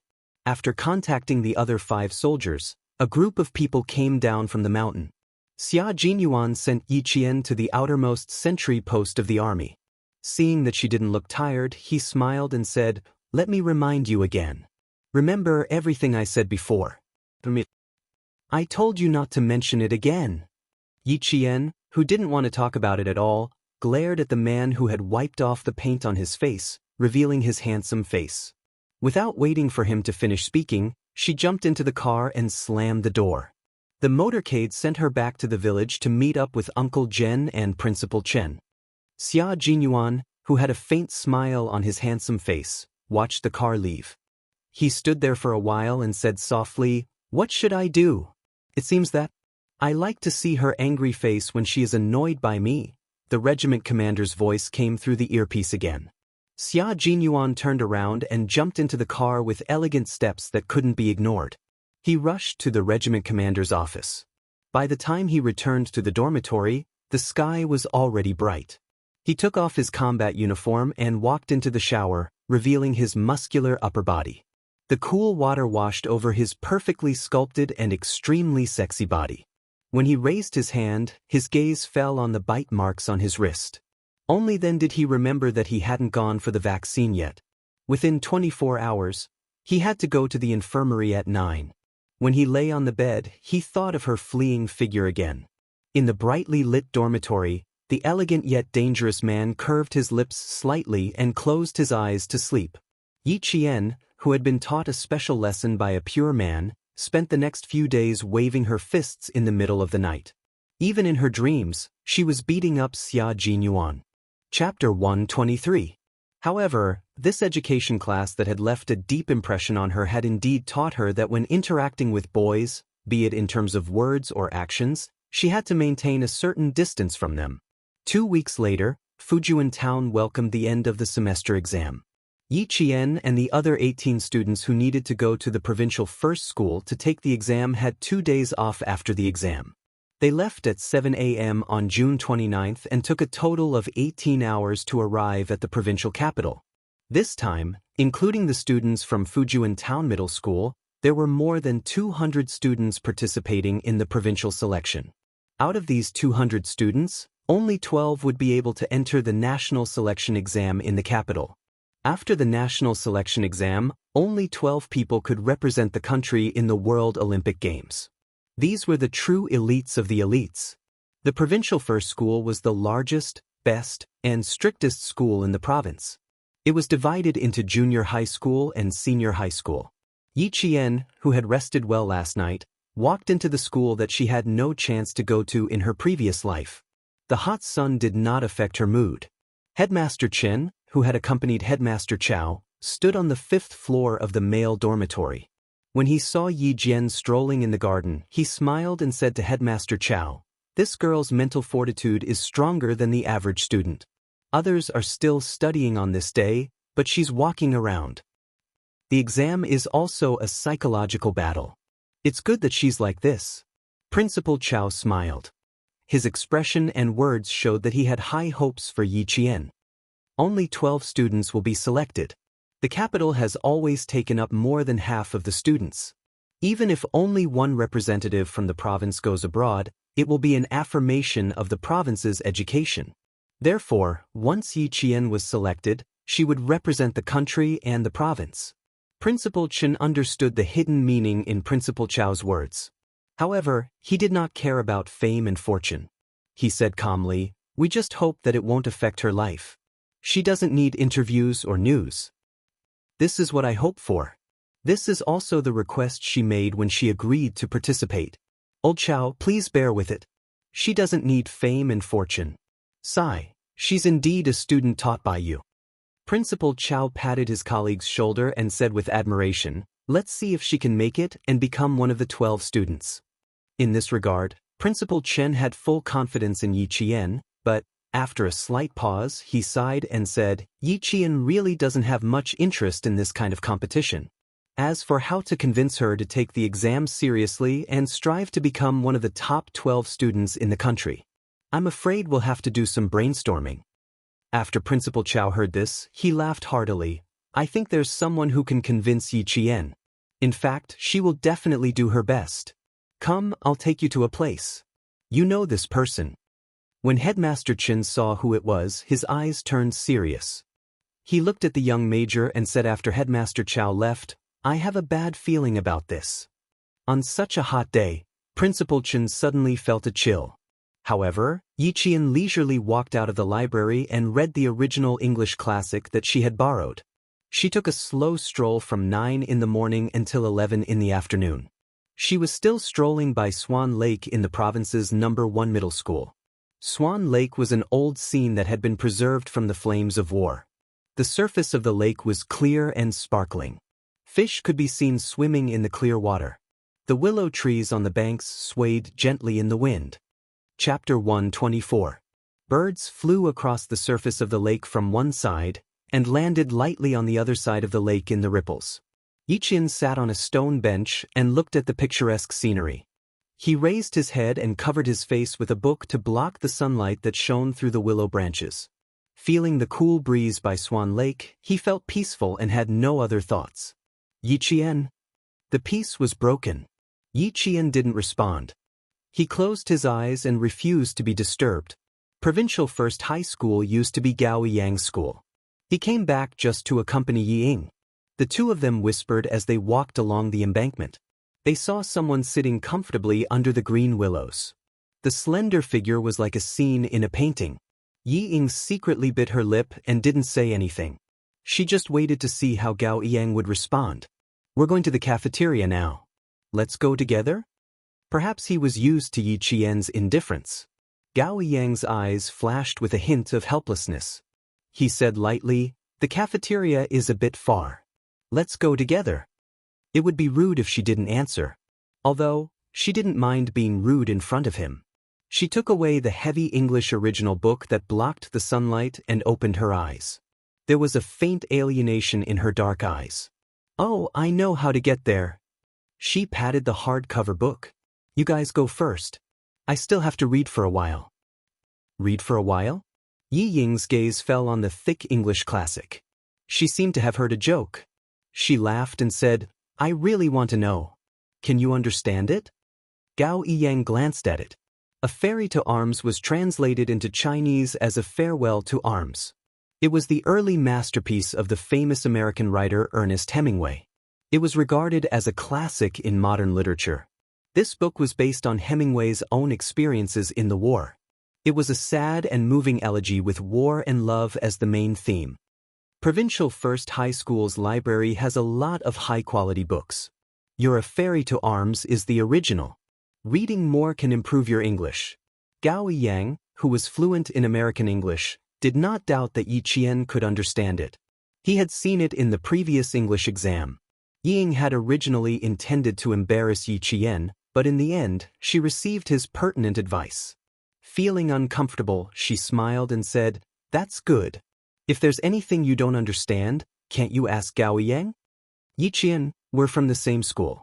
Let's go to the cafeteria for a meal and talk about tomorrow's exams." "Is it that difficult?" "It's not difficult. I just don't want to be with you guys." Their relationship was already like this. Did he expect her to have anything good to say? Yi Qian smiled as he looked at Yi Ying, whose words were full of sarcasm. He said slowly, "Moreover, we both know that we have nothing to talk about. Why do we have to put on an act? Sorry, I'm a more honest person. If there's something I don't like or hate, I'll say it directly. I'm not like Yi Ying, who likes to destroy peace." The only thing missing was the word, hypocrite, pasted on Yi Ying's forehead. Moreover, the two people she hated were together, and they were even going to the cafeteria to eat together. Sigh, she would vomit while eating. Yi Qian. Hearing that she was mocking her hypocrisy, Ying was embarrassed and angry. She looked at the boy beside her in panic. When she saw that Gao Yang's expression was just as ugly, she suppressed her panic and smiled. "Then we can't be friends anymore. Yi Qian, remember, you're the one who rejected our friendship. Next time, you'd better explain clearly to others." Whenever she thought about what Principal Chen said last time, she felt suffocated. Chapter 125. I'm not rejecting you, but... Yi Qian paused intentionally and saw Yi Ying's expression suddenly become unnatural. She looked at him cautiously, afraid that he would say something unfavorable to her. Gao Ying, who had been rebuffed, pulled Yi Ying's wrist, glanced at Yi Qian, and said coldly, "Let's go." Since she didn't want to see him, then let's just leave. After what happened at noon, Yi Qian's ears were much quieter when he met the two of them again in the afternoon. The other students were immersed in their revision in the provincial first high school, but Yi Qian, who had already relaxed during the day, didn't enter the classroom. At 5:30 p.m., the sunset covered the horizon like a piece of brocade. Walking in the golden sunset, they walked out of the school gate with light steps. Tonight, they were going to the shooting range to practice moving targets. It was the training range of the provincial first high school, which was only an hour's drive away. An inconspicuous black car with a red flag was parked at the gate. The car was inconspicuous, but the license plate was conspicuous. It was the license plate of the Southern Province Military District. Inside the car, Xia Jinyuan saw Yi Qian looking left and right through the rearview mirror. His handsome face smiled, opened the door, and elegantly got out of the car. "Student Yi, look over here."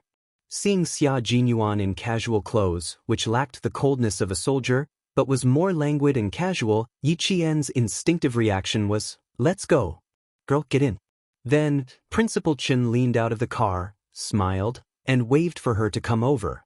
Yi Qian, who wanted to leave and had already retreated to the school gate, naturally took a step back and calmly walked over. Xia Jinyuan didn't know whether to laugh or cry. This was troublesome. This girl was avoiding him like he was a snake.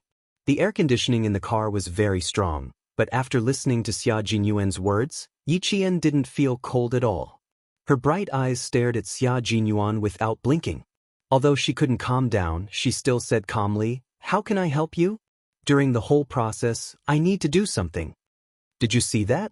This was the little girl who dared to face the criminal alone, dared to fight side by side with him in the night rain, and was not afraid at all. Yi Qian, once you agree, do you know that you will be in danger at any time? He looked at her deeply, but there was a faint smile on his thin lips.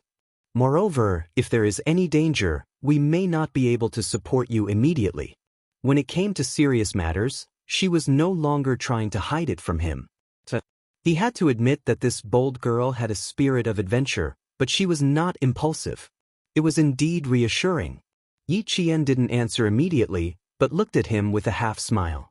When she saw that Xia Jinyuan's gaze was slightly restrained and his expression was a little unnatural, she slowly said, "Captain Xia, the reason you came to me, other than believing in me, is that you think I'm the best choice, right?" Principal Chen was already laughing out loud. "Captain Xia, oh Captain Xia, Yi Qian was groomed by me and a first-rank sergeant. You're asking her if she's afraid or not, and if she's in danger. You're asking the wrong question." Then he said to Yi Qian, "Girl, everything is fraught with danger, but the most important thing is how you're going to resolve it. Working with the military and having contact with the international police, I don't want you to miss out on such a good opportunity to practice. Although, I'm also very worried. But, girl, worry and fear are like stones on the ground. You have to step on them and you'll be able to step over them steadily. As a soldier, even if there is a mountain of knives and a sea of fire in front of you, you have to move forward." Chapter 126. For this exam, Yi Qian had to give it his all. He had to pass and become one of the 12 students representing the country. Xia Jinyuan had participated in the World Mathematical Olympiad held in England. Even though it had been 6 years, he could still impart some of his experience to Yi Qian. During the 1-hour walk from school to the shooting range, Yi Qian communicated with him seriously. Occasionally, their eyes would meet, making it so that Principal Chen couldn't interrupt. The next day, more than 200 students entered the exam hall after going through a stricter inspection than the college entrance exam. This time, the exams for the 3rd and 2nd years were separated. Yi Qian walked slowly to the exam hall and saw Gao Yang and Ying standing at the door. The boy had his head down, the girl had her head up. They were talking about something. "Please make way." Yi Qian walked over and stood at the door blocked by the two of them. He said calmly, "Or, you can talk outside." "Thank you." Ying glanced at her with a hint of contempt in her eyes. She didn't walk away and said to Gao Yang, "Hurry up and go to the exam hall. I'm fine here. Thank you for tutoring me every night. No matter what, I'll do my best." Unlike some people who think they're so great that they don't even study in the classroom every night. After the exam, wait for me in front of the flower bed downstairs. Gao Yang moved sideways to let Yi Qian pass between the two of them. His gaze slowly and consciously fell over, and he saw an almost perfect side profile pass by his eyes. Yi Qian's gaze was cold and straight. He didn't look around or look at anyone else as he walked into the classroom. Indifference, disregard. She could really do it. Gao Yang's gaze brushed past Yi Qian's face. He lowered his eyes and pursed his lips. He turned around and left the exam hall. "Just you wait, Yi Qian. I'll embarrass you so much that you won't be able to show your face in school." After he left, Ying quickly caught up with Yi Jian. She kept the smile on her face as she brushed past Yi Jian. She said softly with a gloomy expression, "I will make you regret it completely." Yi Qian smiled and glanced at her casually. He didn't even bother to reply and sat down on the seat with his name on it. Looking at Yi Ying's gloomy face, he knew that ignoring someone was always more infuriating than acknowledging them. When the mathematics test papers were handed out, the students could already hear the sound of gasping. Difficult, these were extremely difficult questions. Yi Qian glanced at the teacher who came in with the chalk box and laser pointer. His dark eyes narrowed slightly. This exam didn't seem to be that simple. It wouldn't continue like an ordinary exam. Her intuition had always been good. About 10 minutes later, Yi Qian, who had just finished writing side A, suddenly heard the invigilator say, "Please listen carefully." The invigilator didn't give the examinees any time to react. The invigilator read out a set of questions. Before any of the students could pull their minds away from the test papers, Yi Qian put down her pen and stood up to answer the questions accurately. Correct. Yi Qian sat down under the teacher's approving gaze and continued to answer the questions on both sides of the CD. After she answered and sat down, the other students finally understood what was going on. This was indeed a very special exam. Not only did it require a written exam, but they also had to be wary of the teacher's occasional oral questions. Maintaining the frequency of one oral answer every 2 minutes had already caused many students to be completely distracted. They were so nervous that they couldn't even hold their pens properly, let alone answer the questions. Yi Qian didn't give Yi Ying a chance to stand up. Or rather, she didn't give the other students a chance at all. When she answered the teacher's questions, the pen in her hand didn't stop moving. Yi Qian's existence imperceptibly brought a lot of pressure to all the students. Chapter 127. By the time the math exam was over, a few girls had already walked out of the classroom in tears. Yi Qian looked at them and sighed softly in his heart. There were only 12 students in the entire country, so she had to pass. After the 2 exams in the morning, the top 10 students' names and scores were announced on the radio. It could be said that the top 10 students all got full marks. But according to the time taken to answer the questions, Yi Qian was far ahead. Crack! Yi Ying broke a ballpoint pen in half. Her face was gloomy as she pressed her lips together. Her originally beautiful eyes were filled with malice. I heard that Yi Qian is a student from a town's middle school. Oh my God, even the students from the province's first high school can't compare to him. He handed in his paper too quickly. I was sitting on his left, but he had already handed in his paper before I could even finish my paper. A few students walked past Yi Ying with rueful expressions on their faces, and the words that drifted over tormented Yi Ying even more. Jealousy, resentment, caused her delicate and pretty facial features to twist like an evil witch's, emitting a dense chill.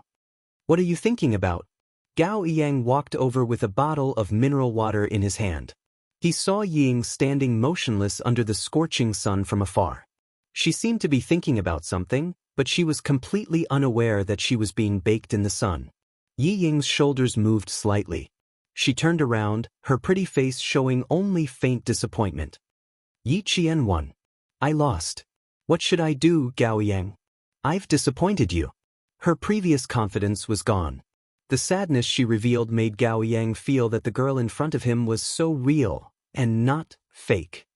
There's no such thing as Yi Ying. If the world is a pyramid, then there will always be some people standing at the top and some at the bottom. Gao Yang pointed out realistically. His intention was to let Yi Ying see through it and not to worry too much. Who knew that after Yi Ying heard this, she almost lost her composure? Did he mean that Yi Qian was at the top of the pyramid, and she was at the bottom? Again, you didn't lose, and you didn't disappoint me. Do your best, Yi. Gao Yang did not lower his head to look at the girl's expression. His heart was no calmer than Yi Qian's. Or rather, no student could remain calm after hearing Yi Qian's score and exam time. Unfortunately, Yi Ying didn't listen to him at all. She said goodbye to Gao Yang with a gloomy heart and threw the broken ballpoint pen into the trash can. She didn't go back to the dormitory immediately. Instead, she walked toward the school's canteen with a gloomy face. Just wait and see. She would definitely not allow this wretched girl to continue like this. The students were shocked, and the teachers from the various cities were no exception. Yi Qian seemed to have appeared out of nowhere. Not only did he crush the students, he also crushed the teachers ruthlessly. Xia Jinyuan, who had been paying attention to the results, heard about Yi Qian's results on the radio for 2 consecutive days.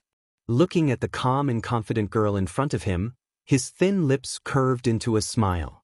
Even his unfathomable eyes were filled with amusement. No wonder Principal Chen said that you don't have to attend classes at night for the next 15 days. Yi Qian didn't know about this yet. When he heard this, his dark eyes lit up slightly. He looked at the dangerous man who had appeared in front of him for 2 consecutive days and asked cautiously, "How did you find out about it before me?" The things she cared about were always so interesting. Also, her little face was full of vigilance. He couldn't help but want to tease her. Chapter 128. Do you want to know why? The corners of his lips were slightly raised. His noble and elegant aura was not suppressed by his military uniform. Even a slight smile was enough to make one feel that he was extraordinarily noble. The contours of his side profile were very perfect. When he smiled, the corners of his eyes were raised, revealing a trace of faintly discernible wickedness. It was the kind of man's charm that would make a woman's heart beat faster and make her gaze involuntarily follow him.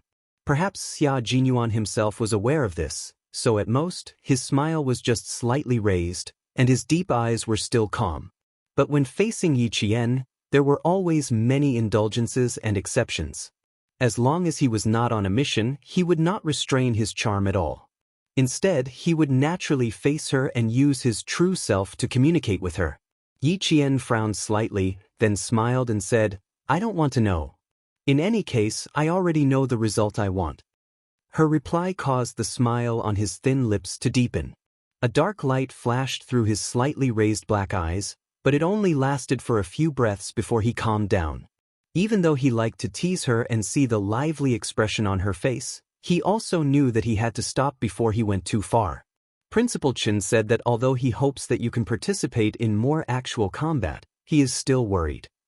Faced with a girl who would wrap herself in layers of hard shells whenever she felt that something was wrong, he could only be more patient. "I will wait for you at the school gate at 6 o'clock. For the next week, I will be here to train with you." Hearing this, Yi Qian secretly took a deep breath before saying, "I hope I didn't cause you any trouble." In other words, for the next 7 nights, he would be teaching her. "It's not troublesome. In fact, I am very interested," Xia Jinyuan said with interest. As he leisurely admired the subtle changes in her expression, his deep, dark eyes did not conceal his interest in teaching her at all. However, Yi Qian had a headache when he spoke in such a sarcastic tone. It was as if he was trying to express something, but in fact, he was just overthinking it. Seeing her frown, Xia Jinyuan restrained his expression and revealed a coldness that could not be ignored. "You can go to the cafeteria to eat first. If you don't appear at the school gate at 6 o'clock sharp, you can take the car to the shooting range." Just as Yi Qian was about to speak, she suddenly felt a dark gaze fall on her. As she nodded in response, she turned her body slightly and caught the gaze from the corner of her eye. "There is someone behind the tree to your right. She is a student from Town Middle School. She is a girl with shoulder-length hair." Xia Jinyuan raised his hand and placed it on Yi Jian's shoulder, creating a false impression that he was pushing Yi Jian away so that she would turn around and go back to school. With his action, Yi Zichen was directly facing the Wutong tree in the right direction. With just one look, Yi Qian knew who the girl hiding behind the tree was. Other than Ying, who else could it be? Ying hid behind the tree and stared unblinkingly at the man in front of her who was acting intimately with Yi Qian. The corners of her mouth curved into a sinister and cold smile. Unfortunately, she did not have a camera. Otherwise, she could take a picture and post it on the school's blackboard. Even if Principal Chen came forward, he would not be able to explain why Yi Qian was acting so intimately with a man. Chapter 129. At 6 o'clock, the last rays of the setting sun disappeared, leaving only the fiery red clouds behind. Since it was summer vacation, Yizhong High School was particularly quiet in the sunset. Even the 2 pairs of mandarin ducks reared in Swan Lake were resting on the water plants on the shore, rubbing their necks and enjoying the peaceful time. Yi Qian walked out of the school, opened the car door, and got into the car. It was exactly 6 o'clock, not a minute or a second later. She was so punctual that Xia Jinyuan, who was in the car, felt a little helpless. This girl was way too punctual. She got into the car on time, not a minute or a second later. Just how much did she not want to spend another minute with him? "You're so punctual. Aren't you afraid of being delayed midway?" After starting the car, Xia Jinyuan smiled and asked Yi Qian, who was still in her school uniform, "You've been so punctual for 3 consecutive days. Yi Qian, just how much do you not want to spend another minute with me?" It was the same when she came back. She would get out of the car and say, "Thank you for your hard work. Goodbye." She would leave him with her back facing him without looking back. On the first day, he hoped that she would turn around and wave at him after entering the school gate. On the second day, he hoped that she would show up 10 minutes early. On the third day, he didn't expect her to do so. When this girl was heartless, he would be so angry that his liver would hurt whenever he tried to be calculative. Sometimes, Xia Jinyuan's smile was faintly discernible. It was like a ripple, but also like a deep ancient well. There was always an unfathomable mystery to it. He was originally an extremely noble and elegant man. When he smiled at her from time to time, Yi Jian only felt that, every time she was with him, the air around her would become so thin that when she took a breath, it would be filled with the faint mint smell that belonged to him. She had always been able to deal with other people calmly, but in front of Xia Jinyuan, she only felt uneasy. When he heard this, he smiled and maintained his usual calmness. He said calmly, "I'm very punctual. Captain Xia can also be punctual at 6 o'clock every day. You don't have to wait too long. If there's any delay midway, I won't let myself miss the appointment. But I wanted to come earlier to wait for you. What should I do?" When the traffic lights changed, Xia Jinyuan, who had stopped steadily at the zebra crossing, turned his head sideways and saw Yi Qian's indifferent expression. He raised his eyebrows slightly and said, "Do you want me to turn up the air conditioner? You seem to be very hot." Of course it was hot. She had run all the way here at the right time. Even though the sun had set, it was still warm on such a hot day. What's more, the man sitting next to her always liked to say things that could cause misunderstandings. As an adult woman, wasn't it normal for her to be nervous? After repeating the words 20 years old several times in his heart, Yi Qian finally got rid of the initial awkwardness he felt every time they met. When the green light turned green, Yi Jian turned back and smiled at Xia Jinyuan, who was still releasing his masculine charm. "Of course it's hot after running all the way here. What should I do? In order not to let Captain Xia leave me behind, I have to work harder." Xia Jinyuan smiled at her. That smile was like a blooming flower, enchanting yet pure. Her dark eyes were so beautiful that even the sunset couldn't compare to her beauty. Just like that, when he was caught off guard, her smile and her question of, "What should I do?" hit him hard in the eyes. It was as if it had left a mark in his heart. "Captain Xia, if you don't start the car soon, the traffic police uncle will be here." His absent-mindedness made the corners of Yi Jian's lips curl up slightly. Even her dark eyes rippled with a faint smile. She knew how to use his moves too. Chapter 130. From her slightly proud smile, he could tell that she had also made a move against him. As expected of a little fox. She knew how to counterattack so quickly. "This is getting interesting, Yi Qian." Xia Jinyuan raised his eyebrows and replied with a faint smile. Then he started the car under the urging of the people behind him. The little girl was smart, but she didn't know that men were born hunters. And he, Xia Jinyuan, was one of the best hunters. The more cunning she was, the more he was interested in her. Yi Qian didn't understand, so naturally, he didn't know what men meant by hunting like. However, he subconsciously felt that the interesting in his words was already beyond the scope of normal communication. To her, the back and forth between an elegant and dangerous man was indeed interesting. Diamo raised her eyebrows slightly. She tilted her head and rested her elbows on the car window. She supported her chin with her hand and smiled as she looked at the man who had an elegant and arrogant expression. She said slowly, "What should I do? I also found it interesting." "Captain Xia, who do you think is more interested in who? Who is more interested in who? It's hard to say, at least for now." Xia Jinyuan raised the corners of his mouth and smiled lazily. "Yi Qian, who do you think is more interested in who, a 14-year-old you and a 20-year-old adult man? Who is more interested in who?" The Chinese language was so broad and profound. A sentence would have different meanings when spoken by different people. Yi Qian narrowed his eyes slightly. She wasn't only 14. Earlier, when he said, "interesting," there were some things that she didn't catch. But at this moment, when she saw the look in his eyes, which were as vast as the starry sky, she understood where this elegant man's interest in her came from. But if this was a hunt, she didn't mind giving it a try. She wanted to see who would become the prey. She straightened her body and leaned directly to the side of the man who was driving. Her eyes, which seemed to be rippling like water, were suffused with bits of starlight. She looked at him with a smile and stared at him without blinking. "Captain Xia, I'm not like you. I'm only 14 and I don't know anything. You say who is interested in whom? What does this interest mean? Can you explain it clearly?" She was so close to him, so close that her orchid-like breath swayed at the tip of his nose. Her beautiful black and white eyes were as pure as the stars, but also had the allure of a woman. It was this unique beauty that made him unconsciously think of her as a 14-year-old underage girl. Are you tempted? No, he was very clear that what he meant by a little interesting had nothing to do with his heart being moved. It was interest. It was standing in the position of a man and becoming interested in a woman. At the same time, he was also very clear that the woman he was interested in was only 14 years old. Therefore, his interest in her was pure and had nothing to do with lust. He just wanted to protect her as she grew up and waited for her to blossom.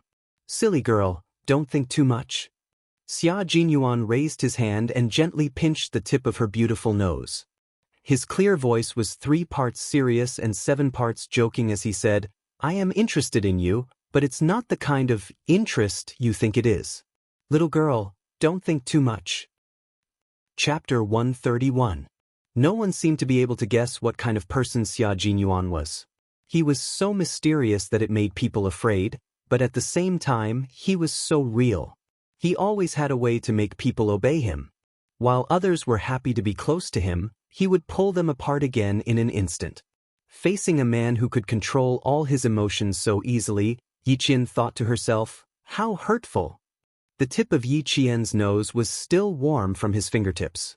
Her expression didn't change as she smiled and said, I'm sorry, I didn't think too much. First of all, I don't have time. Second of all, I'm young and don't understand. Third of all, I remember what Captain Xia said before. I need to keep a distance from men. Captain Xia is also a man, and a man who is even more outstanding than a little boy. Therefore, I need to keep a distance from Captain Xia. The little girl was so eloquent. Her trap was no worse than an adult's. She even knew how to shut him up. However, when the car screeched to a stop and the handbrake was pulled, Xia Jinyuan was already so close that she could see how thick his long eyelashes were. His deep and dark gaze fell straight on her hibiscus face that was smiling yet not smiling, and he laughed softly. No, you can keep a distance from all the men in the world, but you can't keep a distance from me. His voice was cold and clear, and when he suddenly spoke, it sounded like the soft notes of a guqin. That kind of low voice was so unique that every sentence and every word was branded with the elegant charm of a man named Xia Jinyuan. Alcohol could make people drunk, and he could do the same. Yi Qian didn't panic because of his sudden approach. On the contrary, the more it was like this, the more vigilant she was, and the calmer her eyes became.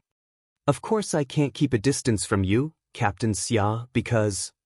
Since he was so close to her, she didn't mind getting closer to him. Yi Jian, who was speaking with a faint smile, leaned forward a little more. Not only did it allow the two to breathe together, even the tip of their noses could touch each other's. I understand what Captain Xia means. He had to admit that the little girl was really cunning.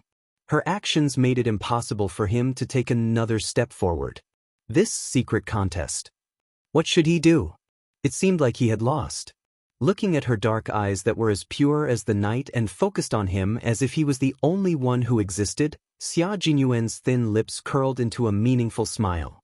He deliberately slowed down the speed of his speech and chuckled softly like a lover. That's what I mean now, but I don't know if it will be the same in the future.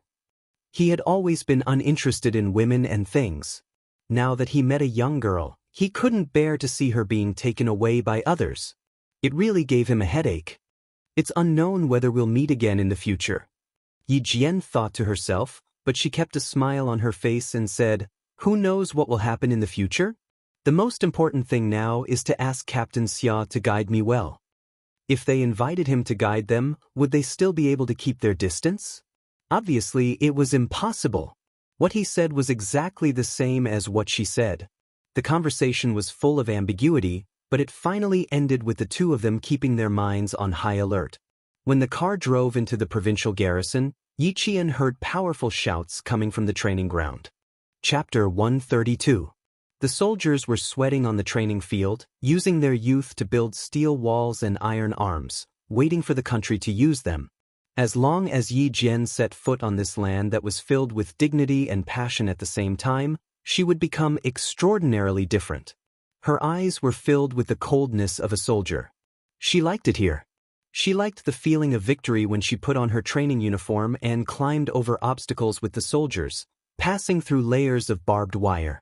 She liked to sweat on the training field, laugh with the soldiers, bleed with them, and cry with them. Soldiers were trained for 1,000 days to be used in a single moment. If you didn't get close to the world of the soldiers, you would never know how the young soldiers were trained and how they raced against time. The soldiers in their training uniforms were sitting in a neat circle on the training field. Xia Jinyuan was also one of the spectators. He quietly watched the girl who dared to wrestle with a soldier from Inner Mongolia on the training field. There was a faint smile in his deep black eyes as he focused all of his attention on her. He had already seen Yi Qian's training content.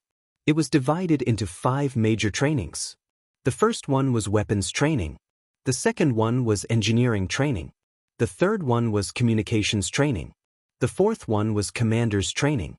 The fifth one was medical training. The fifth one was placed last because Uncle Jen and Principal Chen weren't good at it.